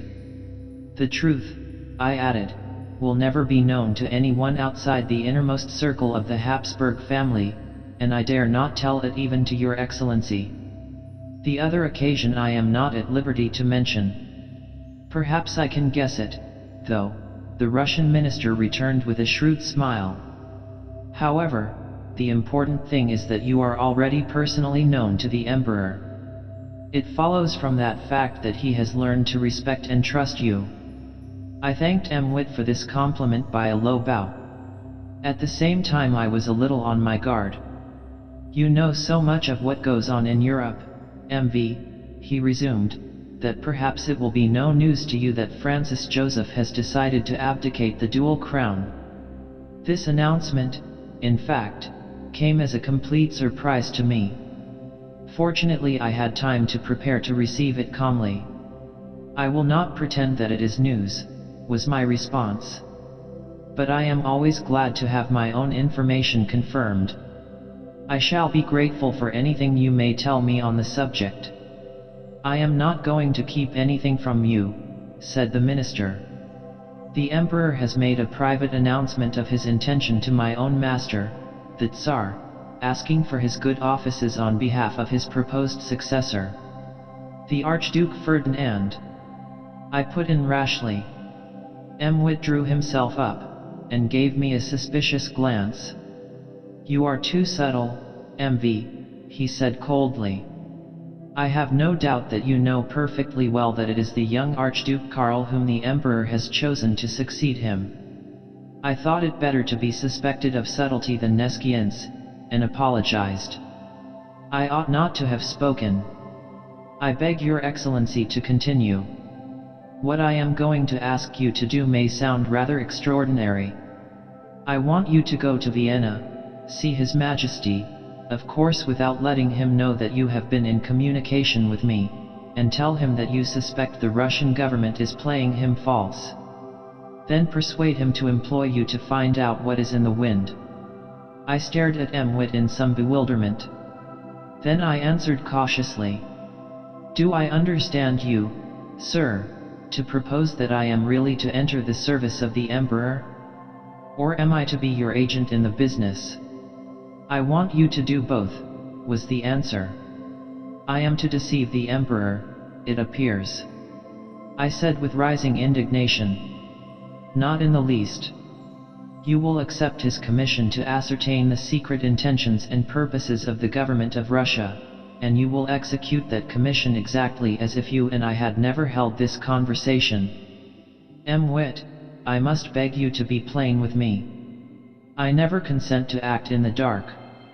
What is your true motive in making this strange proposal to me? I think I have already told you, the minister returned with perfect coolness. The man whom I am combating is Count Lambsdorff. Your colleague. Exactly. My colleague, the War Minister. Let me see if I clearly understand your Excellency. The Emperor of Austria has given the Tsar private notice of his intention to abdicate? The Tsar has promised to preserve a friendly attitude? Nevertheless, the war party in the ministry, with or without the Tsar's connivance, are secretly preparing to take advantage of the situation in some way? Your Excellency, knowing this, and disapproving of their plans, desires to put the Austrian Emperor on his guard, in order that the scheme may miscarry. M. Witt punctuated this speech with a series of nods. And why? I demanded bluntly, throwing myself back in my chair. The Russian statesman looked at me for a minute, as though trying to make up his mind whether it would be of any use to offer me a false excuse. I prepared to listen to something about the obligations of international honor and good faith. Suppose I were to tell you that I am acting under the confidential instructions of my own emperor, who lacks the courage to put his veto on the policy of the Grand Dukes. In that case your object can be attained much more simply. Procure me a line in the handwriting of Nicholas II. To Francis Joseph, and I undertake to deliver it, and to burn it afterwards with my own hand." The Russian heaved a sigh of amused resignation. "You are too deep for me, MV. Very well, then, I will tell you." He bent forward and lowered his voice. "Russia is not ready to strike. A war now would mean the bankruptcy of the empire. The others will not believe this, but I know it. I will not have my carefully laid plans shattered by them, for the sake of a miserable province like Galicia. I am a statesman, not a pettifogger. With my railways I am reaching forward to clutch the great empires of Asia. China is already within my grasp, India is being drawn closer year by year. When 1,000 millions of men obey the scepter of the Tsar, these petty European states will fall like ripe plums into our lap." The Russian spoke with real emotion. "If I still retained any faint misgiving, it was not enough to restrain me from accepting the service required of me. Within 3 days I found myself in the palace of Schönbrunn. Of all my clients, Francis Joseph is the most unapproachable. Modern ideas of democratic equality find little encouragement in the Austrian court. After the friendly bonhomie of the German Kaiser, and the tactful kindness of the King of England, the Austrian sovereign's manner affects one disagreeably. It is like touching a lump of ice.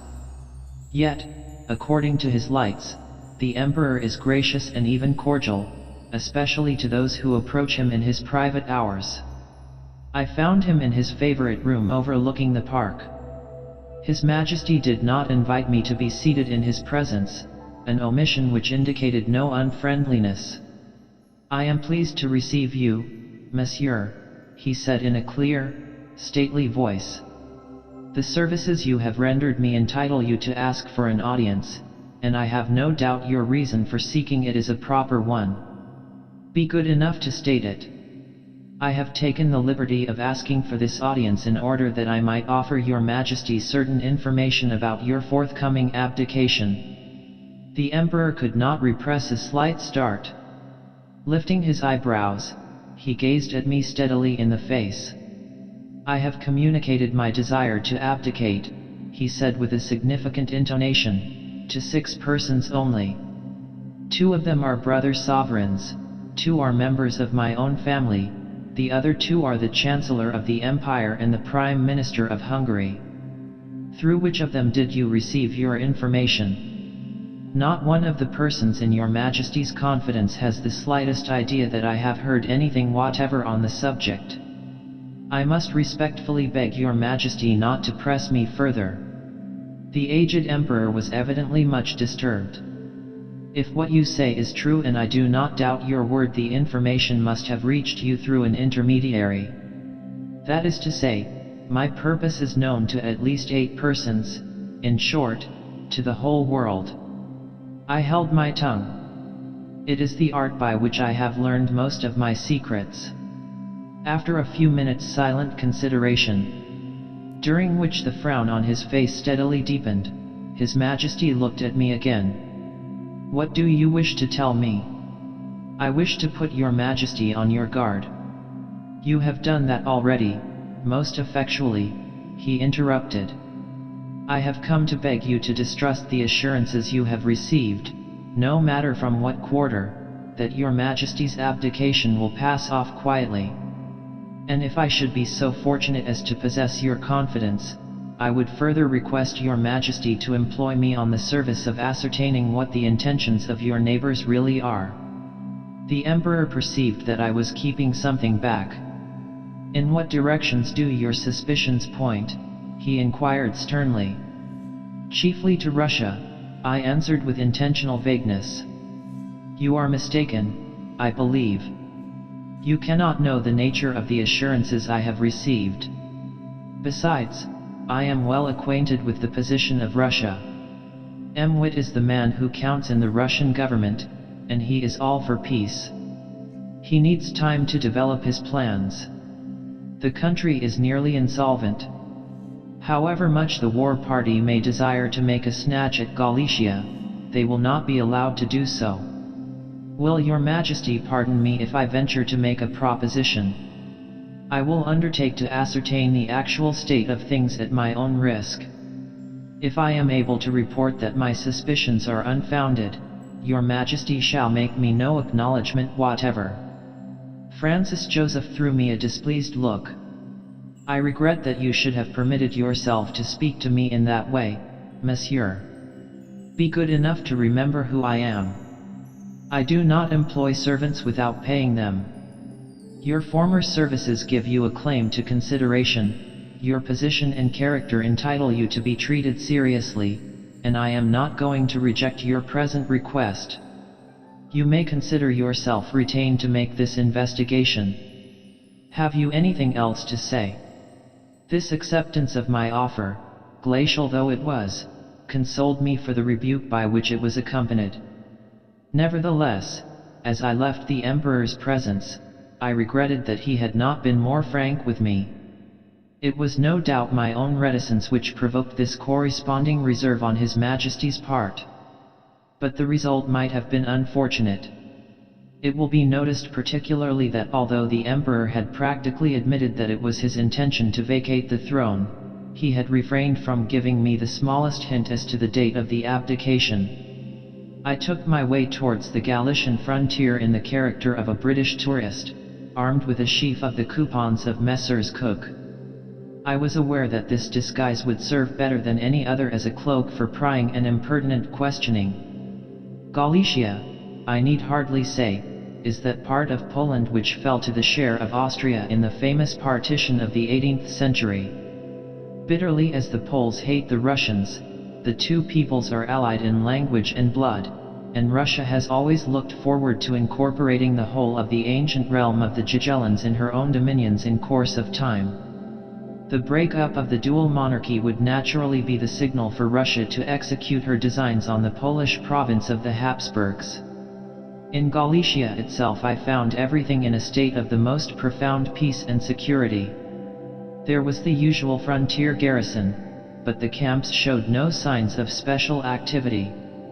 I toured along the frontier almost from end to end, in a motor which I had ordered from Paris, and I came upon great stretches of country, several miles in extent, where a whole Russian army corps could have crossed the line without being observed, far less opposed. At the end of this inspection, which lasted about a week, I crossed over to the Russian side. I found myself received without apparent distrust. The legend of the mad Englishman on his motor car had no doubt preceded me. The Russians do not dislike Englishmen, as individuals, in the way they dislike Germans. At all events I had no difficulty in making friends with many of the officers in command of frontier posts. They offered me hospitality, and showed no resentment at my somewhat daring exploration of their frontier. At the first blush, everything seemed as peaceful on this side as on the other. The number of troops under arms was not excessive, and the men showed none of those signs of suppressed excitement which warn an experienced eye that some movement is in contemplation. Presently, however, I began to remark an extraordinary number of telegraphic dispatches arriving at the various posts. Special messengers seemed to come and go with a frequency that hardly seemed necessary in time of peace. At last, one night, I was roused from sleep by a sound which my ears were quick to recognize. It was the muffled rumble of an artillery train passing over the rough paving stones of the small town in which I had stopped for the night. I got up, softly drew back the curtain of the window, and cautiously peeped out. There, in the moonlight, rolled by gun after gun, followed by the caissons and all the supplementary outfit of a park of artillery. They were heading southward, and the frontier lay only 3 miles away. I counted 6 batteries, 36 guns, the equipment of an army corps. When all had gone by I retired to rest again. I rose at break of day, took out my car, and followed in the route of the cannon. The road conducted me without a turning straight to the frontier post, where I found a sleepy Russian sentry exchanging friendly greetings with a still drowsier Austrian one. A short way beyond stood the Austrian guardhouse, with the men lounging on a bench outside the door in the sunlight, waiting for their coffee. Everything was as if my vision of the night before had been a dream. I turned my car round, and drove back slowly, scrutinizing every hedge and tree along both sides of the road. Less than a mile from the post my attention was caught by a place on the left-hand side, where the hedge appeared to have been mended or replanted. I ought to explain that the road was bordered at this point by a thick wood apparently impenetrable to anything bigger than a stoat. I stopped the car, got down, and approached the hedge, examining every inch of the ground. The first discovery I made was that the road itself had been recently mended. Creases in the surface, like the ruts made by heavy wheels in turning, had been filled up, and the dust from other parts of the road carefully raked over the spot. Then, looking closely at the hedge, I perceived that the bushes were no longer growing in their place. The entire hedge had been cut away level with the ground for a space of several yards, and then replaced, the matted bushes being wired together so as to form a sort of gate or hurdle, like the furze hurdles in common use in England and other countries. The leaves were already beginning to droop from want of the nourishment supplied by the roots. I drew up my car close to the hedge, and, mounting upon it, managed to scramble over into the wood, at the cost of some scratches. I found myself in the midst of a pile of brushwood which extended for some paces, completely covering the soil from view. Immediately beyond came a gap in the trees, not in front, but at one side, so that it was quite invisible from the road. Turning sharply towards the frontier, and running almost parallel with the high road, was a grassy drive or lane, about 10 feet wide, and sufficiently free from undergrowth to admit the passage of an army. With my heart thumping against my ribs, and almost holding my breath in my excitement, I stole along this path, which revealed, by 100 tokens, that it had recently been used for heavy traffic. I followed its windings for I should think a mile and a half, when I found myself brought up abruptly by a post and rail fence, the posts being painted yellow on the side which faced me, and black on the reverse. This fence was the boundary between the two empires. A narrow footpath bordered it on each side, so that the patrol might pass along it each day on his rounds. As for the artillery, it seemed to have disappeared, to have been swallowed up by the earth. I looked round me in all directions. The woodland road by which I had reached the frontier stretched away on the other side of the fence. This was in itself a suspicious sign. It scarcely seemed likely that two independent drives would have been constructed so as to meet in the heart of the forest, unless there was some traffic meant to pass that way. All at once the explanation burst upon me. It was a smuggler's route. The high tariffs of the Russian and Austrian empires have fostered an important contraband traffic. The soldiers who patrol the frontier are easily bribed by a share in the gains of the smugglers. What the Russian War Office had done was to bribe the smugglers in their turn to act as its allies in this strange invasion. I have used the word invasion. Unless my deductions were wholly false, the 36 guns which I had seen passing my window in the night were by this time actually planted on the soil of Austria.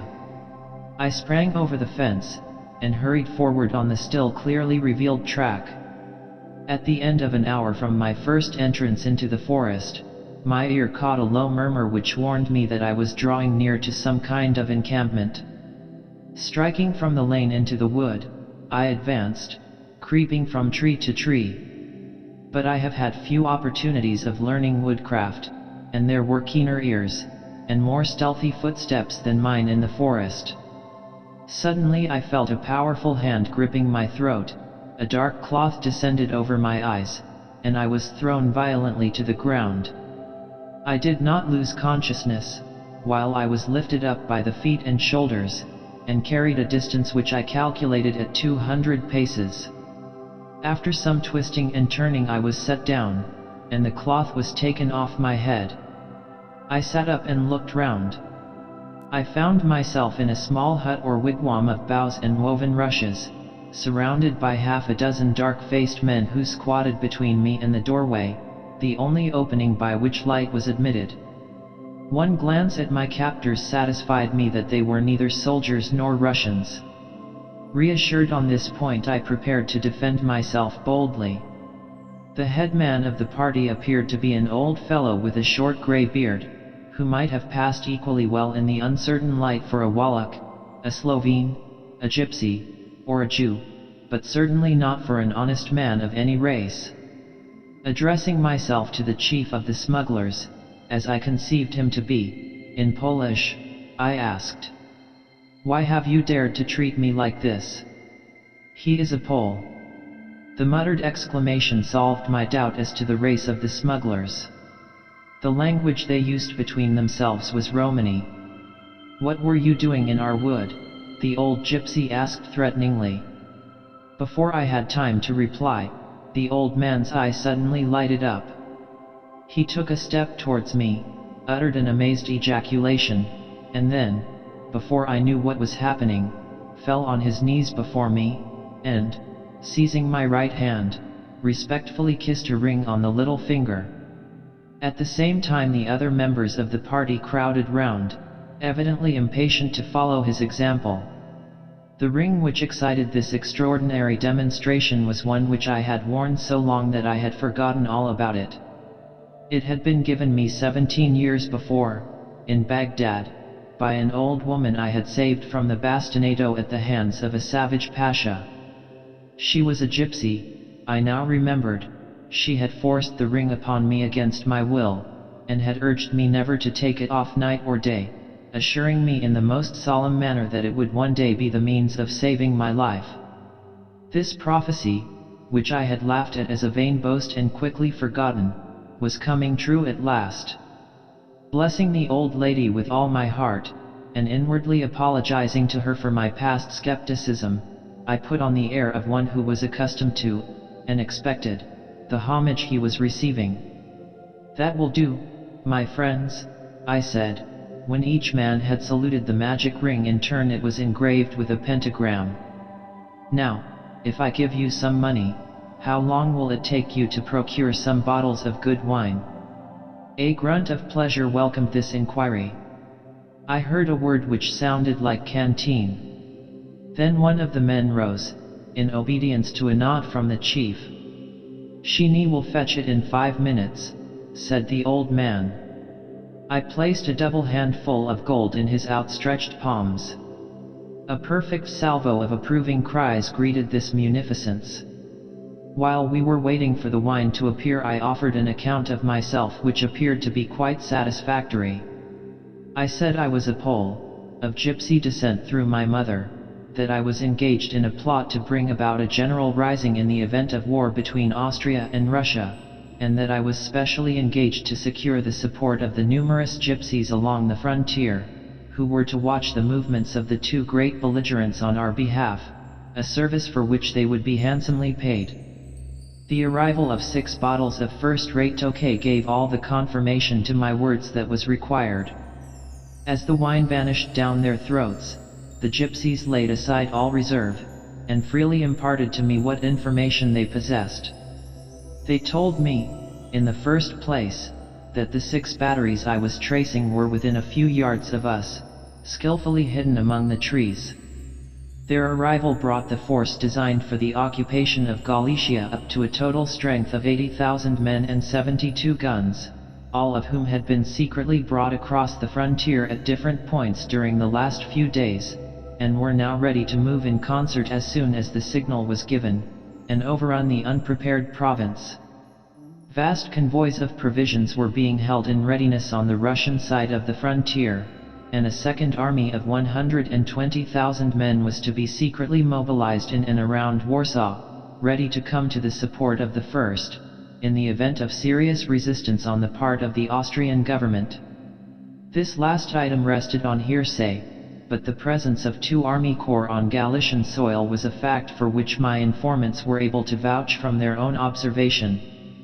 The fact was known to every smuggler along the Galician frontier, and yet, so profuse were the bribes they had received, and so perfect was their secrecy, that not the slightest hint had been suffered to reach any official of the Austrian government. I spent some hours of the most agonizing suspense I have ever known, in the company of these drunken outlaws, before I dared to risk an effort to get away. Their suspicions, or rather their natural distrustfulness, caused them to raise all sorts of objections to my departure. It was only by swearing on the sacred pentagram that no hair of their heads should ever be imperiled by any action of mine, that I was able to tear myself away. When I got out onto the high road again, at the spot where I had left my motor, I found, as I had feared, that it was no longer there. I turned at haphazard in the direction of the frontier post. As soon as I came in sight of the Russian guardhouse, I saw, to my delight, my car standing on the road in the front of the door, with a group of interested soldiers curiously inspecting every part of it. Now the car happened to be a Panhard, of the most powerful construction yet turned out by the famous French firm. I strolled up carelessly, greeted the astonished soldiers in broken Russian, and asked them if they were familiar with the machine. The lieutenant of the post, a man in education and intelligence below the level of an English sergeant, bustled out and began questioning me, with the evident intention of ordering my arrest. I handed him my passport to read, a process which takes some time with an illiterate Russian officer, and went on explaining the mechanism of the car to the inquisitive soldiers. Finally I came to the driving power. "And now, my friends," I said, "I will show you how the car is propelled. Stand back clear of the wheels, if you please. You see this lever? I place my hand on it so." "Stay," shouted the officer, divining the danger in this demonstration. He spoke too late. As my hand grasped the lever, I vaulted into the car, and before the excited soldiers realized that it was underway, the Panhard was tearing towards the boundary line at the rate of 25 miles an hour. The Russian sentry ran out into the middle of the road to stop me. He was a poor peasant, perhaps from the banks of the Volga, who must have thought that the evil one himself was upon him. I saw his face blanch, and almost heard the chattering of his teeth, but he did not flinch from his duty. I rode right over him, and I am sorry to say that I believe he was killed. The Austrian sentry simply fired off his gun as a warning to his comrades at the guardhouse further along the road. They swarmed out, and I pulled up the machine. I had put the brake on immediately after crossing into Austrian territory.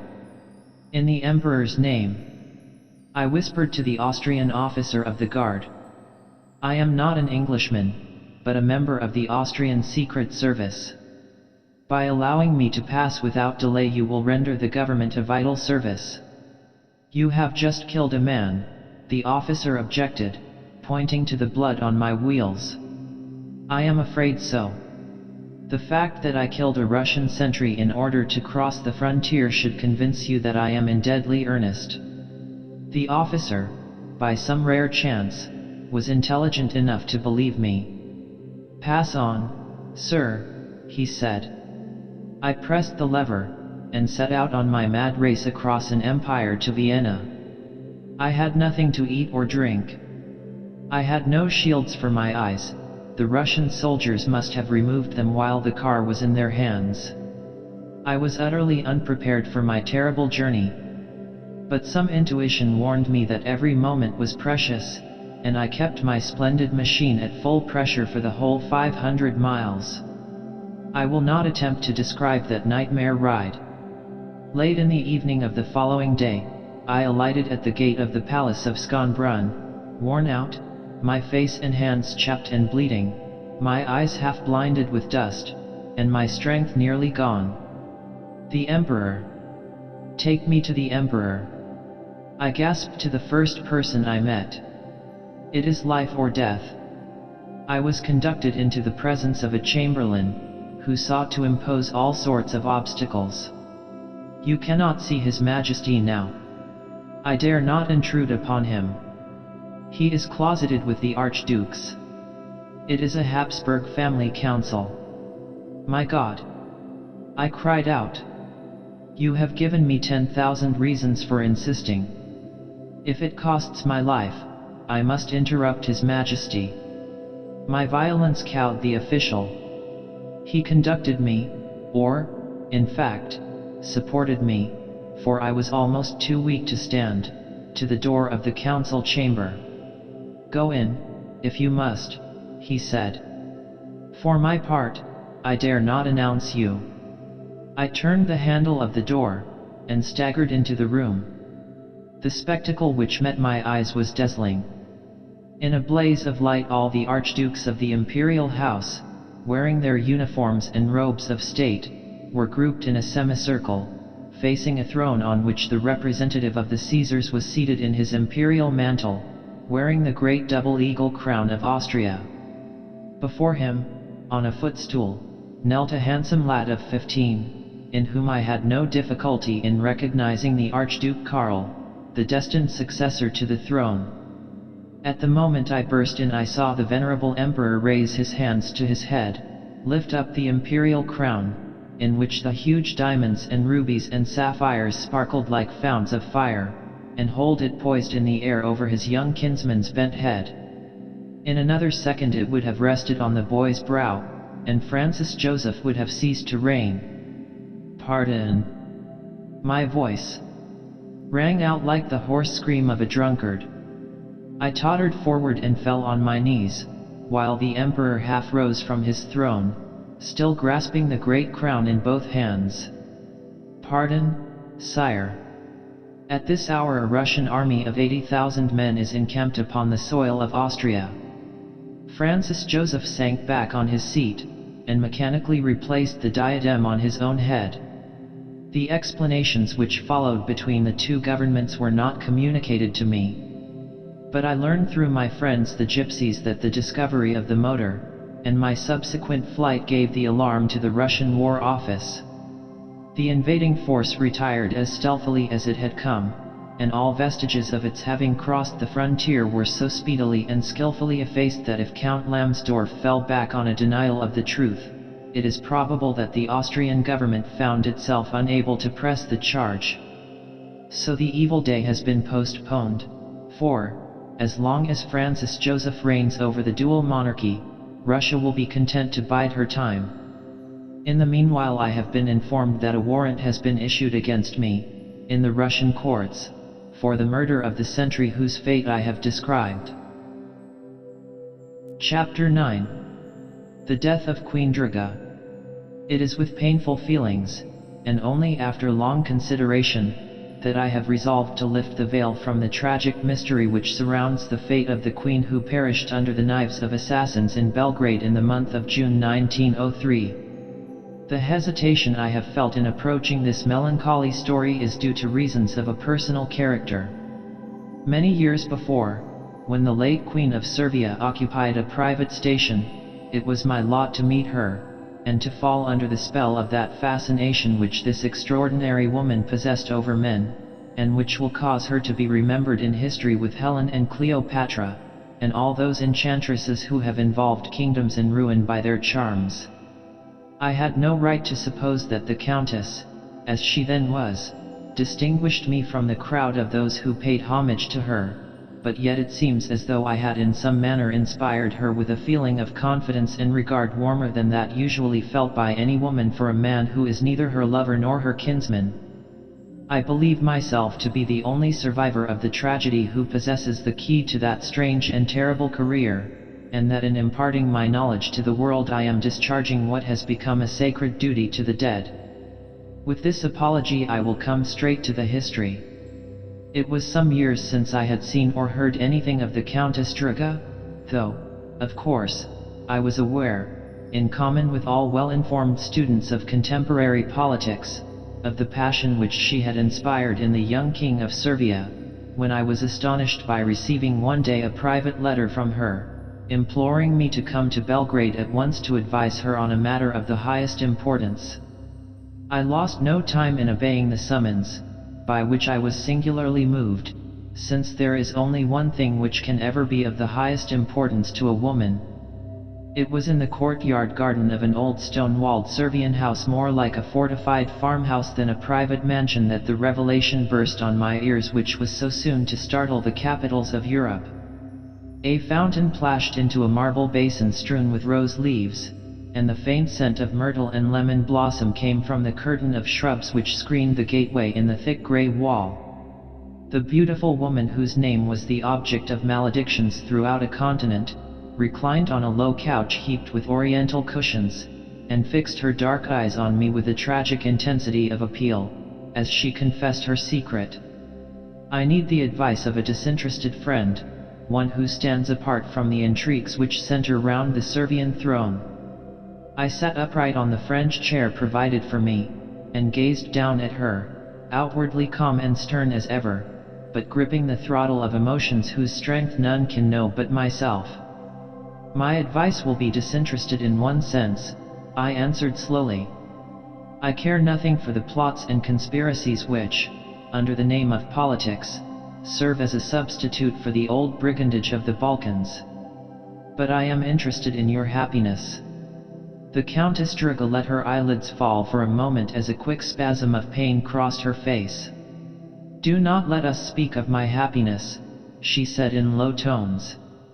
"It is of Alexander I must think." I folded my arms across my chest, and said nothing. "He has asked me to be his consort."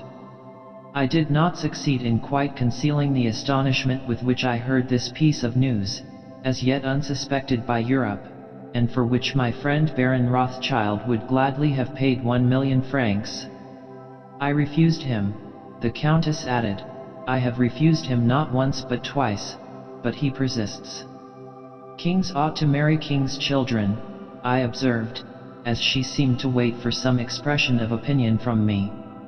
"Add that boys ought to marry girls and not grown women, and you will say what the world will say as soon as it hears of this," she returned, with some bitterness. "That is what I have told Alexander, and he has sworn upon the crucifix in my presence that he will marry only me. Leave Servia. Spend a year on the Riviera or in Paris." She glanced swiftly at me as I said this, "and he may change his resolution." The Servian's reply startled me. "I cannot. At this moment I am under secret arrest." "Under arrest? You forget that Alexander has made himself master, and that reasons of state cover a great deal in Servia which they would not cover in France." I was staggered. A stranger situation I had never encountered in all my strange experience. "He holds you a prisoner till you consent to become his queen." "Till I become his queen," she corrected. I sat still for a minute, considering. The chancelleries and the public of Europe would never believe this story. They would think, they were already thinking and saying, that the Countess was an adventuress, luring the young king to his ruin. "There is one very simple solution," I said at last. "I will arrange your escape." "Impossible," she sighed. I frowned. "Pardon me, my dear Countess, but when you did me the honor to consult me, I assumed that you had some confidence in my ability. I offer to take you wherever you wish to go." "You misunderstand me, my dear friend. I do not doubt your power to release me. But my flight would become a public event. Alexander has too little self-restraint to keep silence about it. I should thus damage him as much as by accepting the throne which he offers me. He has sworn, moreover, that if I persist in my refusal, he will abdicate. With what sophistries will a woman deceive herself where her heart is concerned? And how worse than useless is it to reason with her?" "You have told me enough," I answered, in a voice which was melancholy in spite of myself. "I perceive that this young monarch is not indifferent to you." The lovely Servian lowered her glance, and began picking a rose to pieces with her delicate fingers. "He is my king," she murmured. "He is the last of the dynasty of Abramovich, which my family have served faithfully for 100 years. The one thing which alarms me most in the whole situation is that I have been urged to accept the king's hand by Colonel Masylev. Colonel Masylev, who is understood to be the secret head of the party in favor of Prince Peter Karageorgevich. I now understood the seriousness of the affair, since it was clear that whatever step was favored by the supporters of the Karageorgevich claimant must be fraught with some danger to the Abramovich. Is Alexander aware of this fact? I have told him, but he considers it an excuse on my part. Perhaps, if you were to warn him, he might listen to you. I did not much relish the task of forcing my advice on a headstrong youth, intoxicated with love and sovereignty. In the end I decided to return from Belgrade through Switzerland and take an opportunity of finding out something about Alexander's rival for the Servian crown. But the ways of women are proverbially difficult to calculate. While I was still lingering in Belgrade, on the lookout for some useful introduction to Prince Peter, the world was startled by the public announcement of the forthcoming marriage of the king and the countess. I went at once to wait on the prospective Queen of Servia to tender my formal congratulations. I found her already surrounded by a throng of courtiers, among whom I discerned the lean military figure and vulture nose of the man whom DRAGA herself had denounced to me a few days before Colonel Masylev. So magical is the influence of royalty that I found myself able to detect a difference already in the manner, and even in the very voice, of the woman who had bared her heart to me so short a time before. She was gracious and cordial, but it was the graciousness and cordiality of a sovereign to a subject, rather than that of a beautiful woman to a man. Coming away I thrust my arm through that of the formidable colonel. "Have you any commands for Geneva?" I asked. "I shall be there in the course of 2 days." Masylev let himself be surprised. "But I thought you were a friend of the Countess," he stammered. "Certainly as you are," I retorted. "It seems to me that the Countess is doing a very good stroke of work for a cause in which you and I are both interested." Masylev glanced at me with curiosity.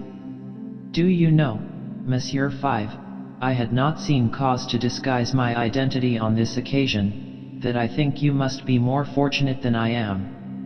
That is to say, I think you must possess the confidence of a person who has not yet honored me by a sign that my services are acceptable to him."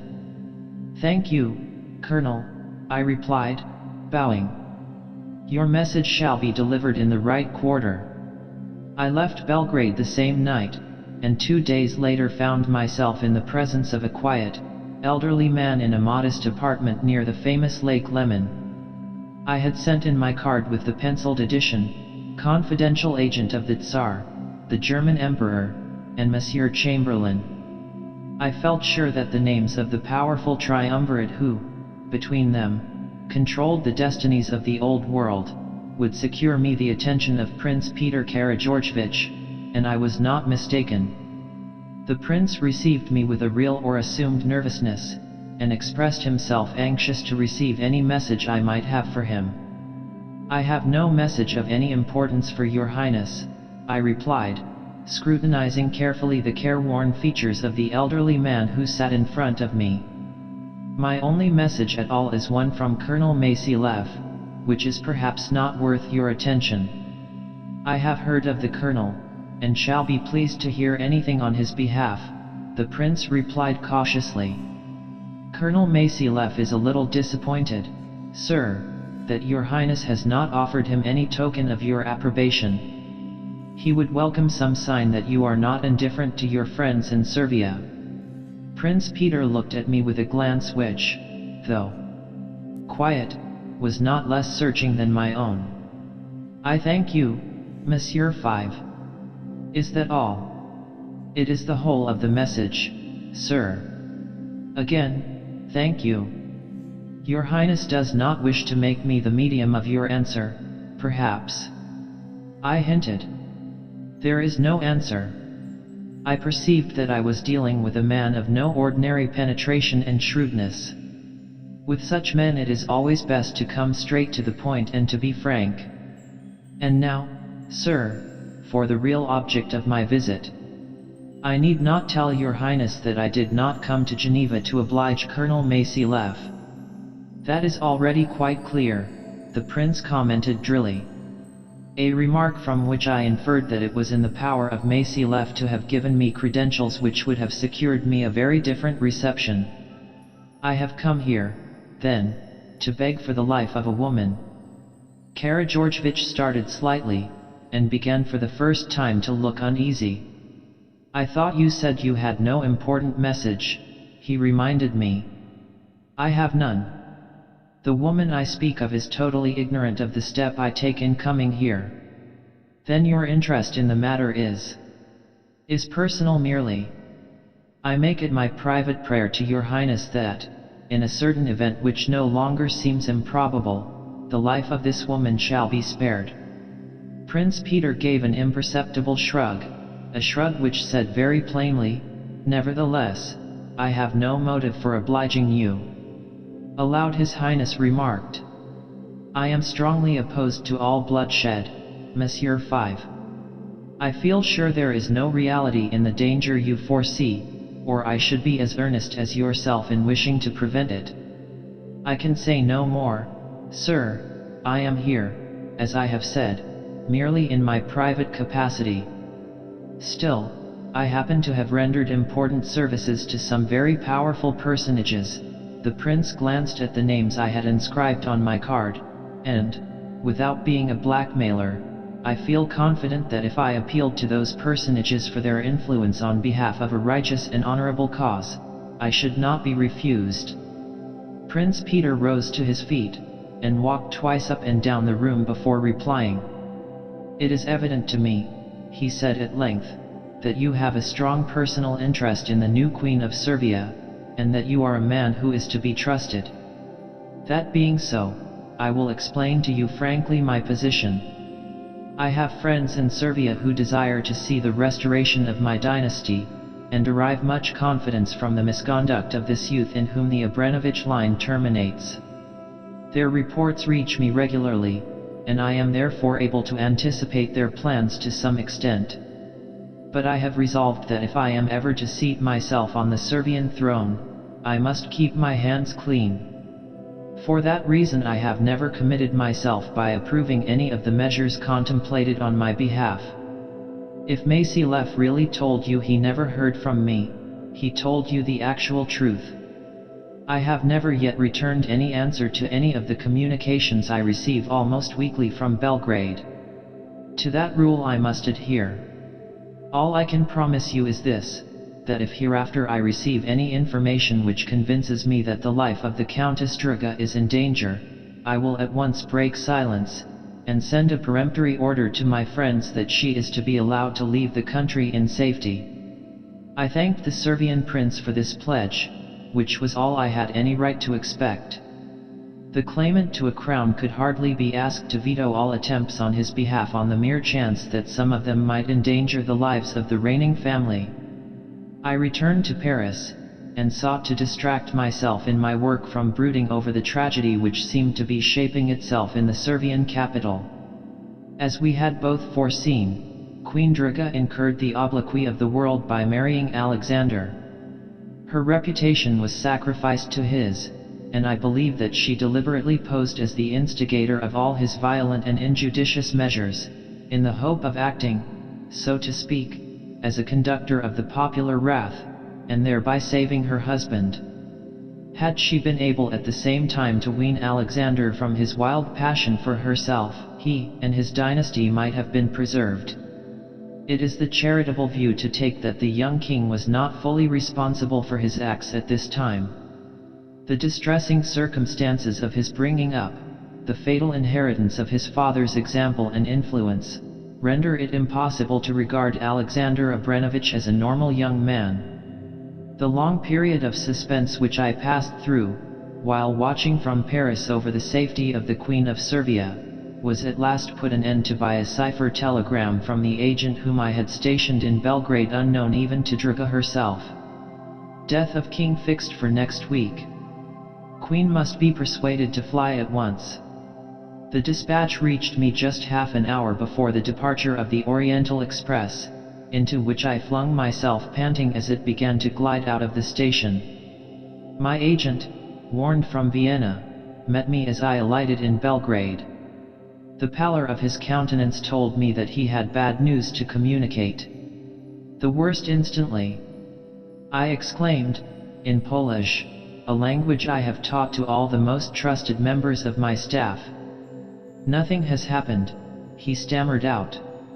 But I tried to give a hint to the Queen. She has passed it on to her husband. The conspirators have learned that suspicion has been aroused in the palace, and what? I seized him by the wrist. The assassination is to be carried out tonight, instead of next week. Tonight. Exhausted as I was by the long journey, this news almost broke me down. I had to lean against my agent for support. The poor wretch, conscious that he had blundered disastrously, dared not meet my eye, and I felt him trembling. It is my maxim never to be angry with an employee except for bad faith. If an agent of mine blunders or breaks down, I consider the fault is mine for having entrusted him with a task beyond his powers. Besides, there are no perfect instruments. In my own career I have made 2 mistakes. Therefore I assured the unfortunate man that all was well, since Queen Draga was yet alive. We went together to the house in which my agent had been residing for some time in the character of correspondent of the Havas agency. There I assumed the Servian dress which he had had the forethought to prepare for me, and, disguised as a sous-officier, I set off for the palace. My military uniform naturally inspired confidence in the sentries, those in the plot no doubt supposing that I was so, also. I made my way round to a side entrance, suitable to my apparent station, and there, by my agent's advice, asked to see Anna Petrovich, the waiting maid who had shared the Queen's fortunes for many years. I was admitted without any demur, and presently Anna herself appeared. She took me apart into a small chamber apparently used by the upper servants of the palace, and asked me what I wanted. I must see the Queen immediately, in private, I answered. You cannot do that. Her Majesty is just sitting down to dinner. What is your name, and what do you want to see her about? My name does not matter. I come as a friend, and I bring Her Majesty a message from one who wishes her well. I knew that if this woman were really in Draga's confidence these words would not fall unheeded. Cannot you tell me something more? I will try to get you an audience as soon as dinner is over, provided I am sure that you are a friend. Listen. I bent forward and whispered in her ear. Have you ever heard the Queen mention a certain Monsieur 5? The woman gave a start of joy, impossible to be feigned. You come from him. I bowed. Then I will endeavor to let the Queen know at once. In the meantime, follow me. Anna conducted me up one of the back staircases of the palace and along a corridor, till we arrived at a door, which she unlocked with a key taken out of her pocket. I found myself in a small bedroom, humbly, but comfortably furnished. This is my own room. The Queen's boudoir is reached through that door, she explained, pointing to it. Wait here, and excuse me if I take the precaution of locking you in. Stay, I said sharply. In situations like this I trust no one. Give me the key, and I will lock myself in, and open to your knock. The servant made no objection, and a signal was arranged between us, after which she stole away, leaving me there in the gathering dusk, with the fate of a kingdom trembling in the balance. Of my feelings during the next half hour it would be useless to speak. Murder, red-armed and tiger-eyed, was whetting its knife against the bosom of the woman whom I would gladly have died to save. And I could do nothing but stand there and gaze furtively through the window for the first sign of the approaching cyclone. At the end of 30 eternal minutes the expected knock came at the outer door. I took out my loaded revolver, cocked it, and advanced to the threshold. "Who is there?" "The Queen's friend," came the expected answer. I unlocked the door, opened it just widely enough to admit the waiting maid, and promptly shut and locked it again. "The Queen knows you are here, but she dares not leave the table for another half-hour. At the end of that time she will be in her boudoir, and will admit us." I took out my watch, and cursed each dilatory hand. "Is the danger so pressing, then?" asked the frightened woman. "I do not know how pressing it is," I answered gloomily. "I cannot even be sure that Queen DRAGA will be suffered to leave that table alive." "Oh, you are mistaken there," Anna exclaimed. "My mistress is safe. She has had a private assurance that she will be allowed to flee." "Has she fled?" I retorted. "I thought I knew DRAGA better than her servant did." Silence followed.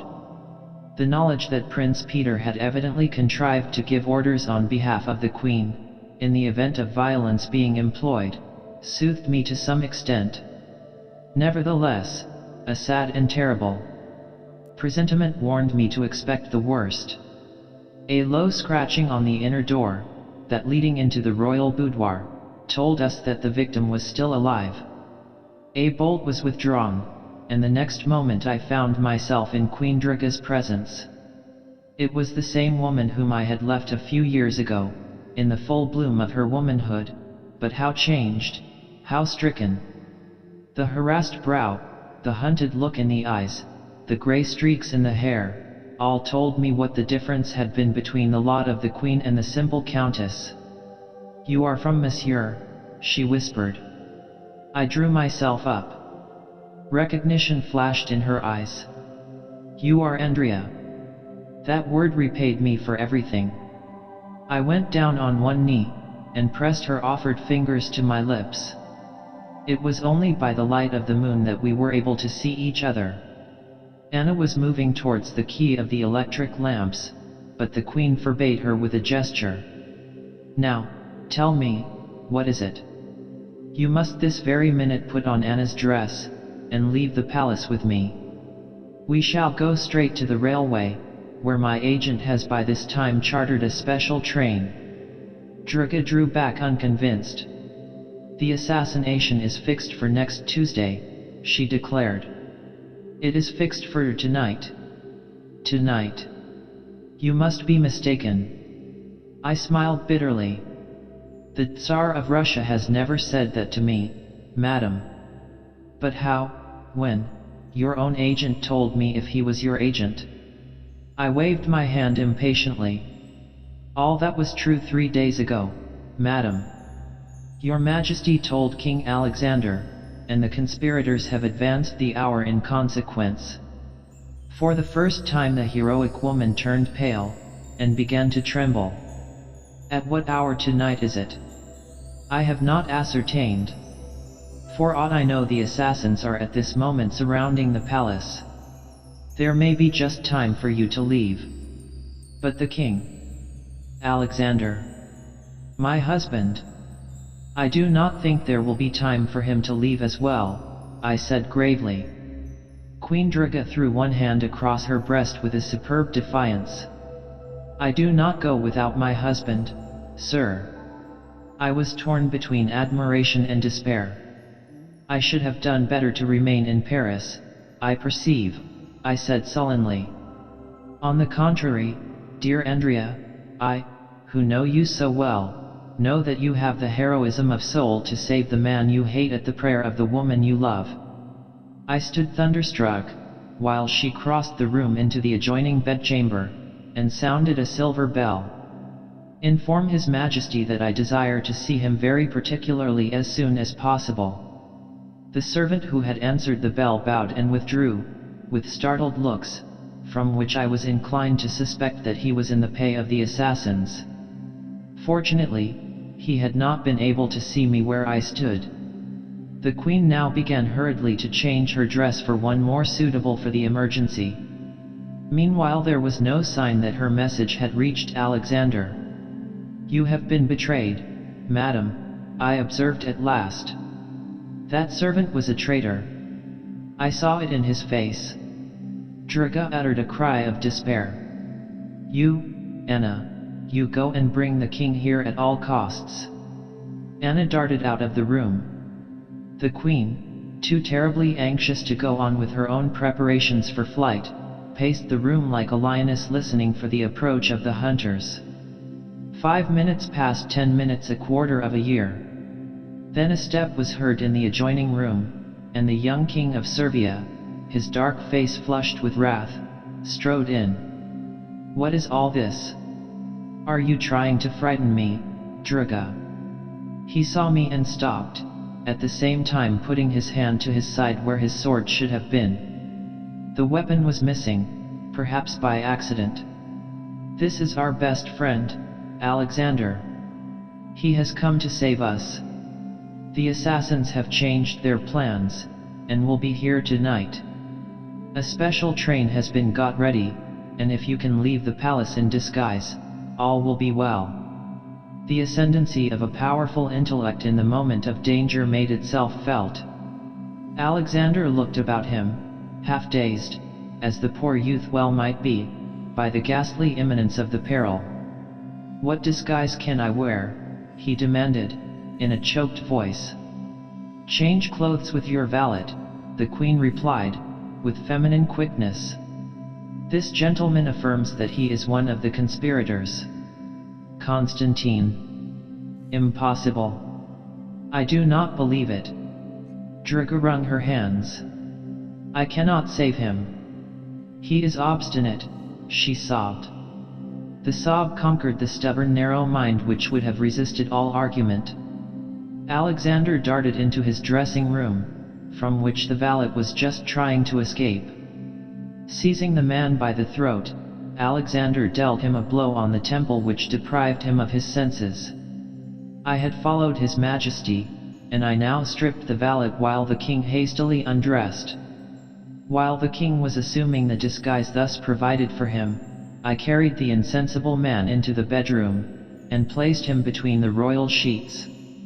At this moment the white face of Anna Petrovich appeared in the doorway beyond. They are coming. I see them outside in the courtyard. Quick, quick, burst from the lips of Queen Draga, whose self-possession seemed almost unnatural. And she pushed her husband towards the door of his own dressing room. This way, he exclaimed, his mind unable to keep pace with hers. Yes. You are Constantine. You are in the plot, remember. You must let them in to kill your master, who is asleep. I shuddered. My suspicion, for it was hardly more, was going to be fatal to the valet. Go with him, Queen Draga added, turning to me. I am safe. I need neither protection nor guidance. He needs both. I adjure you, Andrea. Swept away by the torrent of her impetuosity, I followed Alexander to the dressing room. Draga herself came to the door, and closed it softly after us. We were just in time to meet a party of a dozen soldiers, headed by Colonel Masylev himself. Stepping past the young king, who was shaking like a leaf, I whispered in Masylev's ear. Be quiet, or you will awake him. He is lying on the bed, drunk. The soldiers filed in past us, not one casting so much as a glance at our faces, shrouded by the darkness. The moment the last man had stepped across the threshold of the dressing room, I took Alexander by the arm and drew, or rather dragged, him out into the corridor, and down the great staircase of the palace. We passed out unquestioned. It did not occur to one of the men whom we found outside that Masylev could have missed his prey. My uniform was enough to disarm suspicion, for it was that of a regiment in which every man had sworn on the gospel not to let Alexander escape alive. My agent had served me well. We found him at the station. The special train was ready, with steam up, waiting for the signal to place us in safety on the soil of Austria. I made Alexander take his seat in the meanest compartment, while I waited outside the station for the appearance of the two women. I waited a long time. From the town, all buried in darkness, there came sounds of tumult and exultation, which must have shaken the heart of the young man in the train. It was not till I had been there for nearly 3/4 of an hour that I saw one female form creeping feebly along the road towards the station. I darted out to meet her, and uttered an oath. Anna Petrovich fell weeping into my arms, with the doleful cry, "Queen Draga is dead! Queen Draga is dead!" 5 minutes later I had placed the desolate creature in the train, and we were speeding on our way to Vienna. It was in the train that I learned the few particulars that Anna had to tell. But I had already guessed the nature of the catastrophe. Another party of soldiers, headed by a personal enemy of the Queen's, had invaded the royal suite through the waiting maid's room at the instant that Masyalev and his men burst into the bedroom where the valet was lying insensible. Whether Draga's life might really have been spared or not, it is impossible to say. The heroic woman's resolution was instantly taken. She knew that if the valet were recognized there would at once be a hue and cry, and that the king would be pursued and probably taken, and she resolved to give her life for her husband's.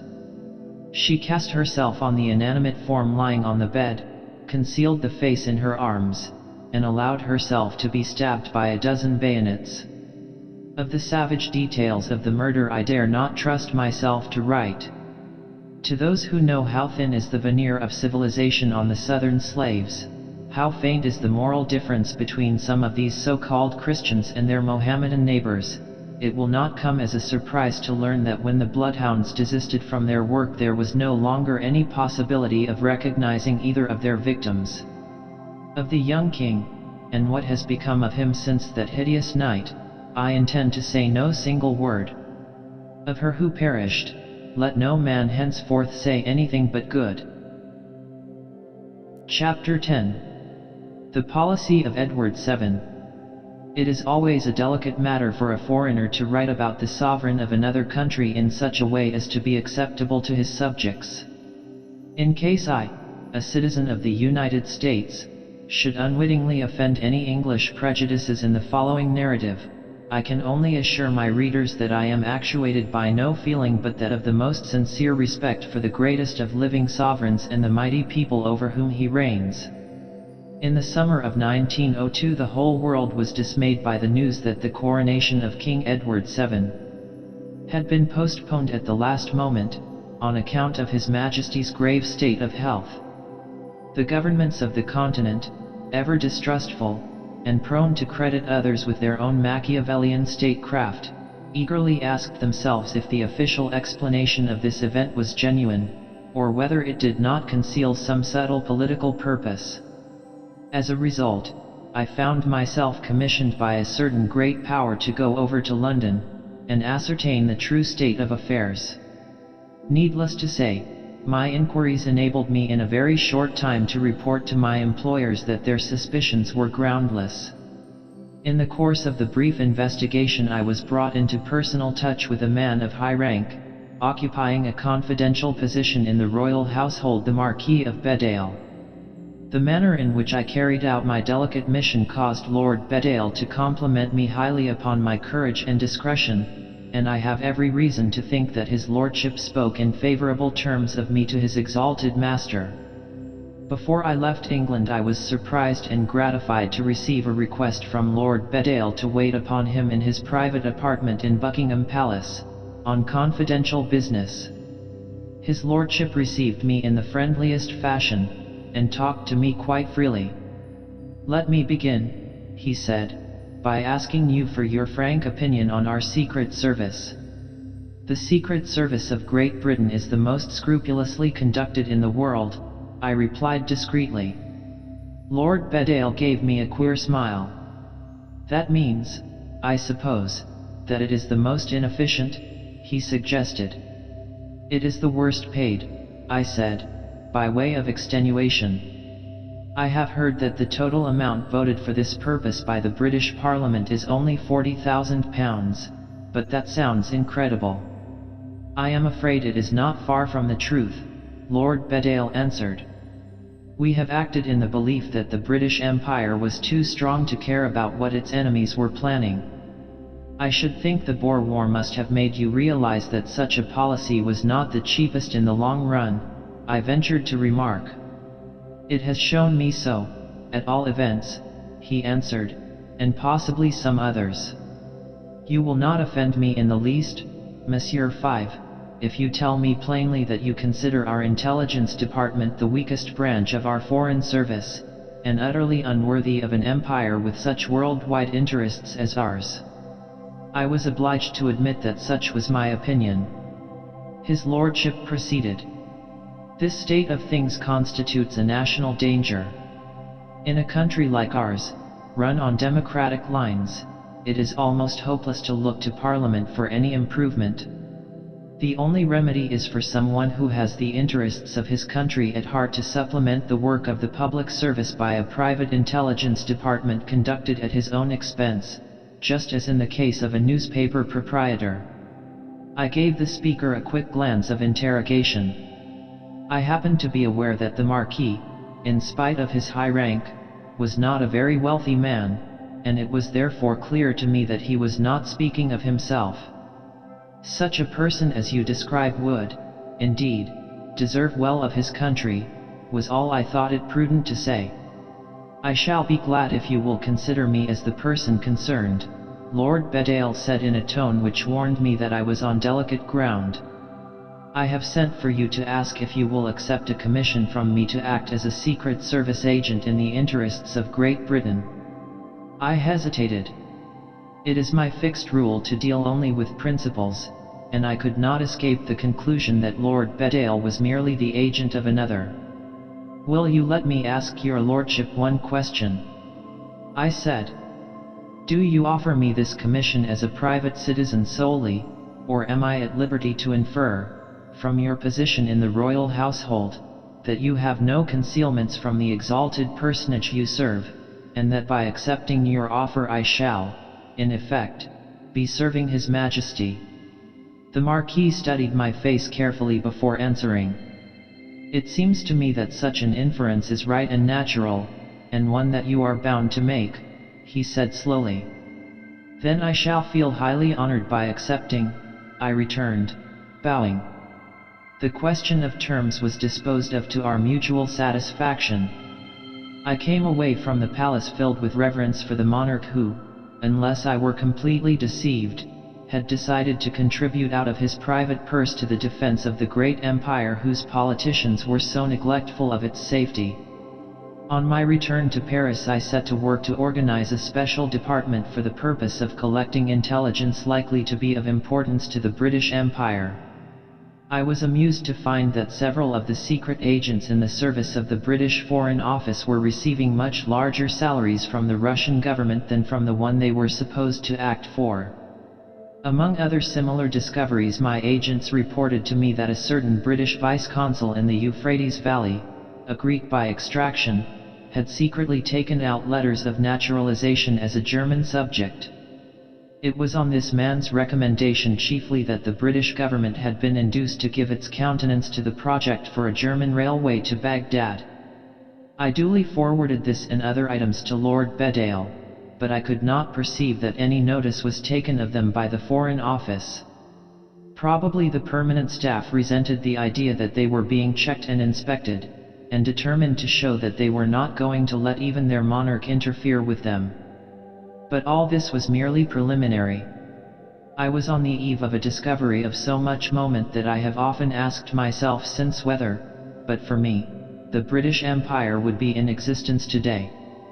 Newspaper readers may recollect that not very long ago a sharp passage of words took place between a German minister and an English statesman whom I will not indicate more closely in the present excited state of party politics. Although in appearance but a quarrel of ministers, it was perfectly well understood on the continent that the Count von Bülow was only the mouthpiece of his imperial master on this occasion. Europe gasped at the spectacle of this political thunderstorm, in which the lurking hatred of Germany towards England was for the first time brought to the surface, and exposed. I knew the character of both of these formidable peoples too well to believe that the incident would have no after effects. As by the glare of a lightning flash, there stood revealed before me the figures of the two great protagonists, contending together for the mastery in a war raging over 3 continents. Very soon after Lord Bedale, or whoever stood behind him, had confided the safety of Great Britain to my care, I repaired in disguise to Berlin. My instinct taught me that this capital was the true storm center, and that from here, rather than St. Petersburg, would be directed the designs of any really dangerous movement against the country of Edward VII. My first visit after my arrival was paid to the director of the Imperial Secret Service, my old friend Finkelstein. I felt it would be impossible for me to remain long in the German capital without my presence becoming known to this astute chief of police, and I deemed it the most prudent course to throw him off his guard at the outset. I caused myself to be announced as Father d'Aurignac, of the Order of the Assumptionists. My assumed character completely imposed on Finkelstein, and I opened the conversation by saying, "I have come here in consequence of the persecution of the order now being carried on by the French Republic. We are obliged to seek other homes, it being impossible for us to remain in France. A large number of houses have been transferred to England, but my brethren and I detest that country so much that we wish to settle in Germany instead. I have been deputed to ascertain what treatment we are likely to receive at the hands of the authorities." "That is not in my department," Finkelstein answered. "You should apply to the Minister of the Interior." "You misunderstand me," I returned smoothly. "I do not doubt that we shall be permitted to settle here. The question is, how much independence we shall enjoy from police supervision. In France we were always able to maintain exceedingly friendly relations with the police. We are, of course, a very wealthy order." Finkelstein's eyes sparkled. I knew that he was in receipt of a secret pension from the exiled claimant to the throne of a state annexed by Prussia in 1866. It was evident that he was perfectly ready to do business. "You will find that the Berlin police exercise the greatest tact towards communities of high character like yours," he said eagerly. I lay back in my chair and threw off my hood, as I observed, "My dear Finkelstein, I see that you are not changed." The director's consternation was quite laughable to witness. He exclaimed, drawing back as if he had been stung. Then he added, in a tone of hesitation, "My old friend." "Yes, your friend and your ally, if you will accept him as such," I said cordially. Finkelstein looked immensely relieved. He was well aware that the Kaiser did not accord him his complete confidence, and he must have feared that I had come to him, as on a former occasion, as the Kaiser's agent. "My dear V, any friendship and assistance that I can give you are at your service at all times," he hastened to assure me. "It is understood, then, is it not, that we are to stand by each other? If I undertake to report favorably of you in a certain quarter, you will give me your confidence." "That is always understood between Secret Service agents who are men of honor," the German responded. We shook hands with great warmth. "Now," I said, "I can afford to be perfectly frank." Finkelstein glanced at me with the suspicion which such a declaration was certain to provoke. "I am here, this time, in the interests of Russia." The director met my eye with a look of polite incredulity. "Distrust has been awakened in the Russian Council of State by this Venezuelan affair, in which Germany has been much too friendly with England. It is necessary to ascertain exactly what the Kaiser's views and intentions really are. He is either deceiving the Tsar, or deceiving the English, and I have to find out which. For this purpose I must pass a night in the Emperor's private cabinet." "But surely that is not a difficult thing for you to manage," observed Finkelstein, with evident distrust. "His Majesty trusts you implicitly, does he not?" He may trust me as a spy on you, and yet not confide to me his political designs, I answered. The truth is that the Kaiser is on his guard. He knows that he is being watched, and just now he distrusts everybody, his own police most of all, I added pointedly. The director put his hand to his head, with a gesture of despair. It comes to this, he cried pathetically, that unless I betray him you will report to him that I am a traitor. You should have thought of that before you accepted the money of the Duke of Heligoland, I retorted, naming the royal exile referred to above. The German sighed, and hung his head. The Russian government is not less wealthy than the Order of Assumptionists, I added. Finkelstein brightened up again. A man of such mercurial temperament was most unfit for his position. As soon as it became a question of terms between us I knew that the battle was won. The German really hated and feared Russia, like all his countrymen, and had it been prudent to do so, I should have been glad to relieve his mind. It was an easy matter for him to make the required arrangements. A hint to the commander of the regiment which supplied the palace guard that some theft had taken place, and that a detective's presence was necessary, was sufficient. At the hour of 11, the Kaiser's time for retiring, I found myself in the uniform of a Prussian soldier, pacing the corridor which gave access to His Majesty's cabinet. Secured from suspicion by the character in which I had entered the palace, I lost no time in unlocking the door of the room by means of a key invented by myself.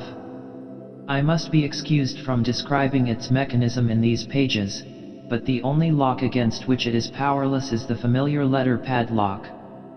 As soon as I was inside I closed the door again. I did not venture to turn on the electric light, but made use of a dark lantern I had brought with me, to explore the chamber. In front of me stood His Majesty's writing table, covered with dispatch boxes. I considered it useless to open them, and turned my eyes round the room in search of some more secret receptacle. At first no sign of anything of the kind I sought was visible. There were cupboards, but they were not even locked. The walls were hung with maps, among which my eye was particularly caught by a chart of the world on Mercator's projection, on which the various possessions of Great Britain were indicated by small red flags attached to pins. It seemed to me an ominous thing that such a map, so marked, should be ever before the eyes of the ablest continental ruler, who was known to be feverishly at work building a navy fit to contend with that of England. In a reflective mood I stepped towards the map and looked at it. The flag which marked New Zealand had sagged down slightly, as though less firmly thrust in than the rest. Without stopping to think what I was doing, I took hold of the pin and pressed it into the wall. To my surprise I felt a resistance which at once accounted for the loose position in which I had found the flag. I removed one of the other pins, and found it went into the wall without any difficulty. It was therefore clear that at the particular part of the wall covered by New Zealand there existed some obstacle, probably of a metallic nature. Once convinced of this, I had no doubt as to my next step. I drew out the whole of the pins in the eastern portion of the chart, and rolled it back. I was rewarded by the sight of a dark round patch on the wallpaper, beneath which I could detect the presence of a metallic disc or knob. I pressed it boldly, and a square section of the wall opened out on a hinge, revealing a small cupboard, secured by a black seal showing the impress of the Emperor's signet, with which I was sufficiently familiar. This discovery placed me in an awkward position. There was no time for me to counterfeit the seal, and if I broke it, it was evident that Wilhelm too must know that his hiding place had been tampered with. The prudence I had shown in dealing with Finkelstein was now invaluable to me. At the worst the Kaiser would learn that his secrets were in the hands of a Russian spy, and my real employer would be unknown. It was this reflection which emboldened me to proceed. I broke the seal, opened the cupboard, and found a pile of papers which I took to the writing table to look through. The papers were enclosed in what is styled in government departments a jacket, a large sheet of paper folded to form a cover. The outside of this jacket was endorsed in the Kaiser's well-known hand, European Zollverein. Those words told me all. The daring brain of Wilhelm II had revived the idea which the great Napoleon embodied in his famous Milan decrees. The whole of the powers of the continent were to be united in a customs league against Great Britain. Russia and Austria, I saw, had eagerly welcomed the proposal. Spain and Turkey, with the Balkan states, were also committed to it. So were Belgium and Holland, the first in revenge for British criticism of the Congo Free State, the second on account of the Boer War. Sweden and Denmark were evidently disinclined to the scheme, but unable to resist the pressure put upon them.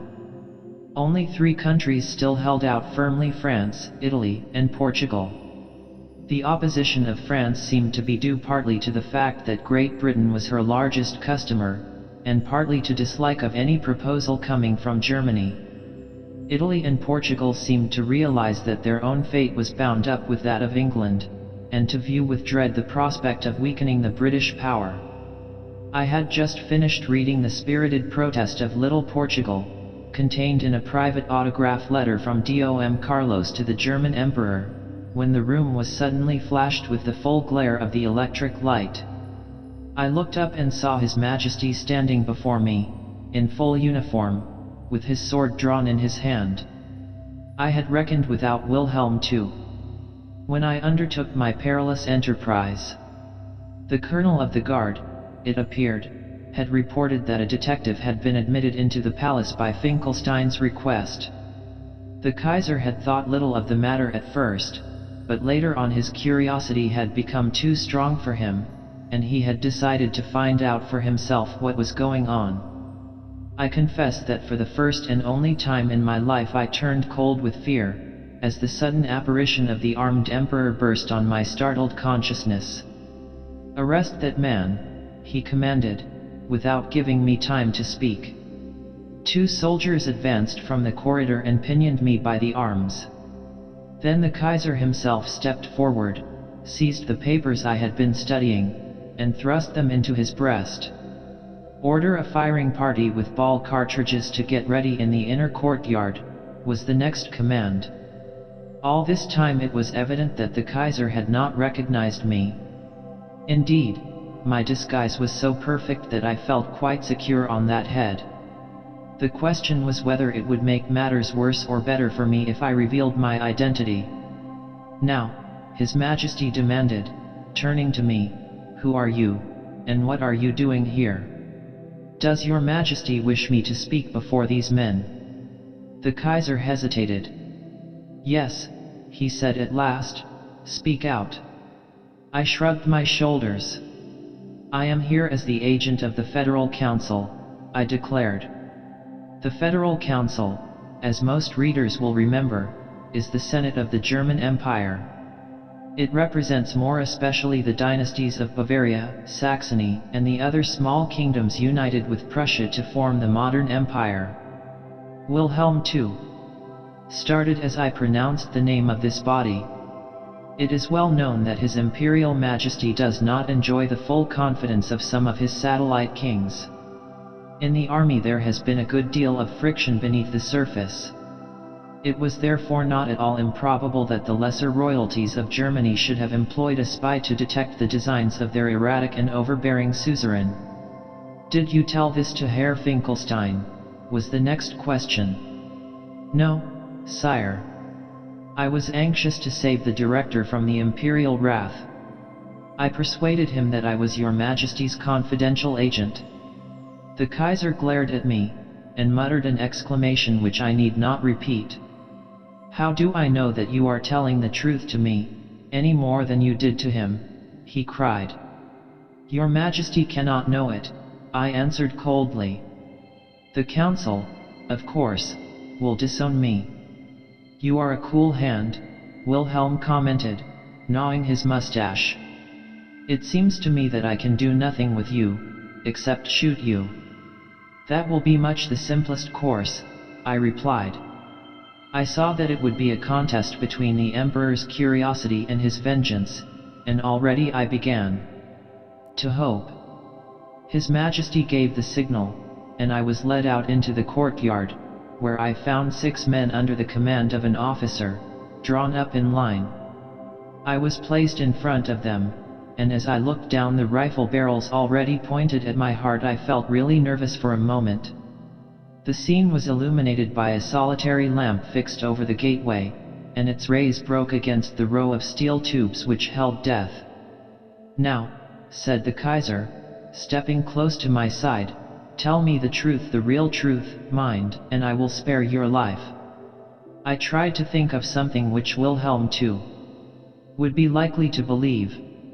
In the meantime, I congratulated myself on not having disclosed my identity, as in that case, of course, it would not have occurred to His Majesty that I could be induced to betray my employer. He saw that I was hesitating, and fortunately mistook the reason.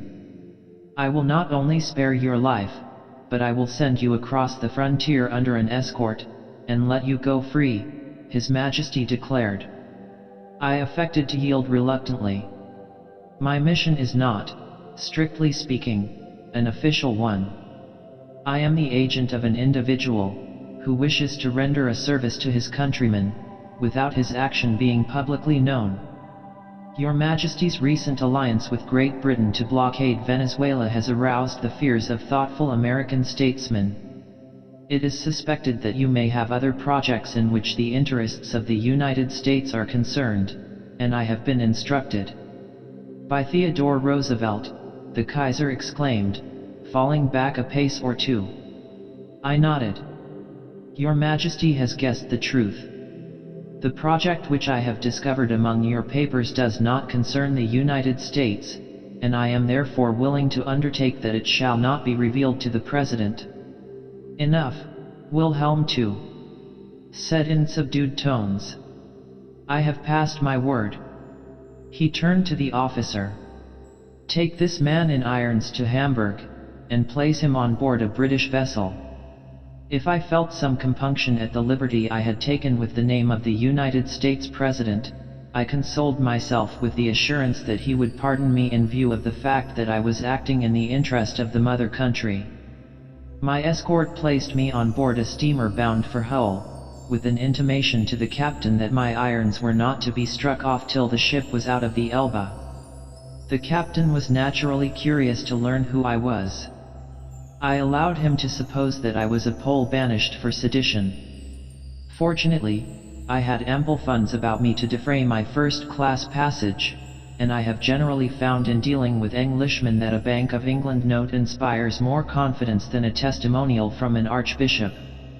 As soon as the boat reached Hull, I made the best of my way to Balmoral, where Lord Bedale was staying in attendance on King Edward.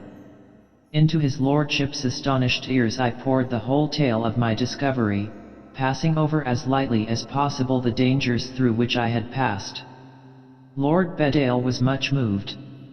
I must thank you warmly for having kept for having kept my name out of this.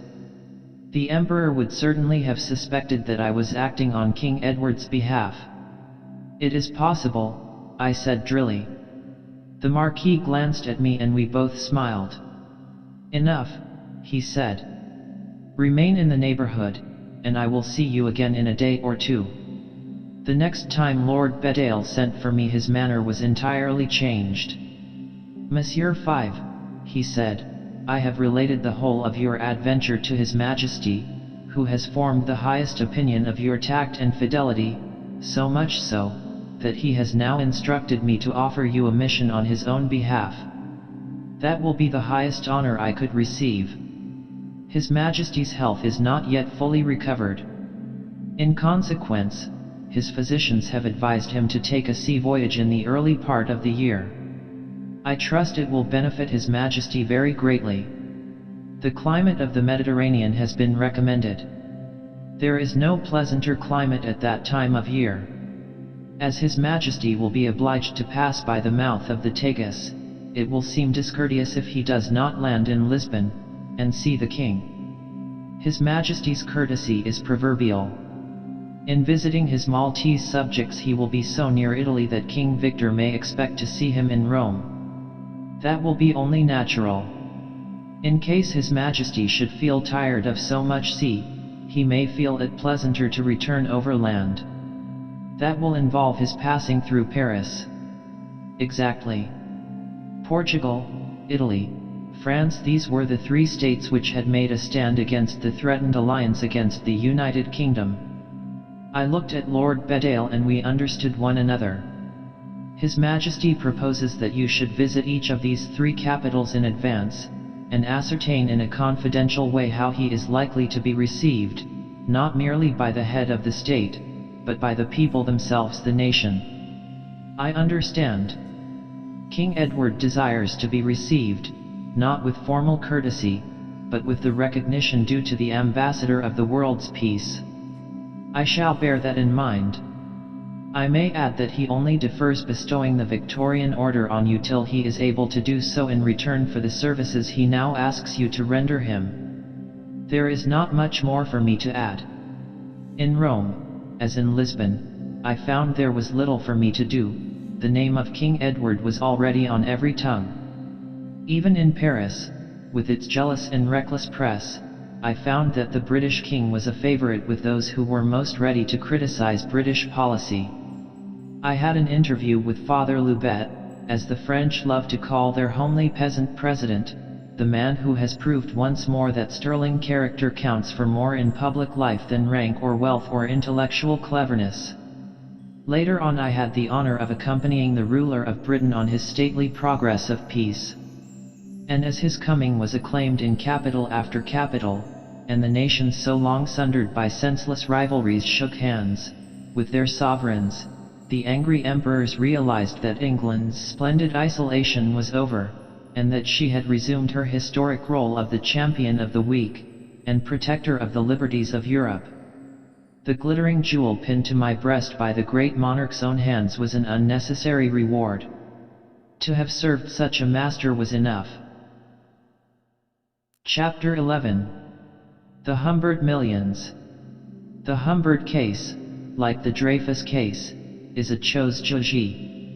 Therese Humbert, one of the greatest women of the century, who united the commanding personality of a Catherine the Great with the genius for intrigue of a Catherine de Medicis, has been formally tried and condemned, and is now secluded from the public eye.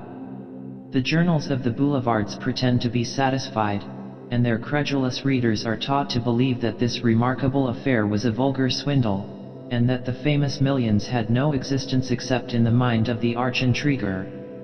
It is under these circumstances that I find myself at length free to make an announcement which I foresee must provoke a storm of denial and denunciation. I know what has become of the Humbert millions. I do not make this declaration without having weighed the consequences. If my part in this affair could be brought home to me by legal proofs, it is possible that I should find myself in danger of a penalty such as has been meted out to Madame Humbert herself. I believe, however, that I have sufficiently secured myself against such a contingency. For many months past I have been engaged in a duel of a singular character with the famous head of the French police, Murat Ake, a duel of wits, in which the combatants have kept on the mask of friendship, while exchanging thrusts and parries with an assumption of perfect unconsciousness. In no step of her marvelous career, perhaps, did Therese Humbert show more sagacity than in establishing relations with myself. Accustomed as I am to act almost exclusively for crowned heads, or ministers of state, I was the agent least likely to be suspected of any connection with what wore the appearance of an ordinary police affair. With the same prudence which marked nearly all her actions, Madame Humbert refrained from coming to my office to engage my services, and from asking me to visit her. Instead, I received what appeared to be a casual invitation to dine with a banker, whom I will call Baron Y. Baron Y was a man whom I knew but slightly, but his house enjoyed a good reputation, and he moved in the best society of the financial world.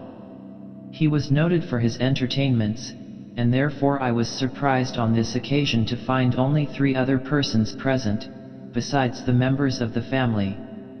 The 3 other guests were Ambassador Riviere, an ex-member of the Waldeck-Rousseau ministry, the Marquis de Saint-Roch, a distinguished legitimist, that is to say, a member of the party which aims at the restoration of the Bourbons, and Therese Humbert. At this time the voice of rumor was already busy with Madame Humbert's name, but though assailed, she still maintained a bold front, and her enemies had not yet been able to touch her. It did not occur to me that her presence at the dinner had any significance, but I studied her with that interest which her reputation naturally excited. Impassive, almost stolid in her demeanor, and speaking but little, Madame Humbert impressed me more than any woman I have ever met, with the single exception of the Dowager Empress of China. I will not say that I felt awed by this extraordinary personage, but I recognized in her one of those commanding personalities which overrule all who are brought into touch with them. After dinner Baron Y led us through some of the rooms in his superb mansion, to view the pictures and curiosities which his wealth had enabled him to gather together. Somehow or other Madame Humbert contrived to fall gradually behind the rest of the party, keeping me by her side. I did not realize that this was a deliberate maneuver, until, just as the others were passing out of a small Turkish smoking room, my companion abruptly laid her hand on my arm, and whispered in my ear, "Let us remain here a moment, if you please, Monsieur 5. I have something which I wish to say to you." Even then it did not at first dawn on me that the whole entertainment had been arranged for the single purpose of enabling Madame Humbert to interview me without attracting the notice of the police, who were already beginning to take an interest in her movements. "Let us sit down," the custodian of the mysterious millions said with authority. "What I have to say to you will take some time." Observe, she did not admit the possibility of my objecting to receive her confidences. She had made up her mind that I was the agent necessary for her purpose, and it was only left to me to obey. I took a seat beside her without speaking. Magnetized by her strange power, it did not occur to me to lay down any conditions in advance. "I am going to ask you to undertake a service of an unusual kind. You will run some risks, and I shall be obliged to trust you implicitly." "Madam," I began to protest. She silenced me with a superb gesture.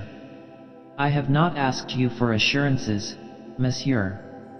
If I have chosen you in preference to any of my friends, even men of the highest honor, like M. de Saint-Roch, depend upon it I know what I am about.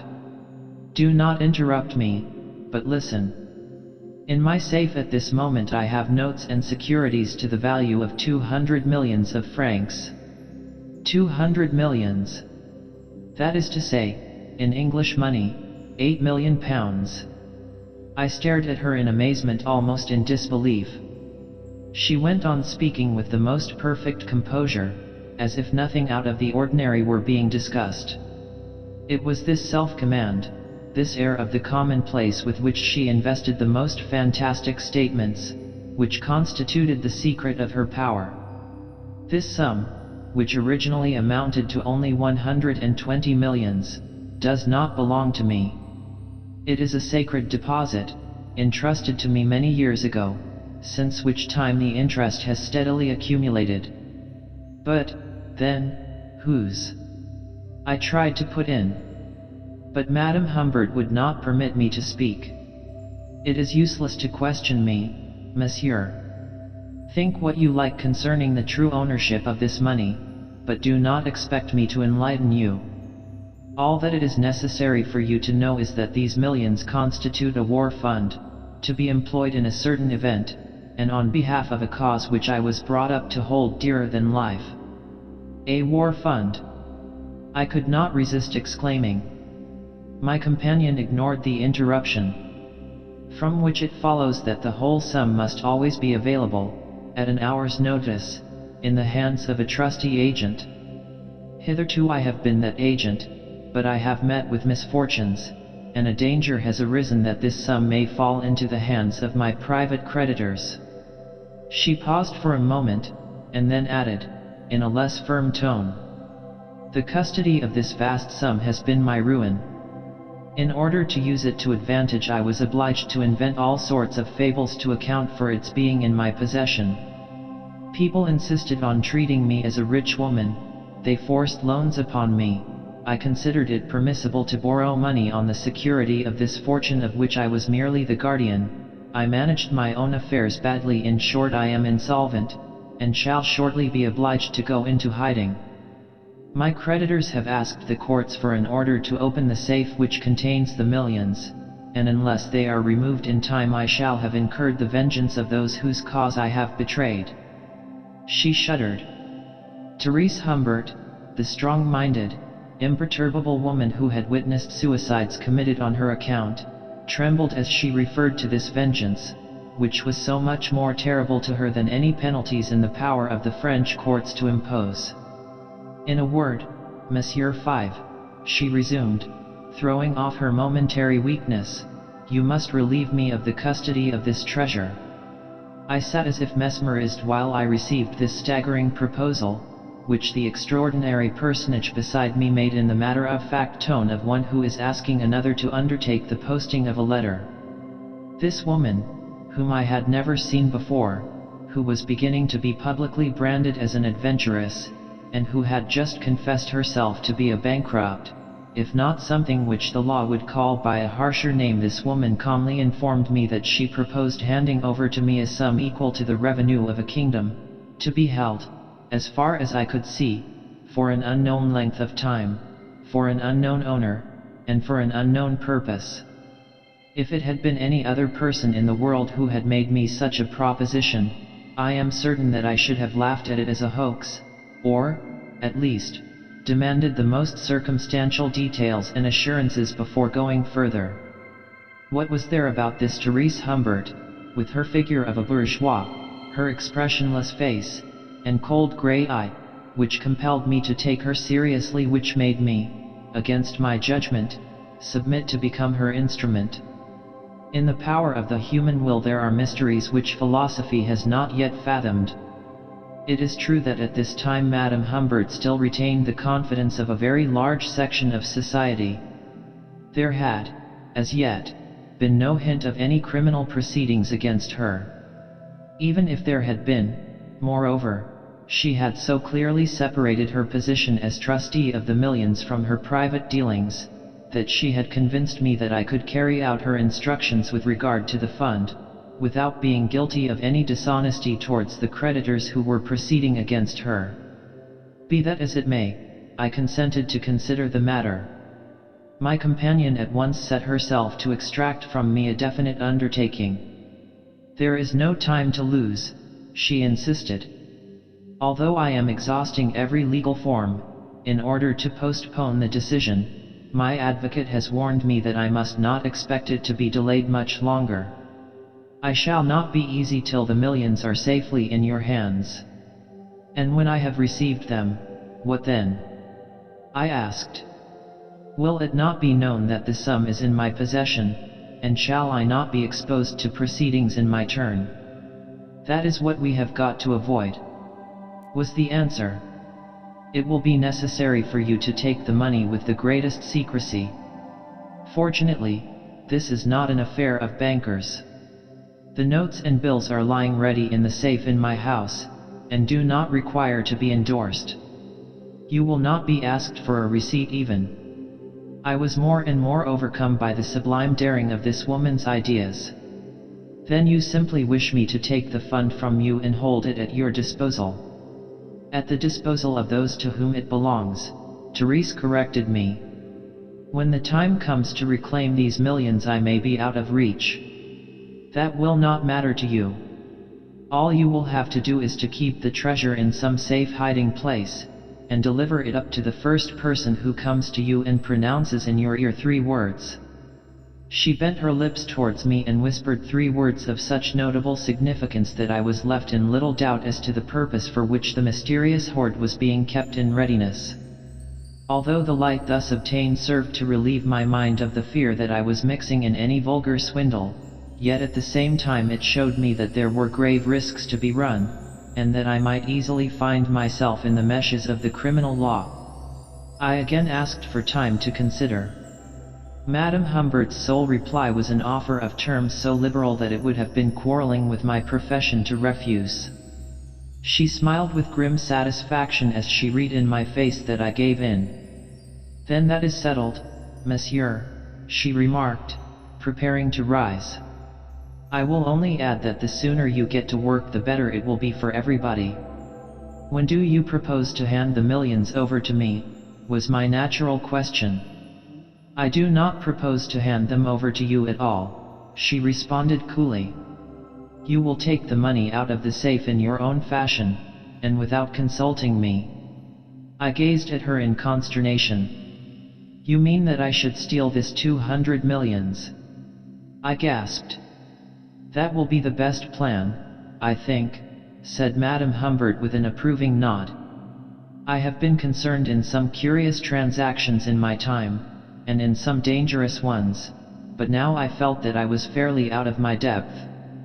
I knew that I was nothing to Therese Humbert, and if it suited her convenience to use me as a catspaw in the game she was playing with the authorities, I might very well find myself in an ugly situation. What, for example, could be easier than for this accomplished intriguer to set a trap for me, have me arrested, perhaps, in the attempt to break into an empty safe, and thus establish a defense for herself?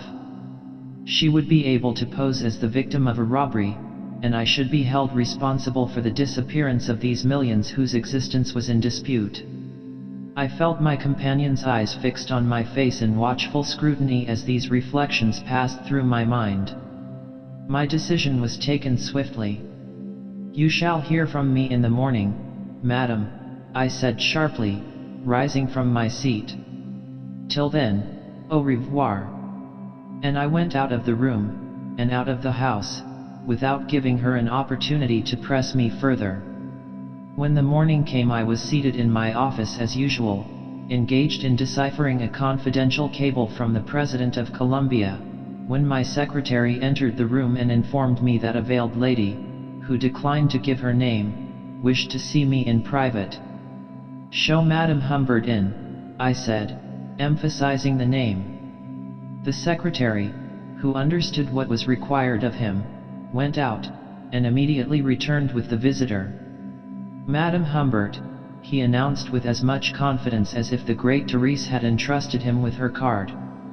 On the previous night Madame Humbert had enjoyed the superiority over me, I confess it.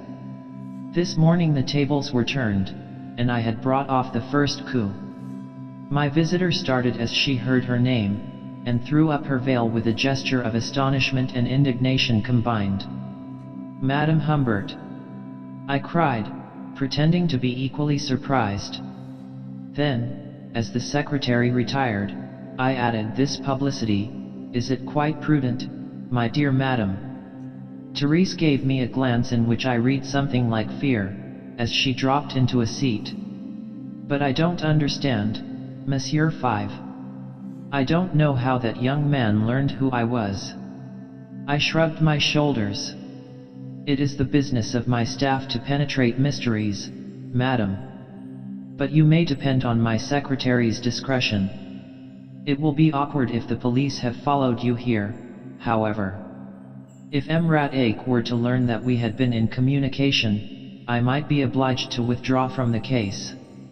Madame Humbert clasped her hands in agitation. Her demeanor was no longer that of the cold, masterful woman who had conversed with me in Baron Y.'s smoking room.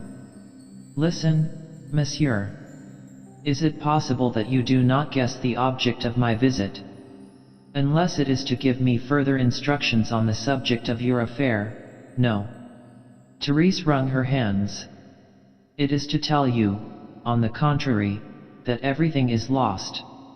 At the very moment that we were talking together, a real robber, unknown to me, was rifling my safe of everything." "You are serious, madam, I suppose?"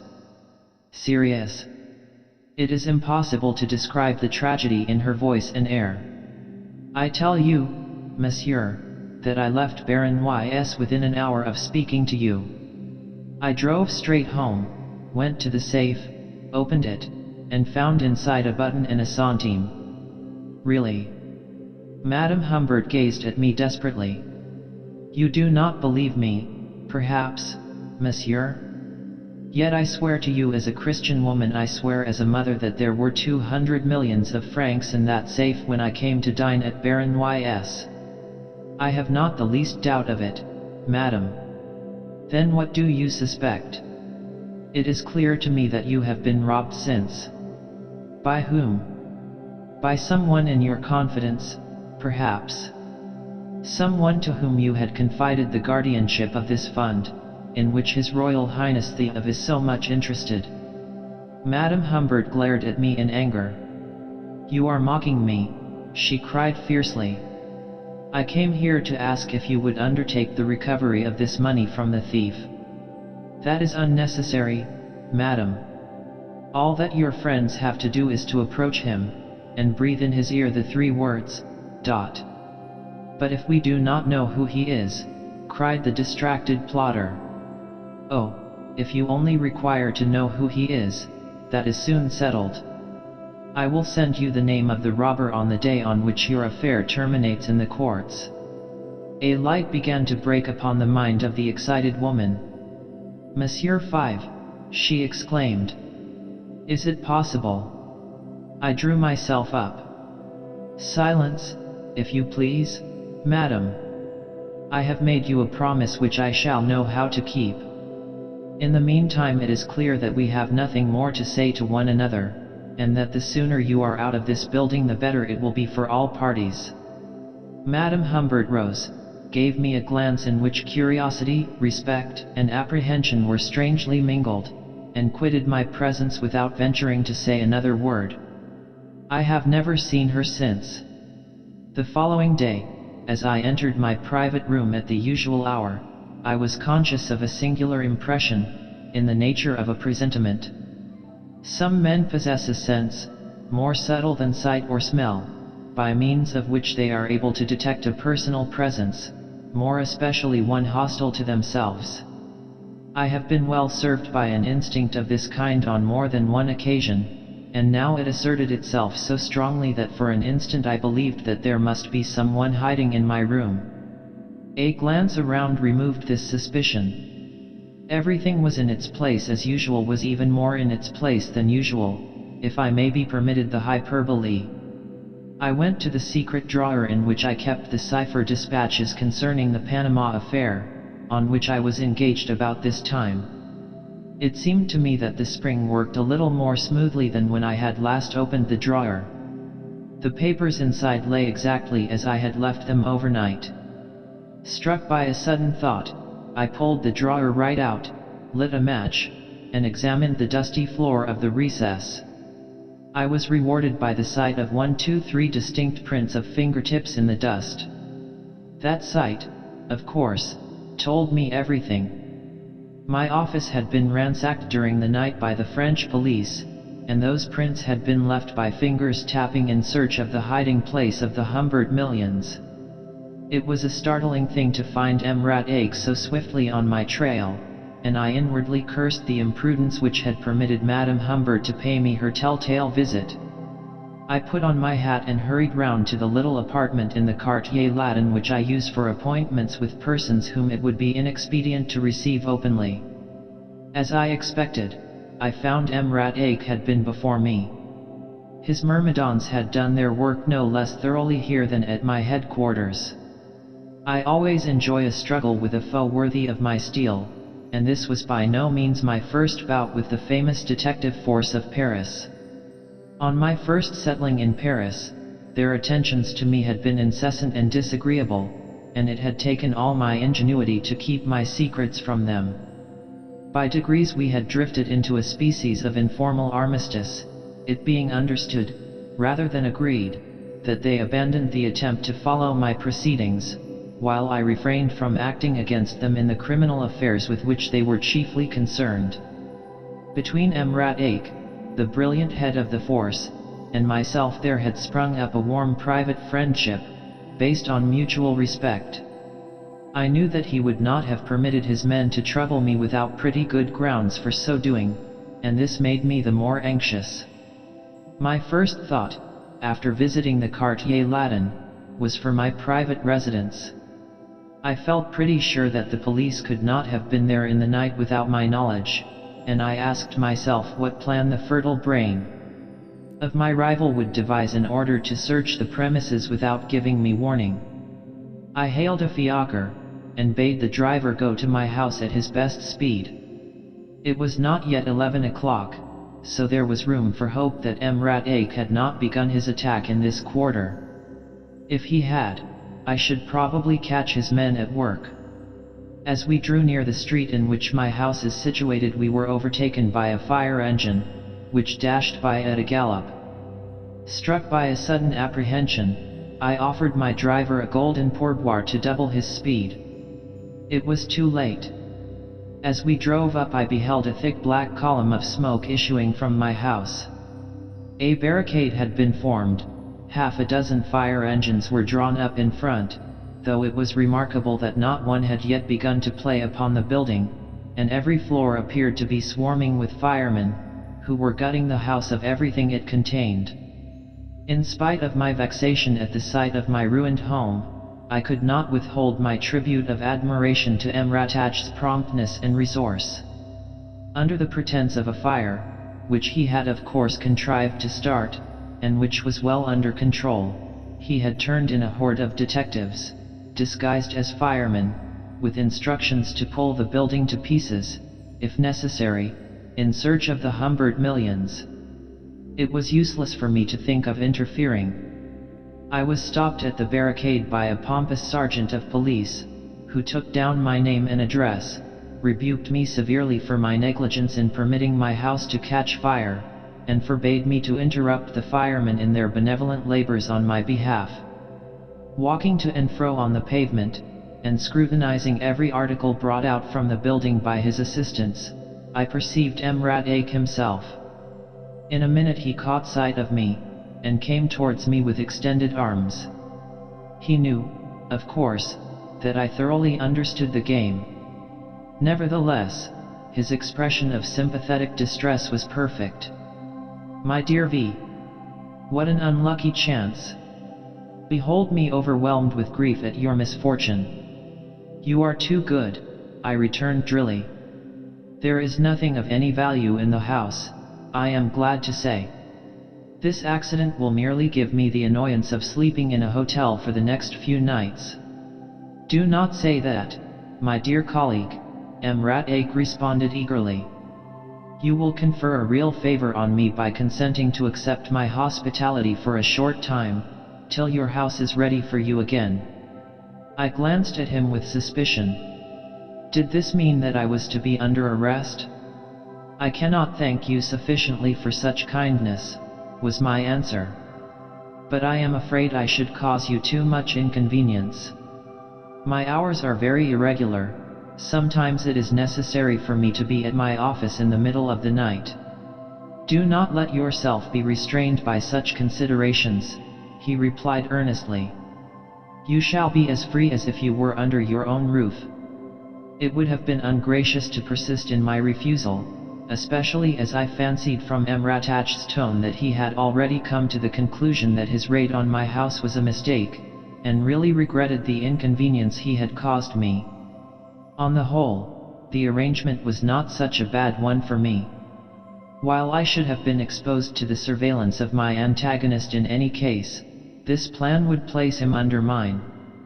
We should be like the combatants in the home gang, who were strapped together, and placed on a small island, to hack each other to pieces with knives.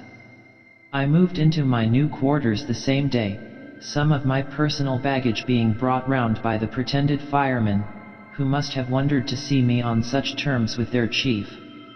Rat presented me to his wife, a most charming woman with 3 little daughters, whose hearts I immediately won by organizing all sorts of games at blind man's buff and hide and seek. During the next few days I received cipher wires from my various agents abroad, informing me that their apartments had been searched, and that they were being shadowed by unknown men.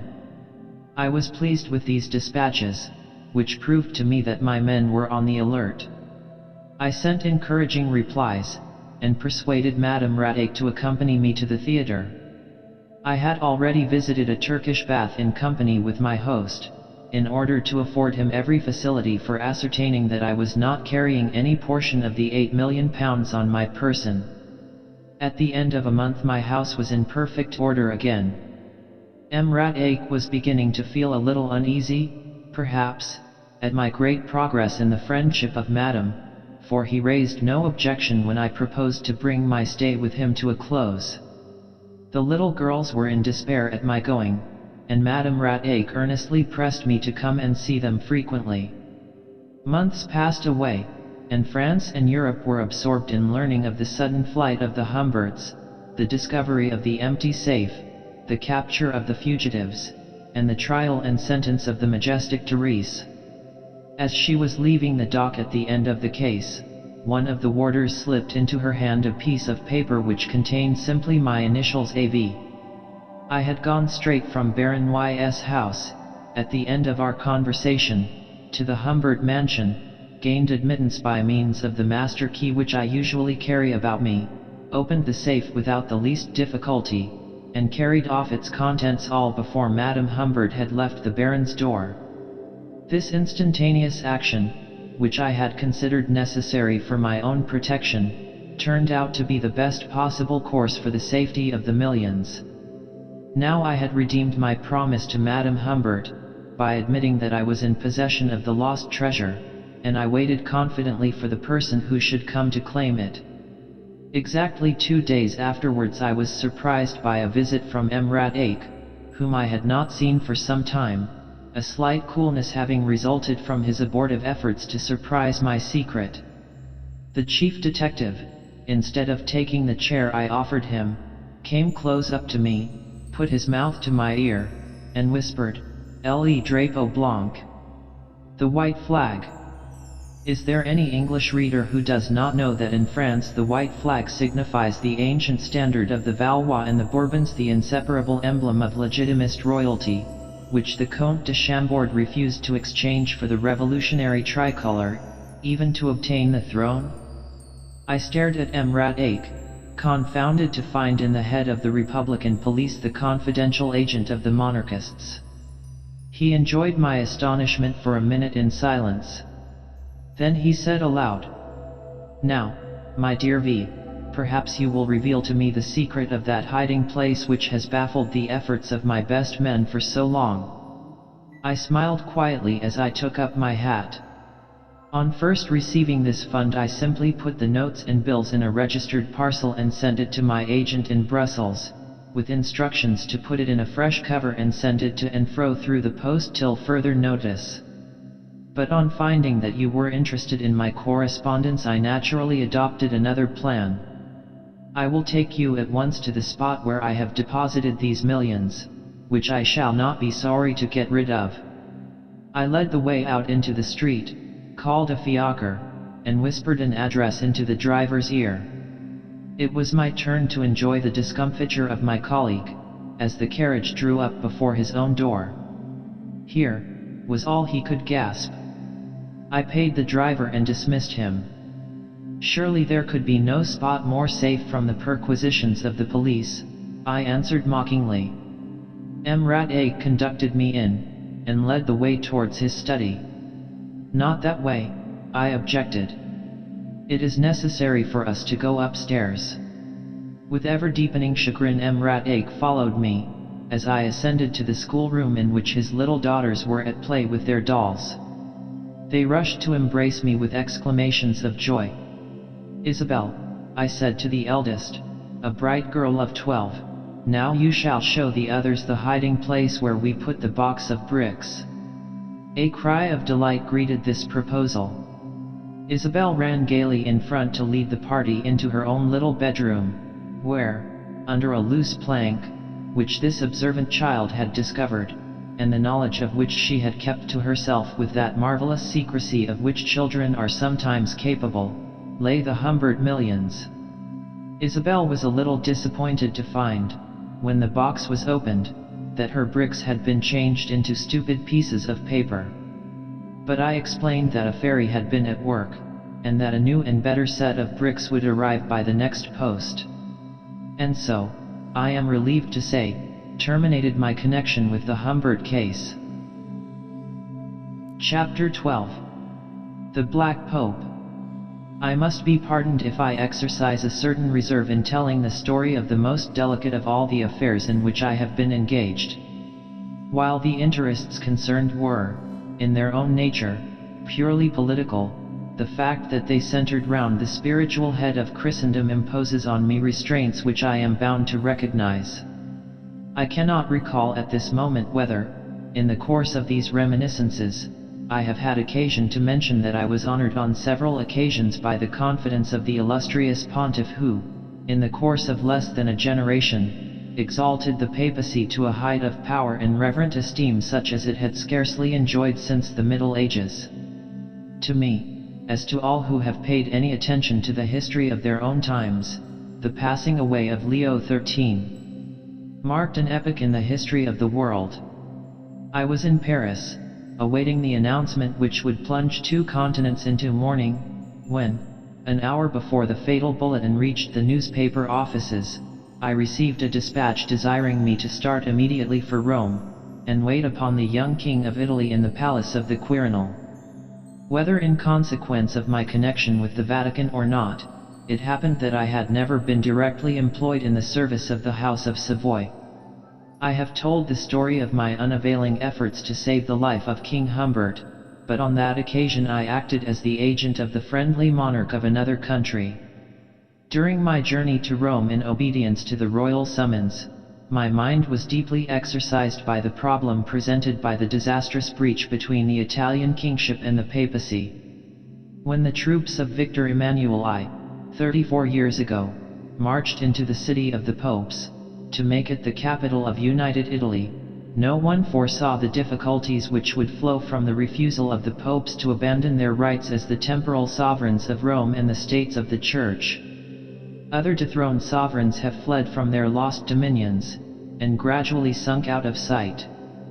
But the popes, seated in the Vatican, and solemnly excommunicating the dynasty which has displaced them, have rendered insecure the whole fabric of the Italian monarchy.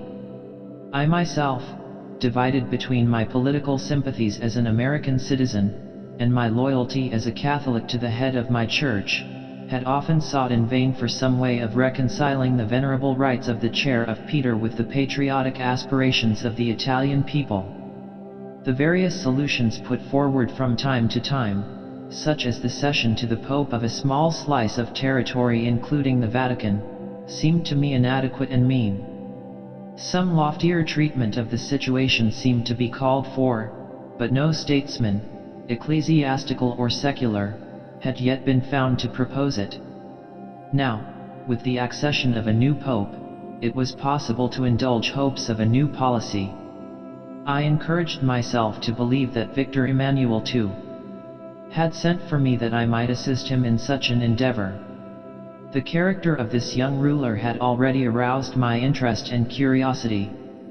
In his father's lifetime he was unknown to the public until he suddenly stepped into the foreground, at the time of the Abyssinian disasters, as the determined opponent of Crispy's policy of adventure, and the champion of peace. Since his accession he had won golden opinions by his modesty, benevolence, and practical energy in the work of government. But he had as yet given no indications of any marked individuality or policy of his own. Within an hour of my arrival in Rome I found myself in His Majesty's presence. His reception of me was not merely gracious but cordial. In a few well-chosen words he thanked me for my services at the time of the tragedy of Monza. "I believe you have been employed in the secret service of the Vatican," King Victor proceeded. I bowed again. "Will you tell me whether that constitutes any obstacle to your serving me?" he inquired. I hesitated. "I should feel embarrassed if your Majesty were to ask me to act against the Vatican," I ventured to say. "But suppose I were to ask you to undertake the office of mediator, to promote a reconciliation between the papacy and the Italian nation? Then, sire, you would be offering me the task which I covet above all others, and which I should feel to be the crown of my career." The young king made a gesture of delight. "That is fortunate indeed. Listen, monsieur. From a boy my heart has bled at the thought of this miserable estrangement, so fraught with danger to the cause of religion as well as to the national freedom. In addition, I must tell you that I feel very deeply my own position. I have a conviction that our house cannot prosper while it remains under the curse of the Church. As far as I am concerned," Victor Emmanuel went on, "there is no sacrifice I am not prepared to make, even to the laying down of my crown, in order to win the forgiveness of the Holy See, and to establish good relations between the Church and the nation. But I need not say that I can do nothing by myself. Unless I can succeed in carrying the Parliament and the people with me, I should simply make things worse than they are at present." His Majesty paused for a minute, and then resumed, watching my face anxiously. "I have been seeking for years for some means of appeasing the Holy Father that would not be rejected by the secular politicians. And the plan which has developed itself in my mind is this. In the Middle Ages, perhaps I need not remind you, the popes enjoyed but a scanty authority in the Roman states. Their authority was defied by the usurping barons, and even in the city of Rome they frequently saw authority exercised by the Senate and people. Yet at the very same epoch they were wielding tremendous powers over Europe. They were able to dethrone emperors. A king of England laid down his crown at the feet of a papal legate, and the kings of Naples acknowledged the suzerainty of the popes by an annual tribute. I began to see what was coming, and testified my admiration by a glance. "I propose," King Victor said impressively, "to acknowledge the Holy Father as the suzerain of the Italian kingdom. I am prepared to lay my crown at his feet, and to receive it again as his gift. I propose to hold myself as the vassal of His Holiness, to pay a tribute, instead of the pension which has been refused, and to exercise my power of veto over legislation in obedience to the Pope's directions. In short, I am willing to efface myself, and to govern Italy as the deputy of the Holy See."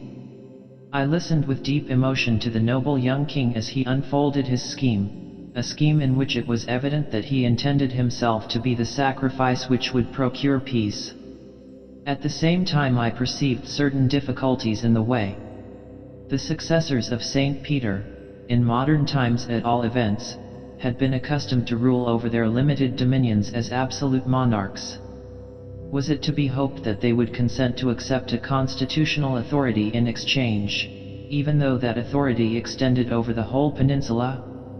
Yet the See of Rome, as suzerain of Italy, would be able to re-enter the field of international politics as a great power.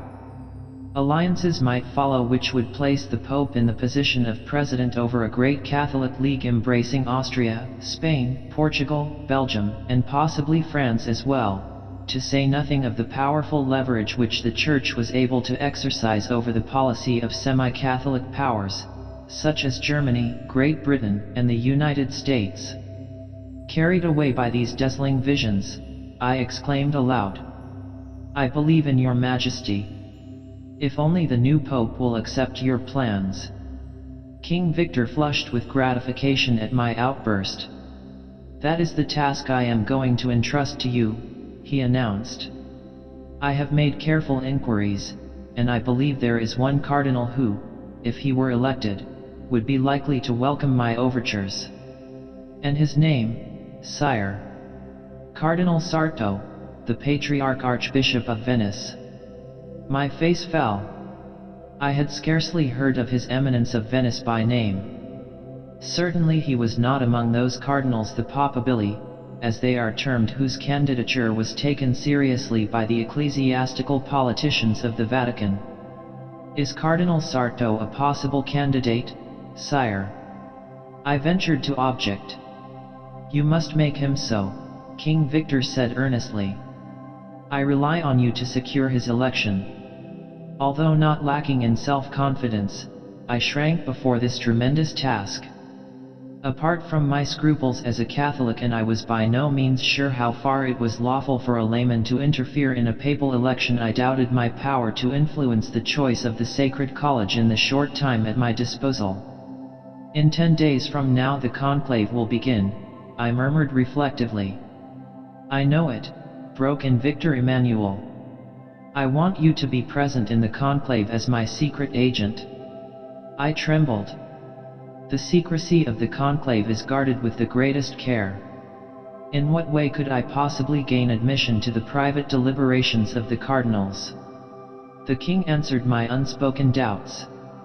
"In 10 days the cardinals will enter the conclave, each with a single attendant, and the door will be walled up, not to be reopened until Christendom again has a pope. It is necessary for you to be inside that walled-up door. I must enter in the character of attendant to one of the cardinals." I exclaimed. "You must enter as the servant of Cardinal Salvatierra," His Majesty declared. I frowned slightly.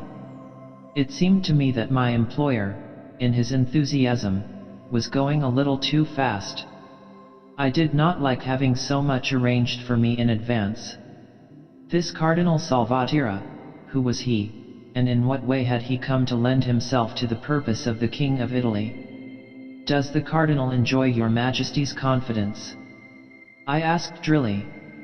"Not in the sense that you do, Monsieur V," the King answered. "Salvatierra is one of the ornamental members of the college.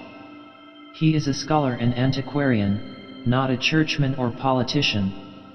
His collection of intaglios is said to be the finest in Rome.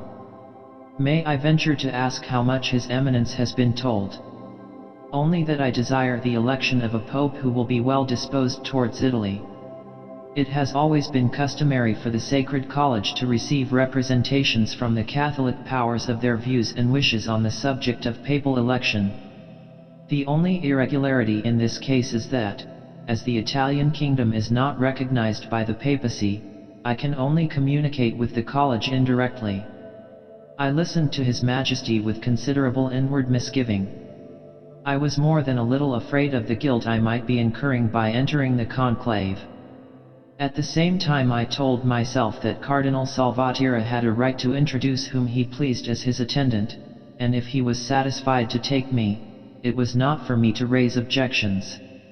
After some further conversation with His Majesty, I retired to a hotel and effected a transformation which gave me the appearance of a respectable upper servant, such as a steward or valet, in an Italian noble family.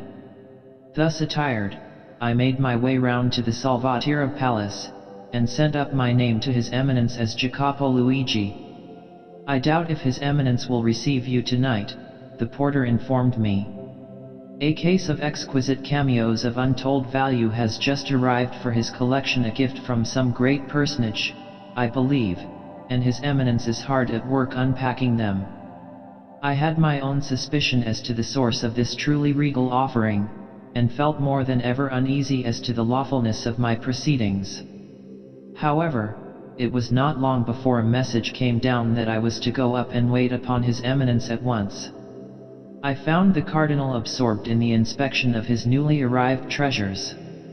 Holding a delicate camel's hair brush in one hand, he was going over the cameos, carefully removing every speck of dust and holding them up to the light in search of possible blemishes. His Eminence was a tall, stately personage, refined and ascetic in feature, with a faded blue eye which fell on me with an expression of the most complete indifference. "You are Jacopo Luigi," he observed, glancing towards a letter which lay open on a pier table. "My nephew, Count Baldacchino, recommends you to me very strongly. He says," the Cardinal interrupted himself to scrutinize a fresh gem with the minutest care, "he says that you are thoroughly discreet and faithful. You understand the particular necessity for discretion in my service, no doubt." He took his eye off the cameo for an instant, to dart a glance at me, so keen and penetrating that it was as if a hidden man had suddenly sprung to the window and looked out. Before I could respond, the Cardinal's back was turned to me again, and he was dusting away harder than ever. "I perfectly understand, Eminence, I muttered. That is quite right, then. I take you into my service. At a salary of 800 lire. Introduce yourself to the master of my household. These sentences were punctuated by eager movements, as His Eminence proceeded in his examination of the newly arrived treasures. I waited for more, but finding that the Cardinal had apparently forgotten my presence, in his antiquarian enthusiasm, I moved towards the door and withdrew. I need not describe the household. I found myself received at first with the jealousy natural on the part of old servants towards a newcomer, but I soon got on good terms with those whom I wished to conciliate. From the gossip of the servants' hall I gathered many important hints about the forthcoming election. Had merit only been considered, the long and important services of Cardinal Rampulla would have given him a paramount claim on the tiara. But his strength of character had aroused the dread of those cardinals who consider that a weak pope means a powerful college, and vice versa. Various other names were being talked about as popular candidates, but among them I did not once catch that of King Victor's nominee, the saintly, simple-hearted Archbishop of Venice. Each of the two great mendicant orders, the Dominicans and Franciscans, had its favorite, for whom the brethren were eagerly working. But I could not learn the name of any cardinal who was being supported by the ubiquitous and powerful company of Jesus. This was in itself a suspicious sign. The jealousy, perhaps I ought to say the fear of the Jesuits entertained by the ordinary hierarchy of the Church is so intense that in all probability if the Jesuits had shown their hand by openly supporting a particular cardinal, that would have been enough to ensure his exclusion. I could only surmise that they were working in the dark, or, perhaps, waiting for the opportunity to intervene and turn the scale between the final candidates. As soon as the obsequies of Leo XIII had been duly performed, the cardinals in solemn procession entered the hall of the conclave, and the doors were locked. Inside the vast chamber a small wooden cell, just large enough to contain a narrow bed and a chair, had been erected for the accommodation of each cardinal. The occupation of these tiny compartments was decided by lot, so it will be understood that I experienced a sensation of uneasy surprise on finding that Cardinal Salvatierra had obtained the cubicle adjoining that of the Patriarch of Venice. I do not feel myself at liberty to violate the secrecy of the conclave by relating minutely the steps which I took to secure support for Cardinal Sarto. I obtained a few votes in the first ballot, but not enough to afford any promise of ultimate success. Cardinal Rampulla struck his first and last blow. He polled his full number of votes, and fell short of the requisite two-thirds majority. Then realizing that the jealousy of his great powers was too strong to be overcome, he retired from the contest. This left the field open to the two rival mendicant orders.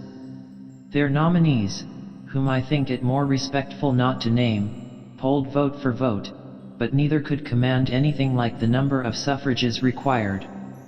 It appeared likely that the conclave would last some time.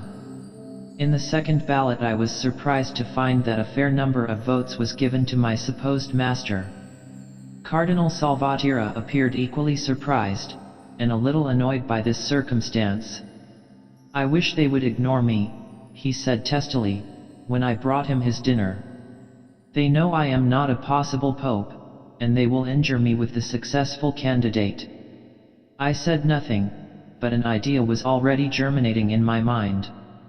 Before the next scrutiny I waited with the utmost secrecy upon the two cardinals who were managing the election on behalf of the Dominicans and Franciscans respectively. To each of their eminences I said practically the same thing. You cannot succeed in carrying your nominee. Neither can your rivals. Meanwhile the Jesuits are secretly preparing to gather in the scattered votes and concentrate them on their own candidate. "Who is that?" was the eager question I received in each case. "You will see in the next scrutiny. Unless you stand firm, and refuse to accede, you will have a Jesuit pope." This threat was necessary, because when a candidate obtains so large a proportion of votes as to make his election seem certain at the next ballot, it is a very usual thing for the supporters of the beaten candidates to go over at once, in order to have the credit of voting for the new pope. The next scrutiny was taken.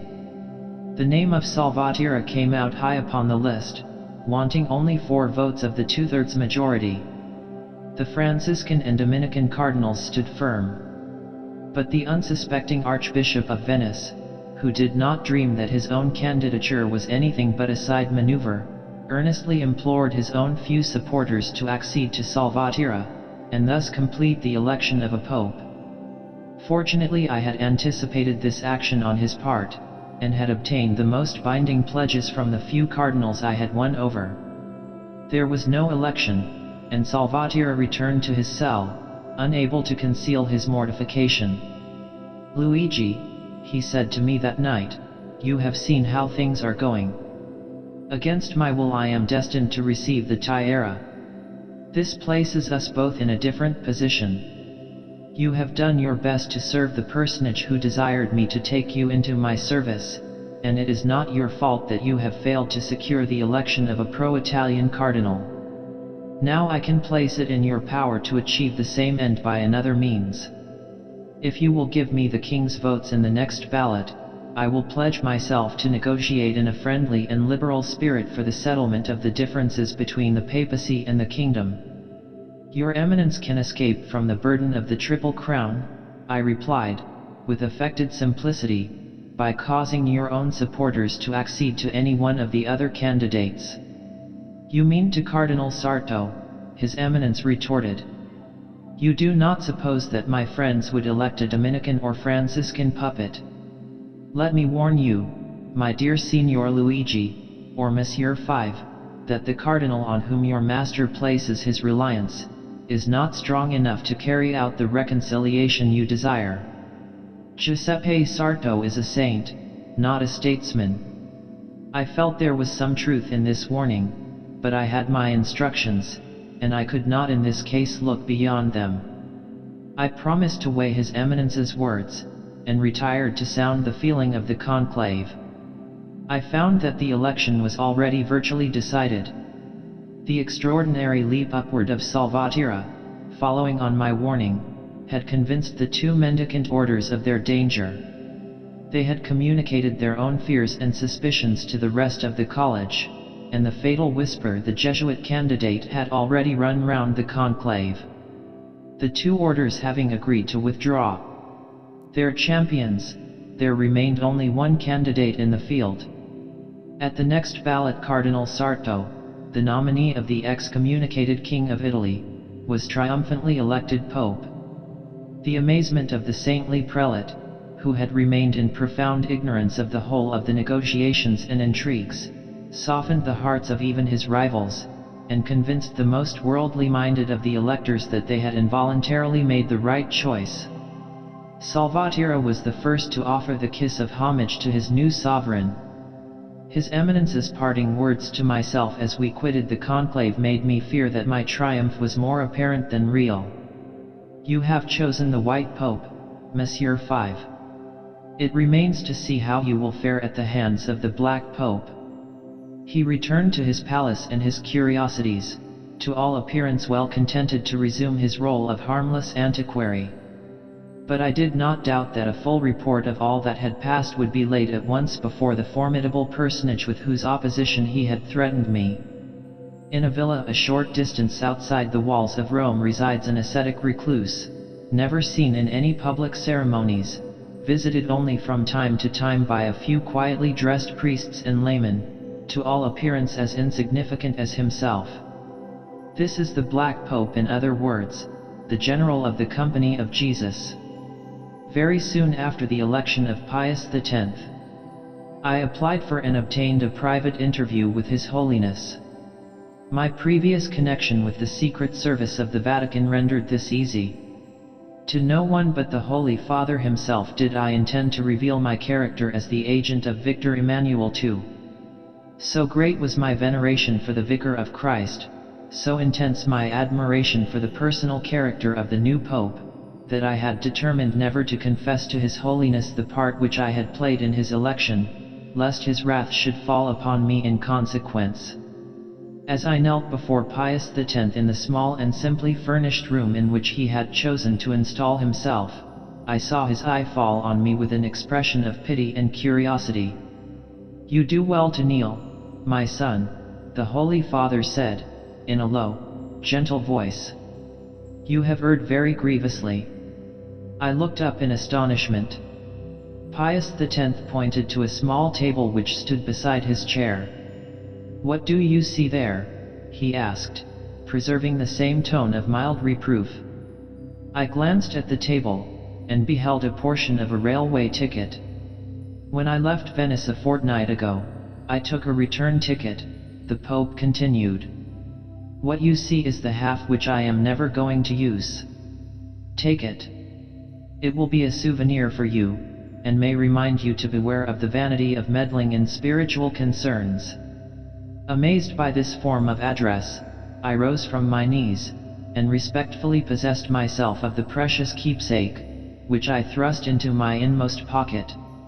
"I came to Rome," the Holy Father pursued calmly, "without other hope or ambition than to record my vote for the most worthy member of the Sacred College. Even had I wished to be Pope, I should not have been presumptuous enough to put myself forward as a candidate for the chair of St. Peter. It appears that there were others, with more worldly motives, who entertained ambitions of the kind. For my part, when I learned that some cardinals had recorded their votes for me, I had no feeling but one of surprise and chagrin. I suspected that I was being used as a stalking horse on behalf of others.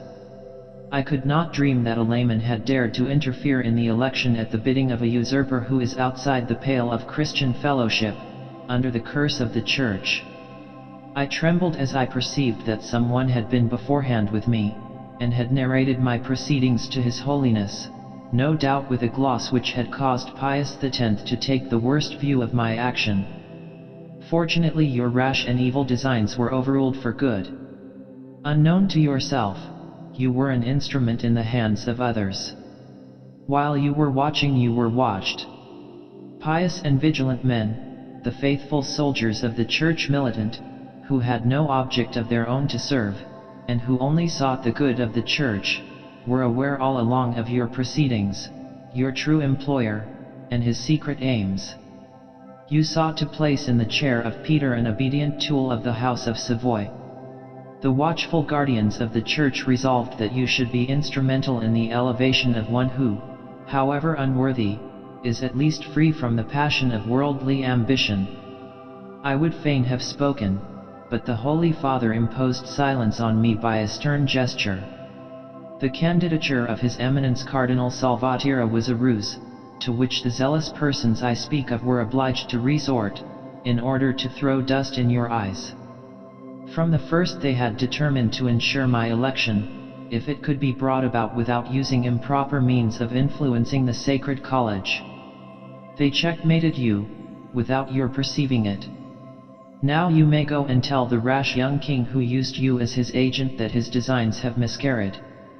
I sit here, neither his nominee nor his creature, but the duly chosen head of the Roman Church, and I call upon him to retire from the territories bestowed upon the Church by Constantine." I listened with feelings of stupefaction and despair. The story which had been told the Pope was so nearly true that I had no scope for contradiction. It had been so skillfully colored that I realized that any attempt at explanation or denial would fail of its effect. In fact, I had been guilty of very nearly what I stood accused of. The reproaches of Pius X were an echo of the whispers of my conscience. I had elected a pope, but my presumption in doing so had made that very pope an enemy of the sovereign whom I had served too well. "Will your Holiness condescend to hear me?" I implored. "The Jesuits." "Silence," His Holiness commanded. "I will not listen to a word against those devoted men, whose value, and whose loyalty to the Holy See, I now understand for the first time. If your master, the King of Sardinia, desires to learn the conditions on which he may obtain his pardon from the Holy See, I advise him to apply to Cardinal Salvatierra. Cardinal Salvatierra. I recalled the Cardinal's parting words: "You have chosen the White Pope, it remains to see how you will fare at the hands of the Black Pope." Saddened and subdued, I quitted the audience chamber of Pius X, and repaired to that of Victor Emmanuel II. "I have carried out your Majesty's instructions. Cardinal Sarto is the new Pope. And now I can only render one more service to your Majesty, and that is, the King exclaimed, to advise you to make your peace with the Black Pope. I prefer to say no more. It would be imprudent on my part to embarrass a situation already bristling with difficulties, by indicating the steps which still remain to be taken before peace can be restored between the two mighty powers represented by the Vatican and the Quirinal.